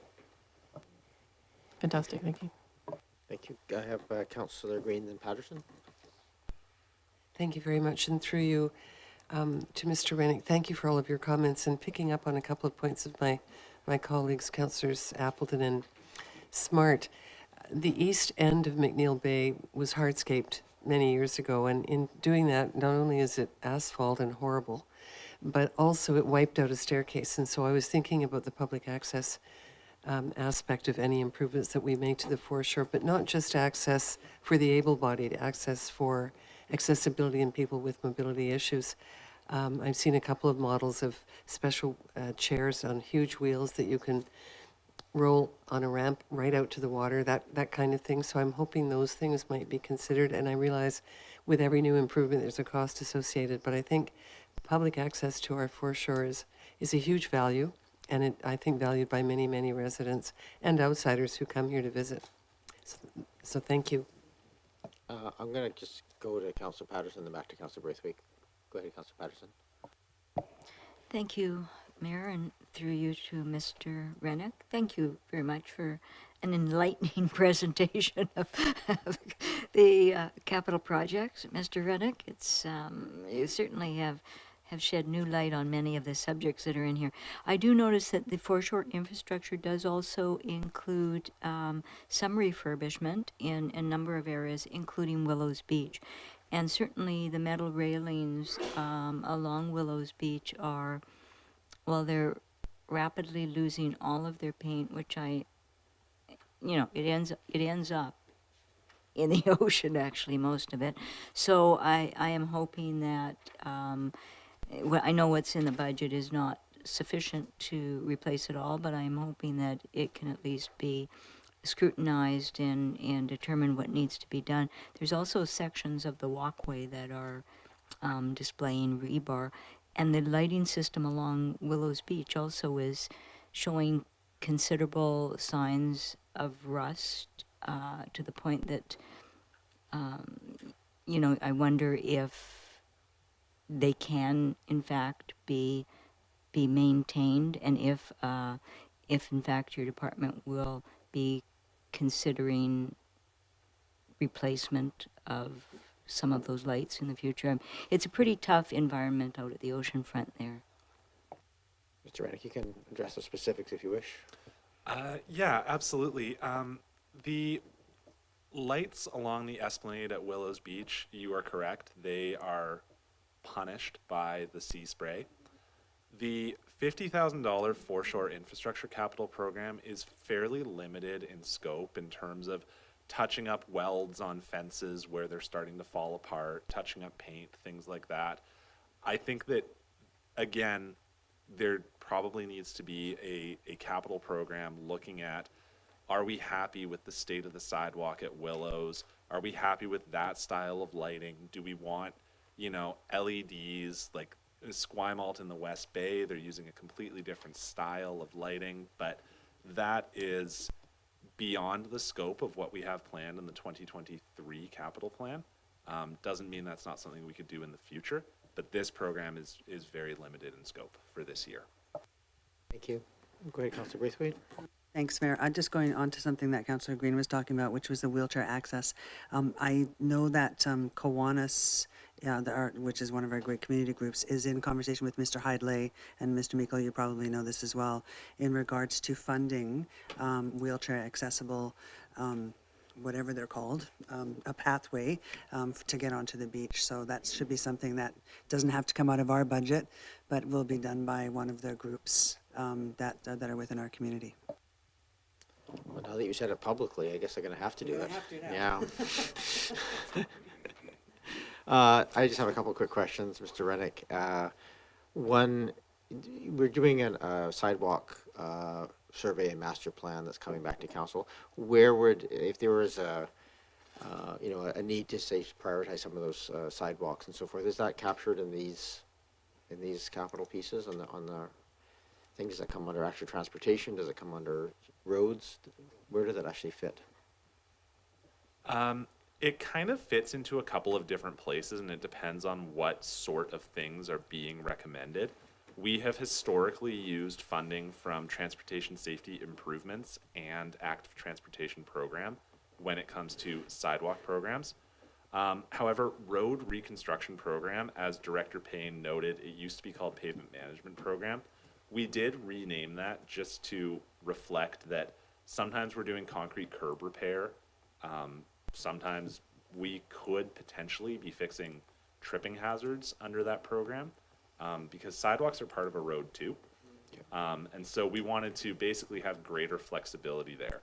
I will also say that on the heels of the pedestrian and sidewalk master plan, which was sort of what is the public's vision for where do they want wider sidewalks, we are also currently out to tender for a sidewalk condition assessment, which would specifically be where do we have tripping hazards, where do we have sidewalks that are falling apart, so that we can target funds to those specific areas. Great, thank you for that. I guess one other quick question on the McNeil Bay. In looking at this in the past years, one of the things that was contemplated was looking at a more aggressive erosion prevention program, looking at perhaps some artificial reefs or other things to start preventing the erosion from happening. And is that a possibility within this program as well? Those were options that were looked at in the consultant report, and as I say, we need to bring back that report to the council so we can have a more fulsome discussion on that. Fair enough. And then I'm just going to throw this out there as well. I know that to Mr. Meikle, we struggle a bit with the people wishing to donate benches and other such aspects. And someone had a suggestion given to me recently that I thought was a pretty good one to maybe look at. We have a lot of these railings down at Willows and McNeil Bay that are desperately in need of replacement. I think they've been painted over a lot of times. The suggestion was, using the same kind of program as we use for benches, for memorial benches and so forth, and having people sponsor sections of the fence and actually pay for that as a way of actually creating memorials and covering some of those costs, which I thought was quite an interesting idea. It might suck some of the pain of the replacement of those pieces out of our capital program. Okay, thank you very much. I don't see any other questions for you right now, Mr. Meikle. Exciting. I do note almost $19 million is pretty close to half of our entire operating budget as a community.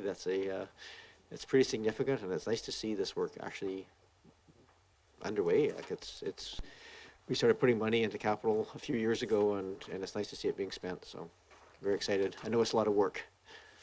Thank you. Back to you, Mr. Paine. Thank you, Your Worship. We're doing good. Yeah.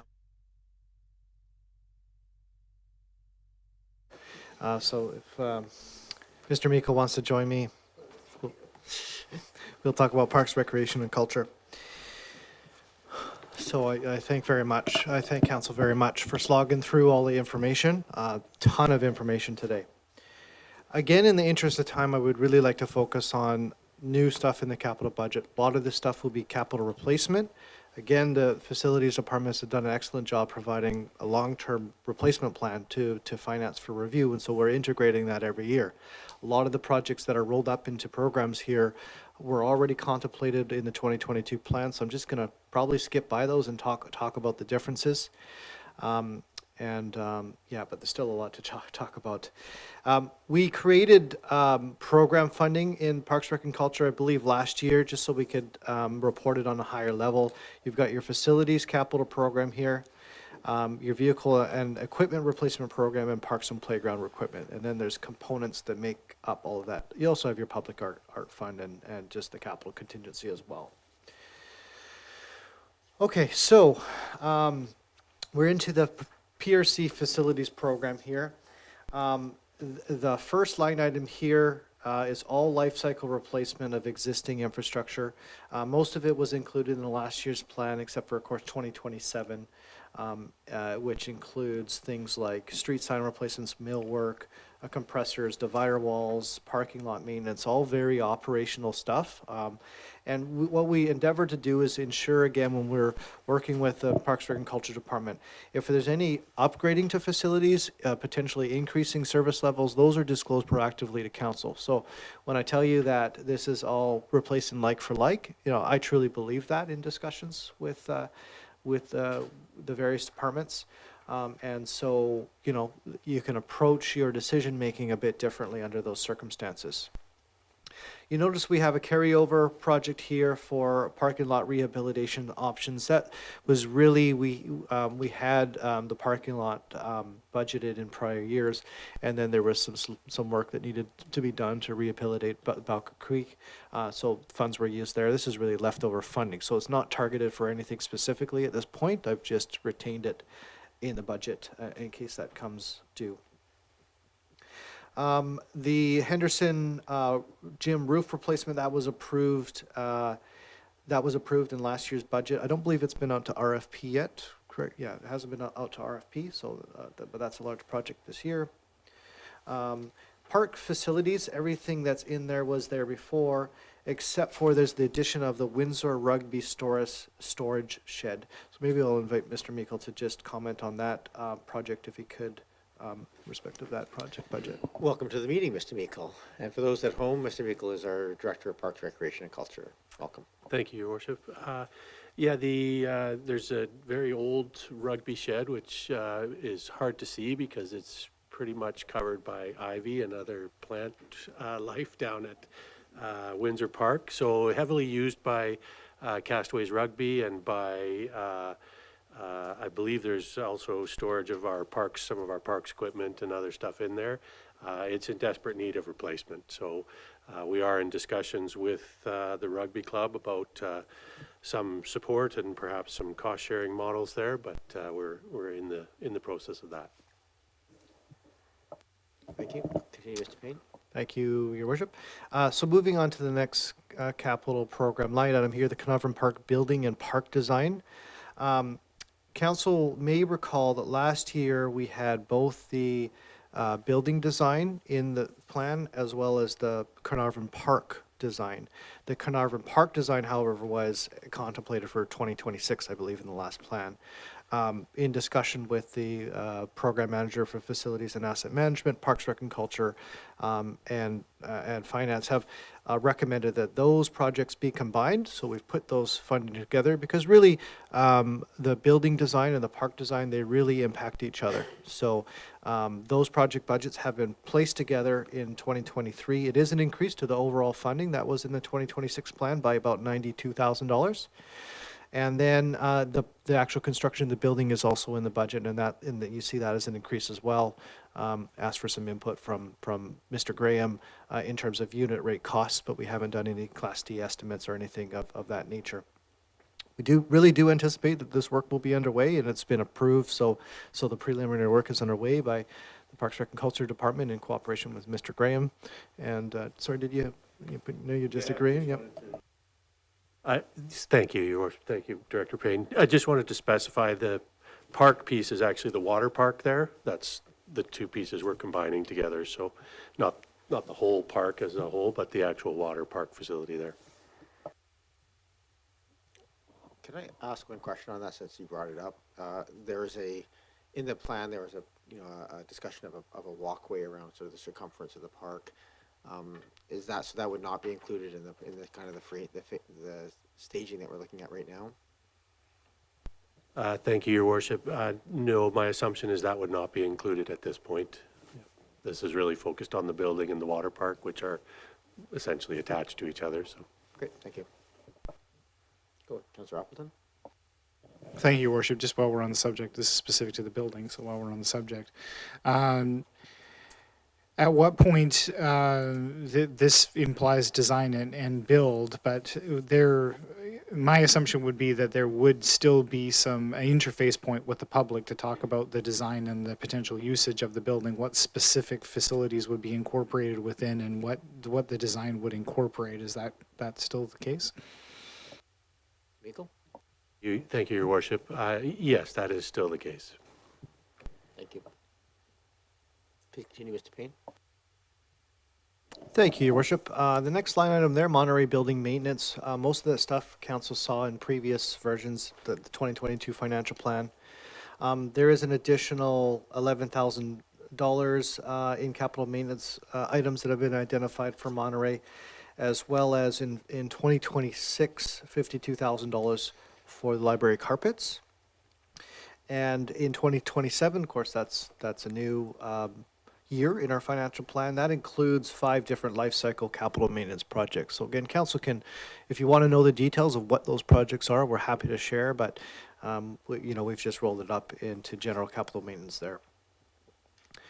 Oak Bay Rec Center fire alarm system replacement is obviously a replacement of existing infrastructure. And then below that, you do have an e-bike shelter, which is a brand new request for $50,000. That would be outfitted with charging stations for e-bikes. And I'm sorry, I forget where that was proposed to be located. Thank you, Director Paine. Still a little bit of work to be done in exact location, but likely location is replacing. We currently have a bike shelter out front of the Oak Bay Recreation Center, and so likely enhancing or replacing that shelter is the best spot, given access to electrical sources of electricity, and that area is already there too. So, Your Worship, that's an example of a existing service level being increased, because we do have a bike shelter that it would be replacing, but we'd be adding functionality to that. So certainly for council consideration. The next project, the Monterey roof, that's been in the 2022 financial plan. And I just have to note that the Parks, Rec, and Culture Department has engaged in many large capital projects over the last couple of years. And I would assert that many of those projects wouldn't be possible without the establishment of the infrastructure replacement reserve that council established over the number of years. Parks, Rec, and Culture does contribute money to our reserves via their operating budget, but generally it's for the capital maintenance items that you see here. It's not for the large infrastructure replacement projects, and so especially considering the cost these days, without that infrastructure funding that council had established, it would have been much more difficult to do so. Under the Henderson building maintenance, the 2026 column there, that was all approved in the 2022 plan. The 2027 has 4 capital maintenance, life cycle maintenance costs, projects. And then there's a recommendation to renovate the fitness center in 2027. Again, I would invite Director Meikle to describe some of the improvements that are envisioned under that capital project. Thank you, Your Worship. So this is a bit of a combination of, as we've kind of spoke about the PRC budget, so business opportunities as well as life cycle replacement. So flooring, some of the HVAC units, et cetera, all will hit their life cycle in that year, 2027. It's also a year where we'll hit, and it shows in the equipment replacement. I'll backtrack a little bit. So we're on a bit of a cycle, a 3-year cycle for cardio equipment in our fitness studio and a 5-year cycle for strength equipment. And roughly 2027 is when those two pieces collide, and we'd be looking at replacing all of that. So it really was a look at fitting a number of smaller projects together to say, well, if we're going to have to close to do the flooring or close to replace all the equipment, let's look at doing the whole thing. The business opportunity, if you're familiar with the fitness studio, there's a separate room, if you like, within that fitness studio, a walled room that we call the fitness activity room, that has been generally used for, was used for programs. During COVID, we moved those programs to other locations, and we found they actually worked quite well in those other locations. We converted that space to more of a stretching area, more of kind of, I guess people could do some yoga, et cetera, in that area. But have found the wall certainly takes up space that could be used. So the business opportunity is really looking to open that space to accommodate more users in the future, and accommodate, I think, some other pieces of equipment that would be attracted to the public, and hopefully open the space up in general to allow more movement and flexibility for patrons. Your Worship, you can see how the Parks, Rec, and Culture capital budget, there's nothing ad hoc about it. It's very sophisticated in terms of their operational planning around the capital budget and supporting the business. That's certainly been my impression over the years, and pleasure working with that department. Moving on, Your Worship, to the vehicle and equipment replacement capital budget, which is on page 188 of the agenda. For the parks equipment line item there, we have the field aerator, Very Cutter, I believe it's called. It was there last year, and then the life cycle replacement of the flagpole and some software maintenance that was there, yes, last year as well. You'll see the tennis bubble heating upgrade. The costing for that has been upgraded. Council's recently approved that, so the costing has gone up since the 2022 plan. Henderson General Equipment is all previously approved except for, of course, 2027, which includes just capital maintenance items. For the Oak Bay Rec Center General Equipment in 2023, there's the addition of a camera system upgrade. Also some water slide pumps, chlorine system prices increased $23,000. So those are some of the changes there. But again, just supporting the general operations of that department. In the 2024 column for that line item, everything there has been previously approved in the 2022 plan except for $30,000 in internal signage and $30,000 for tennis court right-on cleaner. The remaining years were previously approved in the 2022 plan, except for 2027, of course, and there's 17 life cycle projects. So again, it shows the sophisticated nature of the planning that Parks, Rec, and Culture undergoes every year. For the Monterey General Equipment, all items there have been approved except for, of course, in 2027, and there includes 4 projects, including lighting, furniture, hood vent, stove, and other similar capital projects. Pool dehumidifier has been previously approved. We've maintained the same funding level for that. A significant capital project expected for that as well. And then for the strength equipment, there's the addition of a $500,000 capital item in 2027. To my recollection, that's the replacement of 2 sets of equipment replacements that are included there, which is why you see the budget is basically doubled. It just the life cycle replacement of it ends up corresponding at the same time. Your Worship, the only other 2 items here are the only other item here that is new is recreational software RFP. So we would consider additional or new software to manage operations down there. We do have software at the moment, and we believe that there's necessary for a replacement of that to improve operations. And although the motor control center project budget is in the 2027 column, it was previously in the 2026 column, so it's been deferred. And because it's been deferred, we've applied a cost escalation factor there, so there's an extra $60,000 in funding there. So that's, Your Worship, that is the equipment and vehicle replacement stream. We still have the parks and playground. It's smaller and a bit more exciting, I think. So I can move on to that, or we can pause here and have questions about vehicle and equipment. If there's any questions, I'll take them. We also need a motion to extend the meeting, so. Move to extend the meeting till 10:30. I'm going to call the question then before you put up your hand. All those in favor? Any opposed, not opposed? Let's, Yeah, go ahead, Councilor Braithwaite. Thanks so much, and thanks for being here, Mr. Meikle. I know you haven't been feeling well, so it's nice to see you. I have a couple of questions in regards to the parking lot rehabilitation option that is a carryover from last year, but it's $99,000, and I'm wondering if we're actually in a position this year to do the replacement of that area without. I know there's been some work from the Cool Kit people that for that area, and they have envisioned certain things in that area. And I'm wondering whether it would behoove us to wait another year to see exactly what's happening in that regard, to see if there's any funding going to be coming forward to help with like the mitigation around the creek area for that.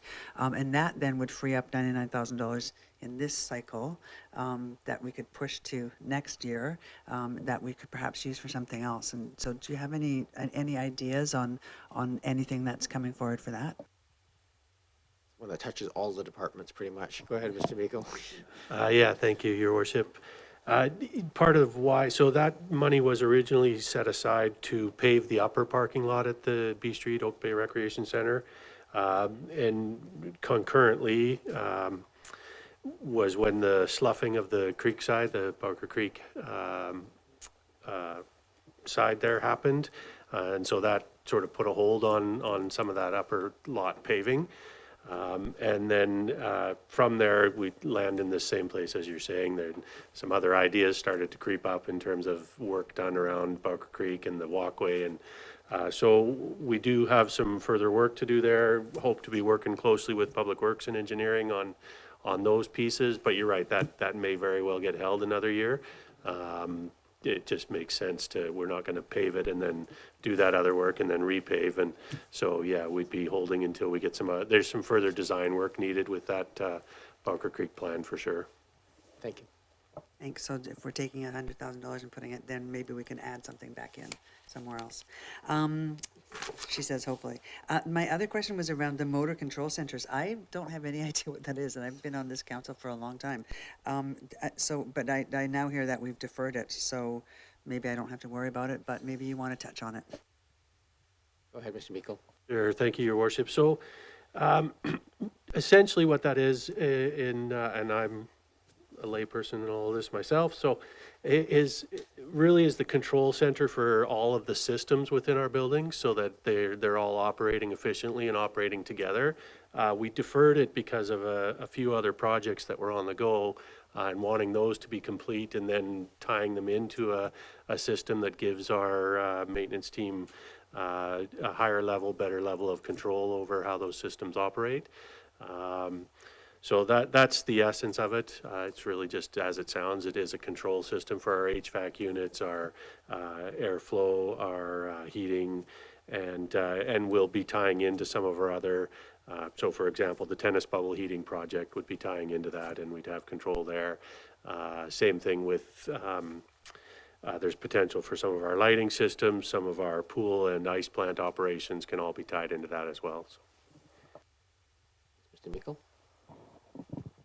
Please continue, Mr. Paine. Thank you, Your Worship.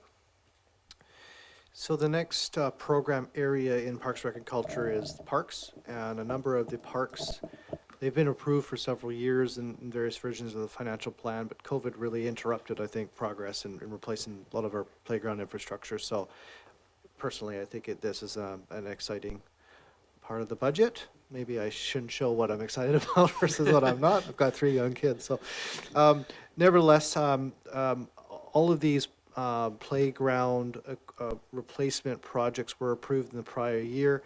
We have increased, I forget which one it was. Is it? Yeah, it's the Henderson Kiwanis, right? And thank you, by $50,000. That's really to reflect both inflation, but also we think there's increased public expectation with respect to playground equipment, especially around accessibility and other items. Now, council needs to keep in mind Parks, Rec and Culture will engage council and engage the community on their vision for the playground equipment. So we've established these project budgets, but really it's really dependent on the scope that council lands on and what they want to see. So you know, we've set high-level projects so we can get going on the work, but then council will have options in terms of how that fleshes out at the end. Go ahead, Councillor Green. Through you, and thank you very much, Mr. Paine and Mr. Meikle. This is one that is near and dear to the hearts of parents and families and grandparents. And I still hear that young father's voice on the phone. I can't remember what meeting it was, but he said, please, please, I beg you, help our playgrounds, refurbish them. So I'm very pleased to see the budgets here and the projections. And I wish we could expedite them, perhaps a couple of them, and put them all in the 2023 column, but that doesn't appear to be possible. But yes, I really feel this is essential, and it has a huge impact, as we know, on the community at large. So thank you for presenting that are in the 2024 and 2025 columns. And that's just a question. There may not be an answer tonight. Thank you. I'll just throw out there, obviously we got a little bit of unexpected money coming in terms of grants from the province.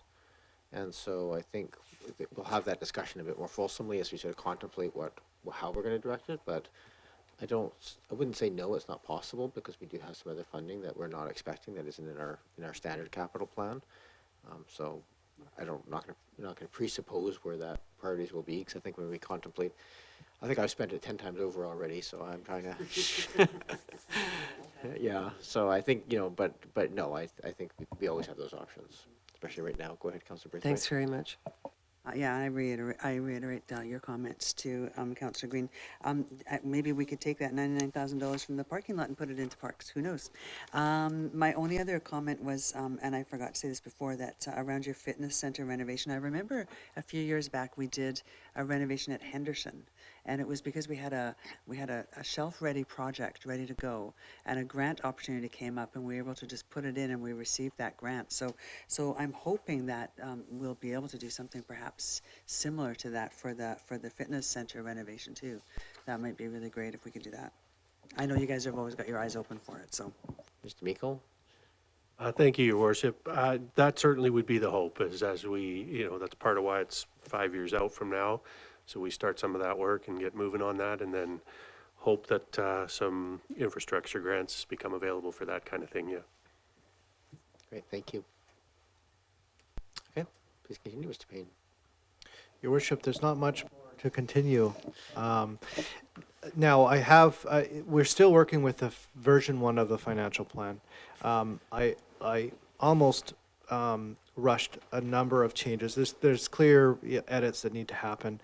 But then I recognized that there was still some council direction I needed to gather, which we got today, which would change all the schedules. So I decided to save myself a bit of work, and I got year end to do and other things. So that's why we're still looking at version 1. So I don't require any further direction from council. Council can, of course, provide me with any additional direction that you want at this stage.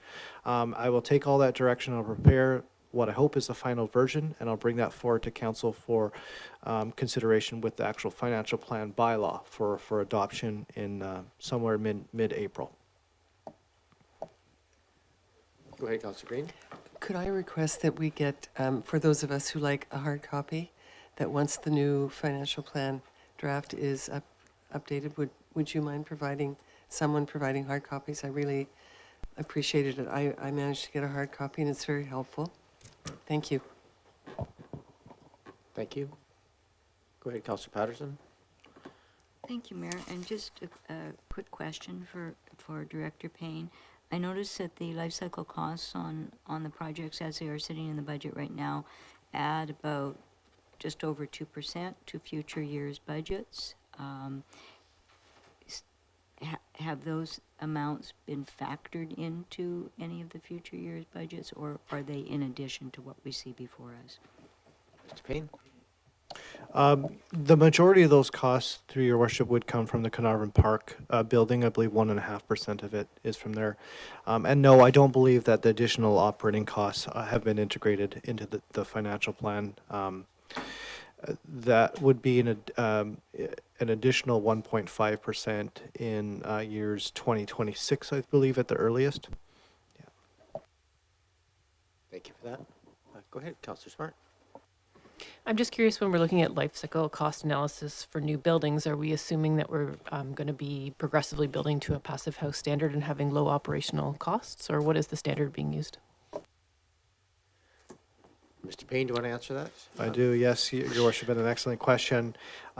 No, when we prepare the high-level life cycle costing that we've done in the budget, we're basically assuming they're going to be identical as the existing. Now, I know that's a faulty assumption, but there's not enough information to change that assumption. When the design gets done and council's engaged in the community, those assumptions absolutely change. And there's other things that we need to take in consideration as well. If that property becomes greater at revenue generation as well, that changes the life cycle costing assumptions as well. So they'll definitely be reviewed and refined through the process. Thank you for that. It's also nice to be really clear about the fact that there's often a significantly higher upfront cost for those kind of building standards, and if you can reflect that in the reduction of the life cycle costing, it's beneficial from a clarity to the public perspective. Sorry, Councillor Smart, did you have something else? So as I understand it right now, we're sitting at 9.18% as a total cumulative impact on this year, and 0.18% is around $55,000, something like that, in a piece. I'm just wondering, is there any way we can get this under 9? Just optically. Well, I think we need to look at real operational piece costs. I don't want to move things around in a shell game. I'm just curious if there's, probably something we can't necessarily resolve at this table, but it bothers me, that little percentage, and optically from the public's perspective. I will say where we're sitting right now at 9.18% is essentially forced growth plus 2%, 2.5%, which is basically we've intentionally added that into our capital additional projects piece. So it's 100% in alignment with the forced growth plus that amount, if you should look at it that way, if you look at the total cumulative impact. So I'm not pushing back so hard on this, but just, I know mentally for people, just seeing 8.99 or is different than seeing 9.18. So I'm just, is that number accurate? 55,000? Yeah, I have $54,300. Yeah, okay.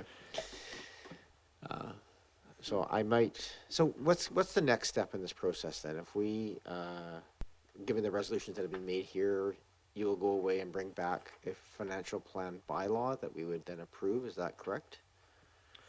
Precisely, Your Worship, and we would just prepare the financial plan document to the standards and include all the resolutions you've made. But the bylaw is the official approval, expenditure authority approval, which we need to go through first, second, third reading in the first meeting in April, and then final adoption in May. Without spending any more time here, is there any mechanism by which we could also ask if there's an option to bring back this with an option to keep the total increase under 9? And I don't know how that might be worded. Your Worship, the only thing I can suggest at this stage, if you don't have a targeted place to reduce it, like the resolution that we had before targeted a reduction, is to direct staff to choose somewhere in forced growth to reduce it. And I would, probably work with the CAO to find the departments where that would have the least impact too. So we would essentially be not reflecting the full increase of forced growth in those departments. Fair. I'm not gonna, go ahead, Councillor Green. Yeah, if I can just comment, and it's a difficult time for everybody, and I really appreciate that. But unfortunately, to some degree, it was optics on tax increases that got us here in the first place. Years and years and decades of being concerned about optics and not concerned so much about the actual issues and problems and infrastructure that we had, and which is why we have this looming, deferred maintenance debt. And this last council, was the first council in a very long time that really put their heads down and said, this is what we're going to do to rectify this infrastructure issue and capital issue that we have. So I guess I'm saying, we said, let's go below double digits, and we've managed to do that.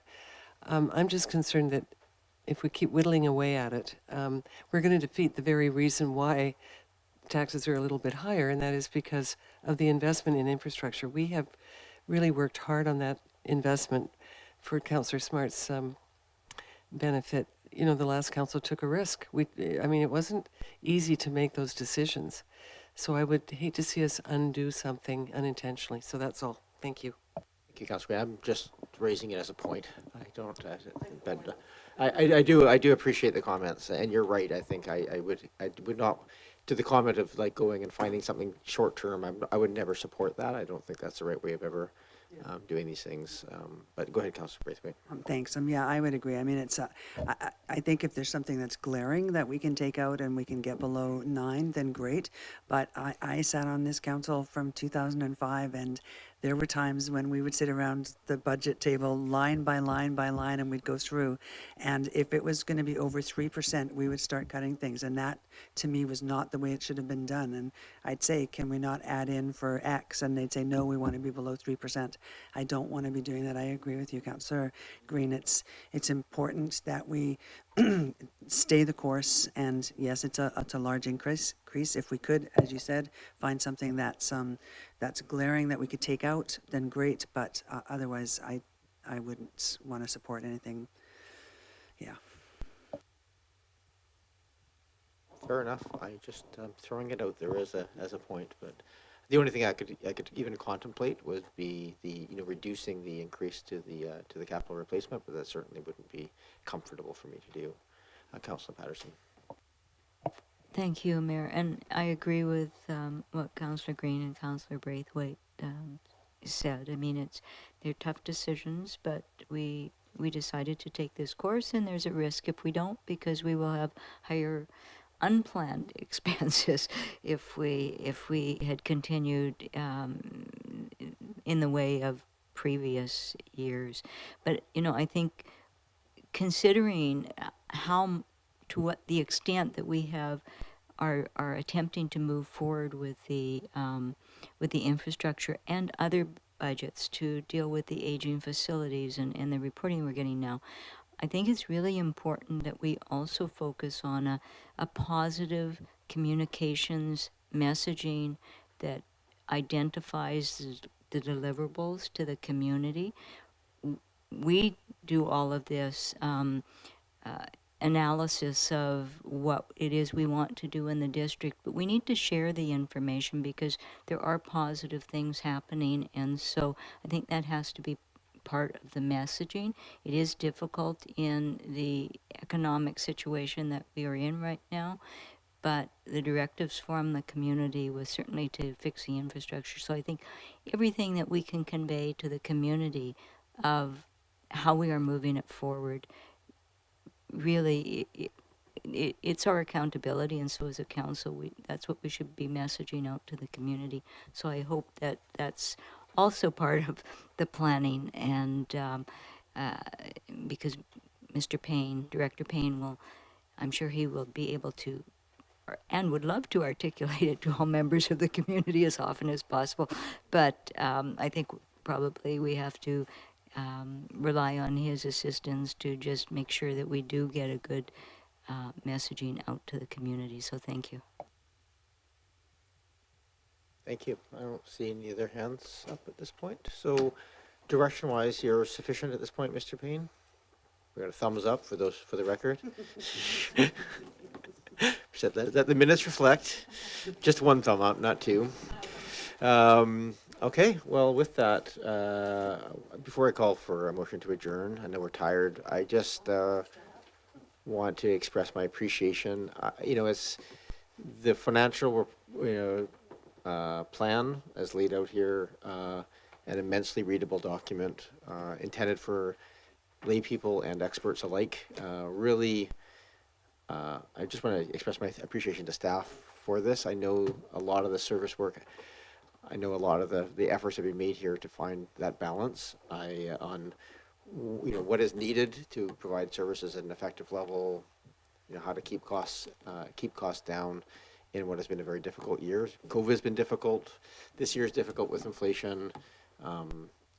it's not lost on us, and I don't think it's lost on the public, the amount of effort and work that goes into this. We're obviously in a difficult place here at this table to find a balance in terms of the impact on the taxpayer, while we try and provide the services that we feel the community needs. And this is a two-way partnership. We appreciate the very thoughtful advice and ask that comes from staff and recommendations, and I just want to appreciate the thoughtful discussion that we've had around this table as well to try and come up with a reasonable path forward. So it's kind of funny, this arrives here, but it's probably 9 months. You guys are going to start the financial planning process within the month probably, or soon to kind of go back to the next year, and I think it's very much appreciated. So I just wanted to express that at the end of this process. We know it's a lot of work, and I don't think it's boiled down to a line item here that's gone in for hours of thought. So I really do appreciate that thought that's gone into this, and it's very nice when we can ask questions and see, oh yeah, that's in year 3 or 4 or 5 in that replacement plan. So this was never really ever here. I just keep on reiterating this. 5 or 6 years ago, we had a spreadsheet that looked at the current year's needs and then sort of a 2% add-on for future years for a 5-year plan, and that was not meeting the needs of the community. So thank you for that. All right, motion to adjourn is in order. Moved and seconded. All those in favor? Any opposed? Unsurprisingly, no one opposed. Thank you, everyone. Thank you for all your time.